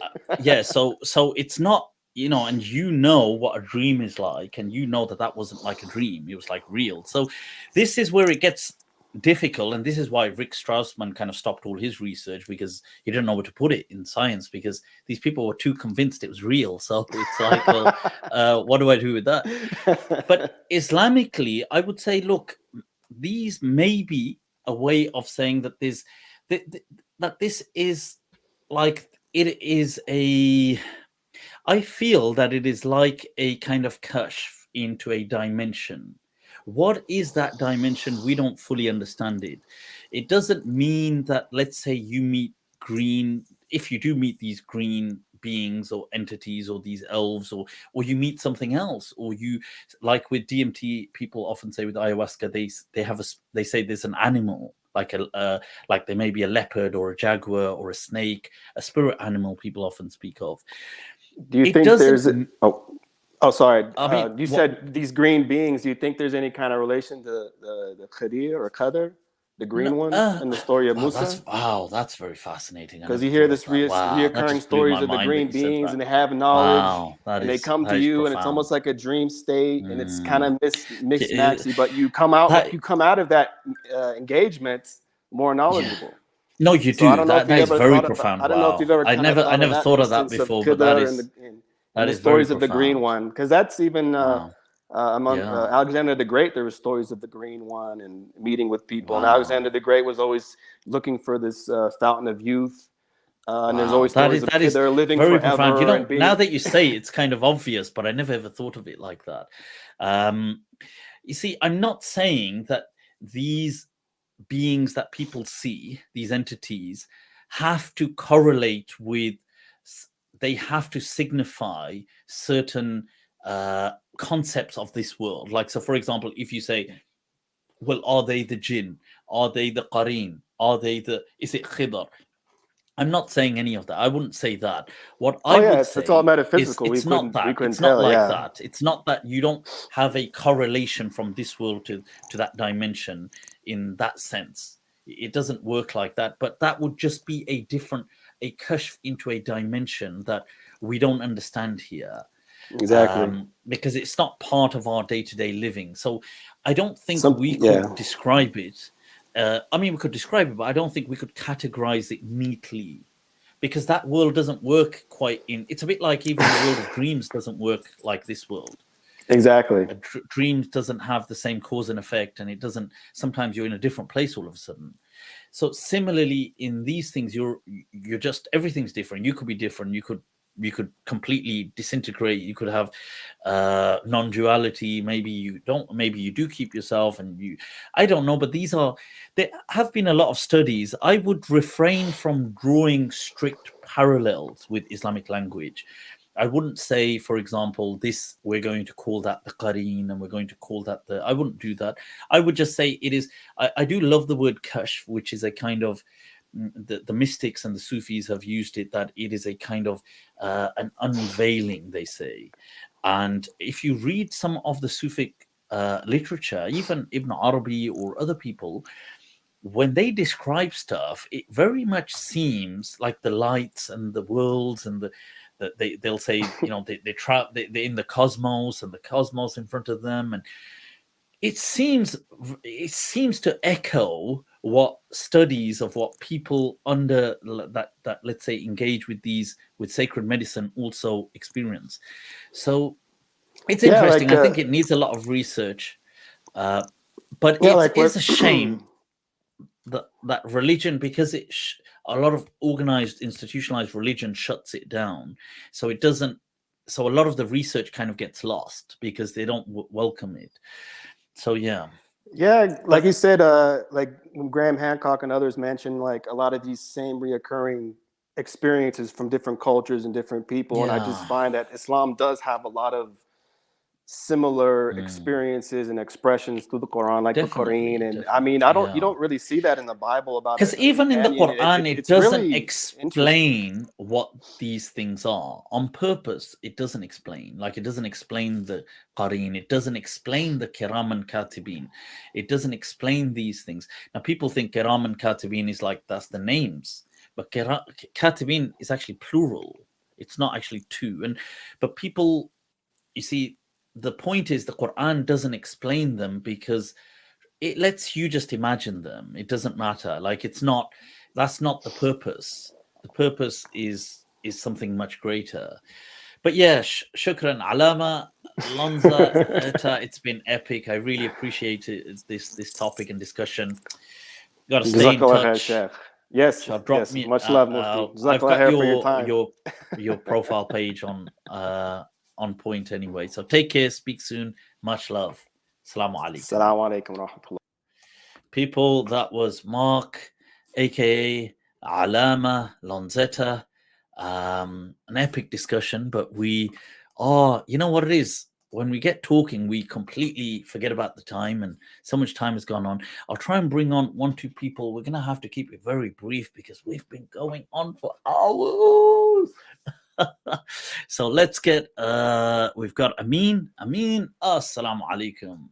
Inshallah. Assalamu alaikum, Sheikh. How are you doing? Alaikum assalam. Where are you joining us from, Amin? I'm from Texas. Texas. Yeah. All right. Elon Musk is here, so we're good. Is Elon Musk there? Oh my God. Yeah. I'm so impressed by Elon Musk. Alhamdulillah, that's good. That's very nice to I meet think, yeah, whether he's an alien or not, I don't know, but I just find him so fascinating. Yeah. So talk to us, Amin. So, okay, from Texas, what student? No, I completed my undergrad, so I'm just working now. You know, I'm okay with my parents. It's good to alhamdulillah. Awesome stuff. So, what's on your mind, or thought, or? I was just reading this hadith. This is a little bit of an interesting hadith where the Prophet ﷺ, he says like that he heard, you know, Bilal radiallahu anhu, his footsteps in paradise. So I don't know if you ever talked about this before and here before, but like it kind of got me thinking about like, you know, time in the hereafter world. Like if he was already in paradise, but the Prophet ﷺ was telling him in this world, like, are the people in paradise already in paradise right now as we speak, or like, you know? So I was trying to get some thoughts on that. I mean, isn't time but just an illusion? So, in many ways, has the past, present, and future not already occurred? But we just obviously where we are, we have to get there. So we don't know it. I mean, we know about the past, that one we know, but we just don't know in the other direction. But according to physics, past, present, and future pretty much have all occurred. So it's not, you know, there's the time is an illusion. I mean, this is what many there's a good book by I haven't actually been through the book, but I was reading some of it and I was watching his YouTube lectures. Is it what's his name? Is it Justin or Julian Barber or something? He's a British physicist, and he has a book called the Janus Effect, I believe it is. So let me see. So I'll just bring it up. So there it is, Janus Effect. And but this has just gone into the effect. It's supposed to, I was looking for his name. Yep. No, is it Julian Barber? Oh, let's see. Julian, let's type that in. Does that come up?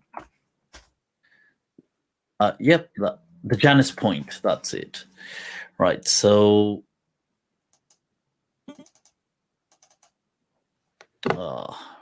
that's it, Julian Barber. So Barbour, and it's obviously somebody quite acclaimed, and he's a British astrophysicist, and he speaks on this point of why time has a directionality. But his point generally, what he's trying to explain, is that it is an illusion, that time doesn't really exist. But what I'm trying to say is several physicists, being scientists, are of that understanding as well. So it's counterintuitive, though. It doesn't really resonate with the intuition, but that's because we are always experiencing the now, the ever-present now. And although our minds, ironically, either live in the past or the present most of the time, in the future most of the time, and seldom do they live in the present. This is the irony. We are stuck in the present. Our minds refuse to come to the present where they ought to be. And our minds are in the past or the future where we want to be, but we physically can't be. That is life's greatest irony, I guess. But yeah, epic stuff. I mean, I think that's wonderful. What a complex thought. I love it. But yeah, if you know what, if you read up on maybe on that, we should jump on MindTrap and we should have a discussion on Julian Barber's The Janus Point. Absolutely, Right, that would be cool. great. Inshallah. Cool. So take care. Much love. Right, Good. you're doing it in Texas, people. Texas, all the way from Texas. Right. So, guys, it was a bit brief, but it was epic. You see, I mean, bringing in that epic kind of knowledge all the way from Texas. I'm just trying to click on this. Why is this freezing? It's been right. Okay. Nope, I was wrongly. Right. Let's bring on. We'll have to keep it brief though because we've got to wrap up. We've got Lucy Wynne-Jones. All right, Lucy. Assalamu alaikum.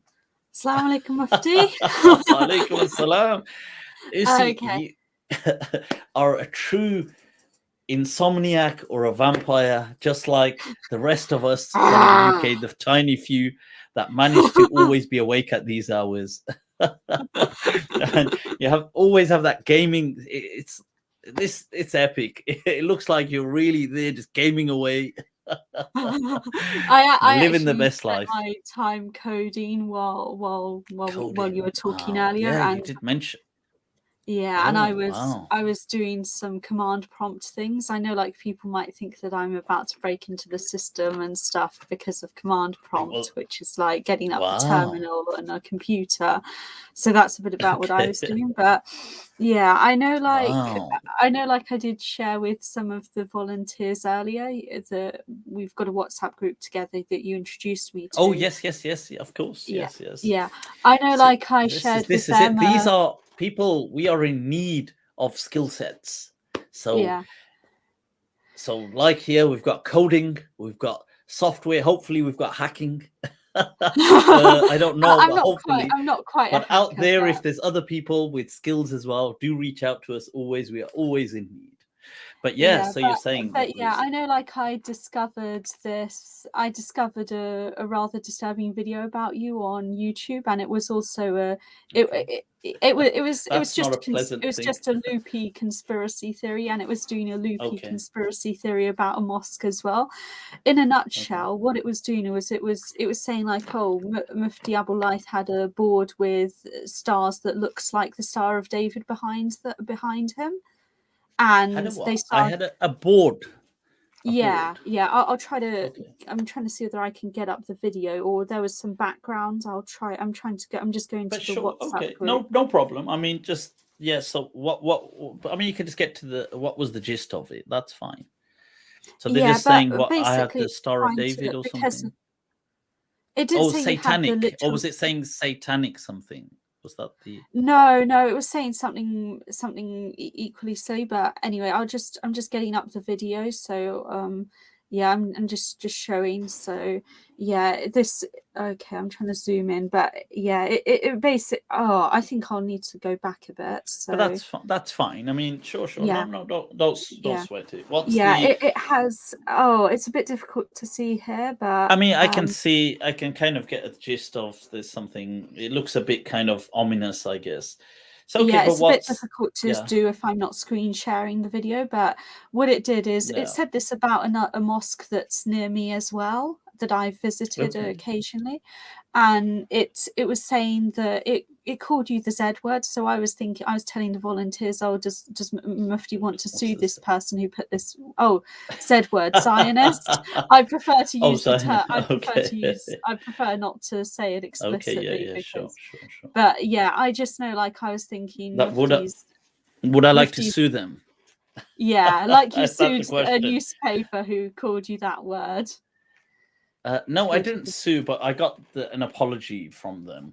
It wasn't, to be fair, the paper were actually very good initially, but you had, surprisingly, you see, this is it. It was actually allegedly a kind of, I think, a Muslim journalist who did a second article for the same paper. I think it was The Sun. And he, in it, kind of portrayed me in all this kind of like using these. I mean, he didn't say it in that sense. He wouldn't say that, but he was kind of alluding to all these things. So we obviously then got in touch with the papers, and then they did kind of apologize in their way. They have to obviously be careful how they apologize, because they're worried they're going to have to pay out money, and they made it clear that it shouldn't have happened, and they immediately had it removed. So which was fine. I mean, that is enough. And basically he must have got a bollocking for it. And yeah, I know, like, I did try to report the video to YouTube, but I don't think YouTube's taken the video down. But it is by a conspiracy theorist nutter that was calling even a mosque near me that had similar patterns with with 6-pointed stars. It's not literally the Star of David or the Star of Ramphine according to others, but I know, like, it is just basically it's a 6-pointed star. I mean, you know what, Lucy, what I would say is, look, seriously, and I genuinely say this, that look, people, if people want to kind of wallow in their thoughts and negativity, let them. Life, keep your focus always. We should keep our focus straight ahead, and a person, on our own destination, not be kind of, bothered in the slightest with people that are just want to share negativity. That's cool. If a person wants to share negativity, it's cool. It's their choice, it's their life. And the problem is it makes them feel more miserable by the end of it. Because it doesn't make me feel any miserable. It doesn't make anybody else. I mean, if I was to, let's say, a person, I actually feel sorry in a way, like for people who spend hours and hours doing things. It doesn't have to be about me. This could be, let's say, about anyone. If somebody is spending hours of their time investing it in negative toxicity, like I'm just that's a lot of hurt going on to their own soul. I knew somebody in my personal life who, all they would do, I know, like, we had a massive falling out, and it's probably good riddance to them, but I know, like, she would endlessly smack talk the West and stuff, and it's just like she'd go like, oh, Muslims are so persecuted, and would say, and I know, like, she did experience racism growing up, poor thing, which is why she came out with those sorts of bizarre statements. But it's just like, I noticed, like, it didn't make her any happier, so she did have this toxic negativity. I think the important thing is that, look, people, it is true, like, obviously, especially because I'd be older than you, and I'd be older than perhaps a few people watching this, quite a few. So when I was growing up, we did experience racism, and we did, obviously, these things have happened, and they still do exist. They haven't disappeared. And there is a lot of persecution. And to be fair, the Muslim world is suffering immensely. And this is part of the reason why religion is kind of often in a rut there. Like, sometimes you get extremists and things like this, is because part of it is because of all this kind of enmity and the suffering. Like, you could take Iraq as an example, and then the creation of ISIS. Now, so these things are true, but at the same time, you see, and this is why it's important. Like, today we had that story of the Prophet ﷺ, the snapshot from Sirah. You see, to take this, that despite all the suffering, the Prophet ﷺ often, when seen or found, was found smiling. Sallallahu alaihi wasallam. That is a character, because that is a personality to kind of to aspire to. Because you see, yes, bad things are happening, but if we just kind of wallow in this kind of despairing kind of misery, like, we just feel even worse. Like, it doesn't. We don't change anything. Like, I could say I want racism to end today worldwide. It isn't going to end just by me wanting it. But yes, if, let's say, I run a company, yes, there I could enforce certain kind of rules and make sure there's equal opportunities and do stuff. But in the world, there's no point. I've got a million reasons to be grateful. Somebody, I shared a thing today. Somebody said to me, this was a question, and then, then we'll wrap this because we have gone on.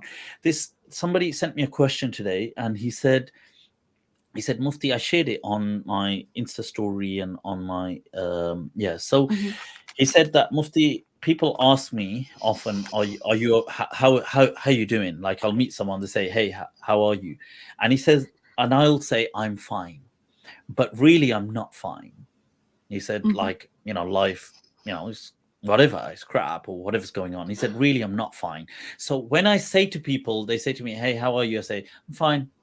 He says, technically, I'm lying. So am I sinning? He asked me a question. And I think, you know what? It's a genuine question. The person is, I commend him for being that conscientious of it. I said to him, no, you're not. And I said, and that's because you are fine. In fact, I said, you are fantastic. That I said that if you compare yourself to somebody in a hospital bed near you, wherever you are, grappling for a breath of life, you are infinitely fantastic compared to that person. So I said that think of this, be grateful to God and smile. May Allah keep everyone smiling, because this is the thing that, look, I tell you, look, it's being upset and negative when bad things are happening to you is easy. It's the default thing to do. If life gets tough, to become miserable, become despondent, this is easy. But smiling in the face of adversity, this is true leadership. This is something, I know, like, one of my friends, she's got arthritis and can't squirt ketchup because she can't move her hands like I can, and I'm just demonstrating at the moment.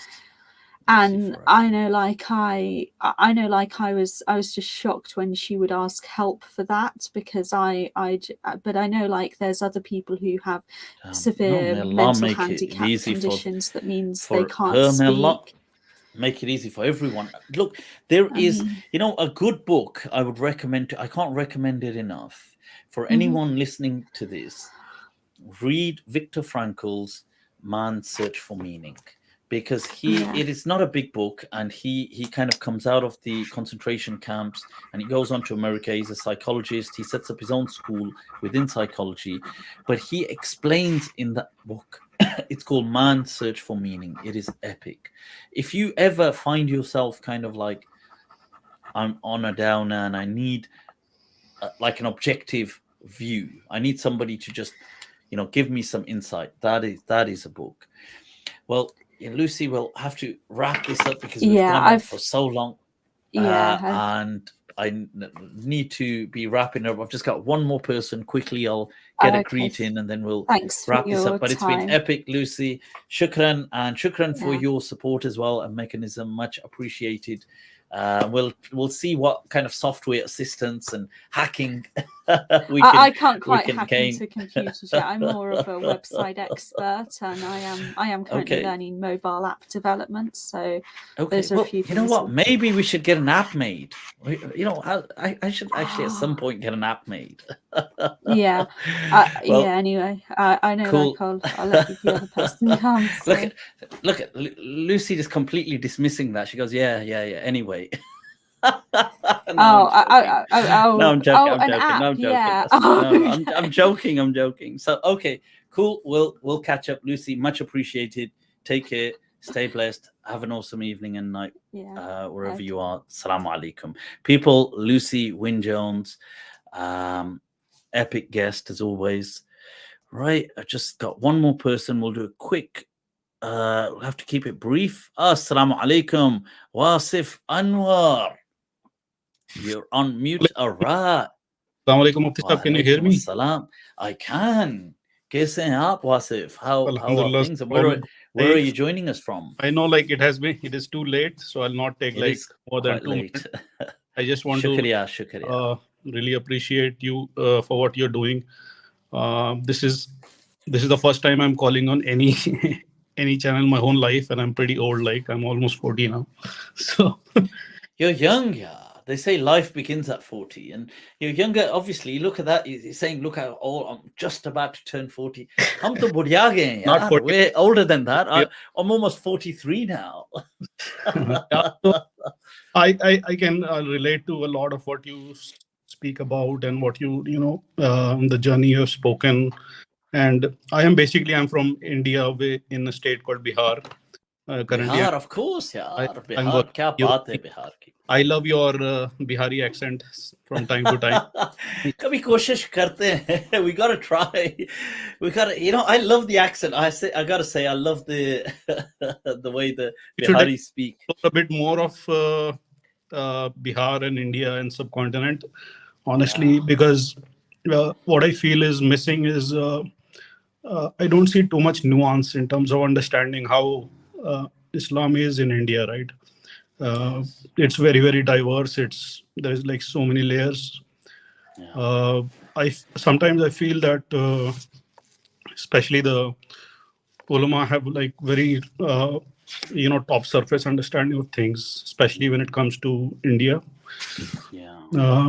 And it's mostly like Persian, Urdu, Arabic centric, which is even though like Muslims have lived for almost 1,000 years in this region, but they've not invested time in understanding what this region is about, right? True, wallahi, I agree with you 100%. I feel that look, it's, yes, some things, the standard things are always great, but different things are interesting.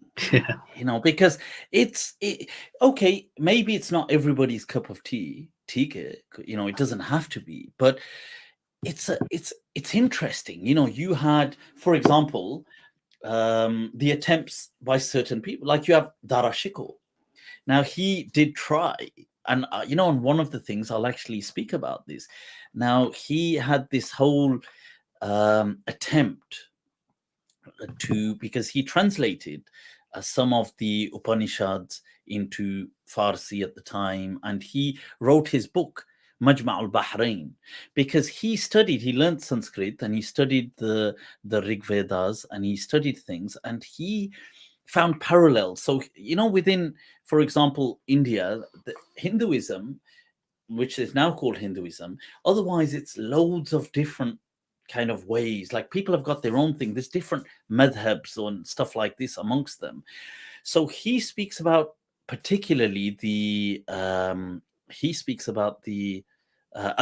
Vedanta, and he says that these people are Muwahhidan Hind. They are the people of Tawheed of Hind. They're not into the kind of the whole bhakti kind of movements. They don't have the idols and stuff, but they obviously still have the other. And it's just interesting seeing it. You see, it's not about whether he's right or wrong, but he has parallels. Like he says, for example, it seems like in their books that he'll say things like, it seems like Brahma is like Jibreel, and Shiva is like Israfil, and he gives these parallels, and he speaks about this, and he's trying to show some what he feels are parallels in ancient books, because he thinks that even though some of the books were changed in his time, that when the Quran says, and he quotes, what is it? He says the Quran says that there's the Kitab al-Maknoon, that's it. And he says, what is the Kitab al-Maknoon that the Quran is referring to? It's like an ancient kind of sealed book or something. And he feels it was the Ved. These were them. Now, this is his opinion. It doesn't have to be, it doesn't have to be accurate, but it was an attempt of a person living in his day and age. This is obviously in the time of Aurangzeb, who's writing. I mean, he has his book known as Risala Haqnuma, and where he's kind of, and these are all in kind of Farsi and that, but he's showing and he's speaking about stuff.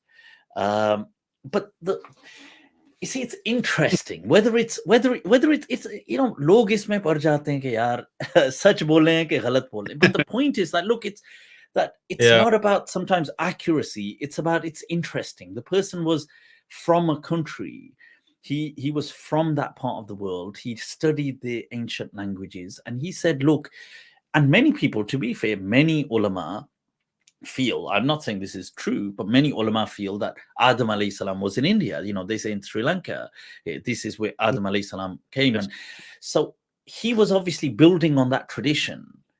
So I found it so fascinating that somebody tried to do that. And his book, Majma' al-Bahrain, which in Sanskrit he called it Samudra Sangam. That Samudra Sangam, that this Majma' al-Bahrain, the joining of the Samudra in Sanskrit, I think they say it without the noon in the Samudra. And I just thought, wow, like, wouldn't it be interesting if Muslims had just explored or just wrote about that, and they don't have to accept it. You see, look, I spoke about today, there was an ijtihad of a scholar saying, look, if a ship is sinking, you can kill 1/3 of the... Now that's absurd. I would never agree with that ijtihad. He's a great imam of the Maliki Madhab, but the point was, they still transmit it in the books and they still discuss it sometimes. Say, well, this is what made him think this. Okay, we don't agree with it, but I think so. This discussion on this Mufti, just like 1 minute of time I'll take. What I feel like most of the scholarship happens, on the backdrop of some particular situation of that time, right? So the scholarship depends on what kind of situation they are in and what is in vogue at that particular time. So it is not necessary that scholars are like really superhumans. They are kind of dependent on what is going on. So I feel that. And the other question that always kind of bothers me is in especially like in the Islamic history, is scholarship, can it really be isolated from what is happening in politics, right? This is the question, can it? Because I doubt it. Because when you read, because I feel that the more I read it, obviously, like, I'm not as well read as some of like your viewers. I'm like just superficial knowledge. But the more I read about history, the more I learn about new things. I get a sense that most of it is either happening because of some political situation, or it's happening because of some economic interest, or it is happening because of some basic human interest. So it is very difficult for us to kind of pinpoint today as to what was happening 500, 400. And this is where, Ibn Khaldun is saying, al-insan madaniyun bit-taba', that insan is a social creature. He doesn't live in a vacuum. You see, there's micro influences, there's macro influences. We are all, you, I, everyone. And I think it's true. I think personally that there is a lot to learn from Muslims in India for people that don't live in India. And unfortunately, nowadays they are struggling. There is a struggle because of the rise of fascism and stuff like this, the right-wing kind of populism, and make it easy for them. I have a different opinion on that, but anyways, I'll... Sure. And but what I was going to say, as just reminded me as a quick note, people sometimes they say this. You must be familiar. Recently, in India, there was this whole... that this guy who's doing all this Wasim, is it Wasim something? Wasim Rizvi Saab, Wasim Rizvi. So this guy, basically, for the viewers that don't know, he rejected Islam. I think he was from a Shia origin, but he rejected Islam, and then he's recently become a Hindu. Like, he's announced, I think his name is, I read it somewhere, Jatindra or something, I can't remember, and he's become some kind of Brahmin or something, or some Pandit. He's trying to be a priest. But this isn't the issue. The issue is that he had been battling, like he's very not critical ain't the word. He's very rude towards Islam. And he's very kind of, he rallies a lot of hatred against Muslims. So he says things like, these Muslims need to be fixed by violence because they're not going to learn, they're just going to keep multiplying, just that scaremongering thing. And this is why some right-wing people like him. But what I wanted to cite was... my opinion on right-wing people is that, any right-wing loves the left-wing of the other religion, So, for example, so they would love liberals in right-wing Hindus would love liberals of Muslims, and right-wing Muslims would love liberals of Hindus. So, I mean, they love because I suppose it's in some ways like a Hegelian kind of, they call it dialectic. So what would typically happen is like somebody who is kind of questioning, things. extremist interpretations of Muslims. Extremist Hindus would really love that, appreciate it, encourage them. And but that's more so from the enemy of my enemy is my friend. That's absolutely more so from that angle. Yeah. And also it gives them some kind of comfort, right? In terms of it gives them comfort that at least they are in the right place. I mean, it's as basic as that, right? You see, what's worth highlighting is for people that don't know that this character, this person Wasim that we're speaking of, Rizvi, he made a petition in India to have I think 26 verses of the Quran removed or something. Yes. And he took it to the Supreme Court in India. Now check this out, because people sometimes say that, look, oh my God, and some people they kind of deride and they say things. But I was really kind of wowed, and that first of all, the audacity that he tried to take the Quran, as he claimed that it needed to be condemned and 26 or whatever they were verses need to be removed from the Quran. He took this matter to court. The court slammed him, condemned him, and fined him as making such an outrageous and inflammatory kind of that is this country here. Yeah, honestly. This is the secular court of India, and I really saluted that. I thought the fact that these people, most likely not Muslim, likely, and I'm just saying in the court, most of the staff, I'm assuming they're not Muslim. Most of them, the country currently is under a BJP rule, which isn't very helpful. There's the rise of populism. You could feel, and all this is going on, and in that climate, they not only, you see, they could have just said, sorry, we dismissed this case. They slammed him, held him in contempt of court for making such a ridiculous claim against a sacred book, and fined him. And I thought, wow, like this is the kind of insania that we see, that we really need to connect with in this day and age. This humanity that people have, that they say, look, we ain't Muslim, but this is a holy book at the end of the day. This is held so dear to people. Like, how dare you just try to be so inflammatory with it? And I just thought it's worth sharing that. Just to share something with your viewers about what kind of experience. Like, typically we hear a lot of flack about India, right? Especially like in today's context and all, but that's only a tip of the iceberg, right? If you go to see, Muslims in India are not homogeneous. They are like extremely diverse. Like I am from Bihar. I would not know anybody from Kerala, right? I would have nothing in common with them. I don't know the language. I don't know their food. That is odd, isn't it? But because they wouldn't even speak Hindi. They wouldn't speak Hindi. Yeah. So I mean, I went to Kerala like 2 years back. I went to the Jummah prayers. The khutbah was in Malayali. I could not understand anything. Yeah, I have some friends from Kerala, and I have some kind of mentorees, like some clients. And that's not only for Kerala. They don't speak Urdu.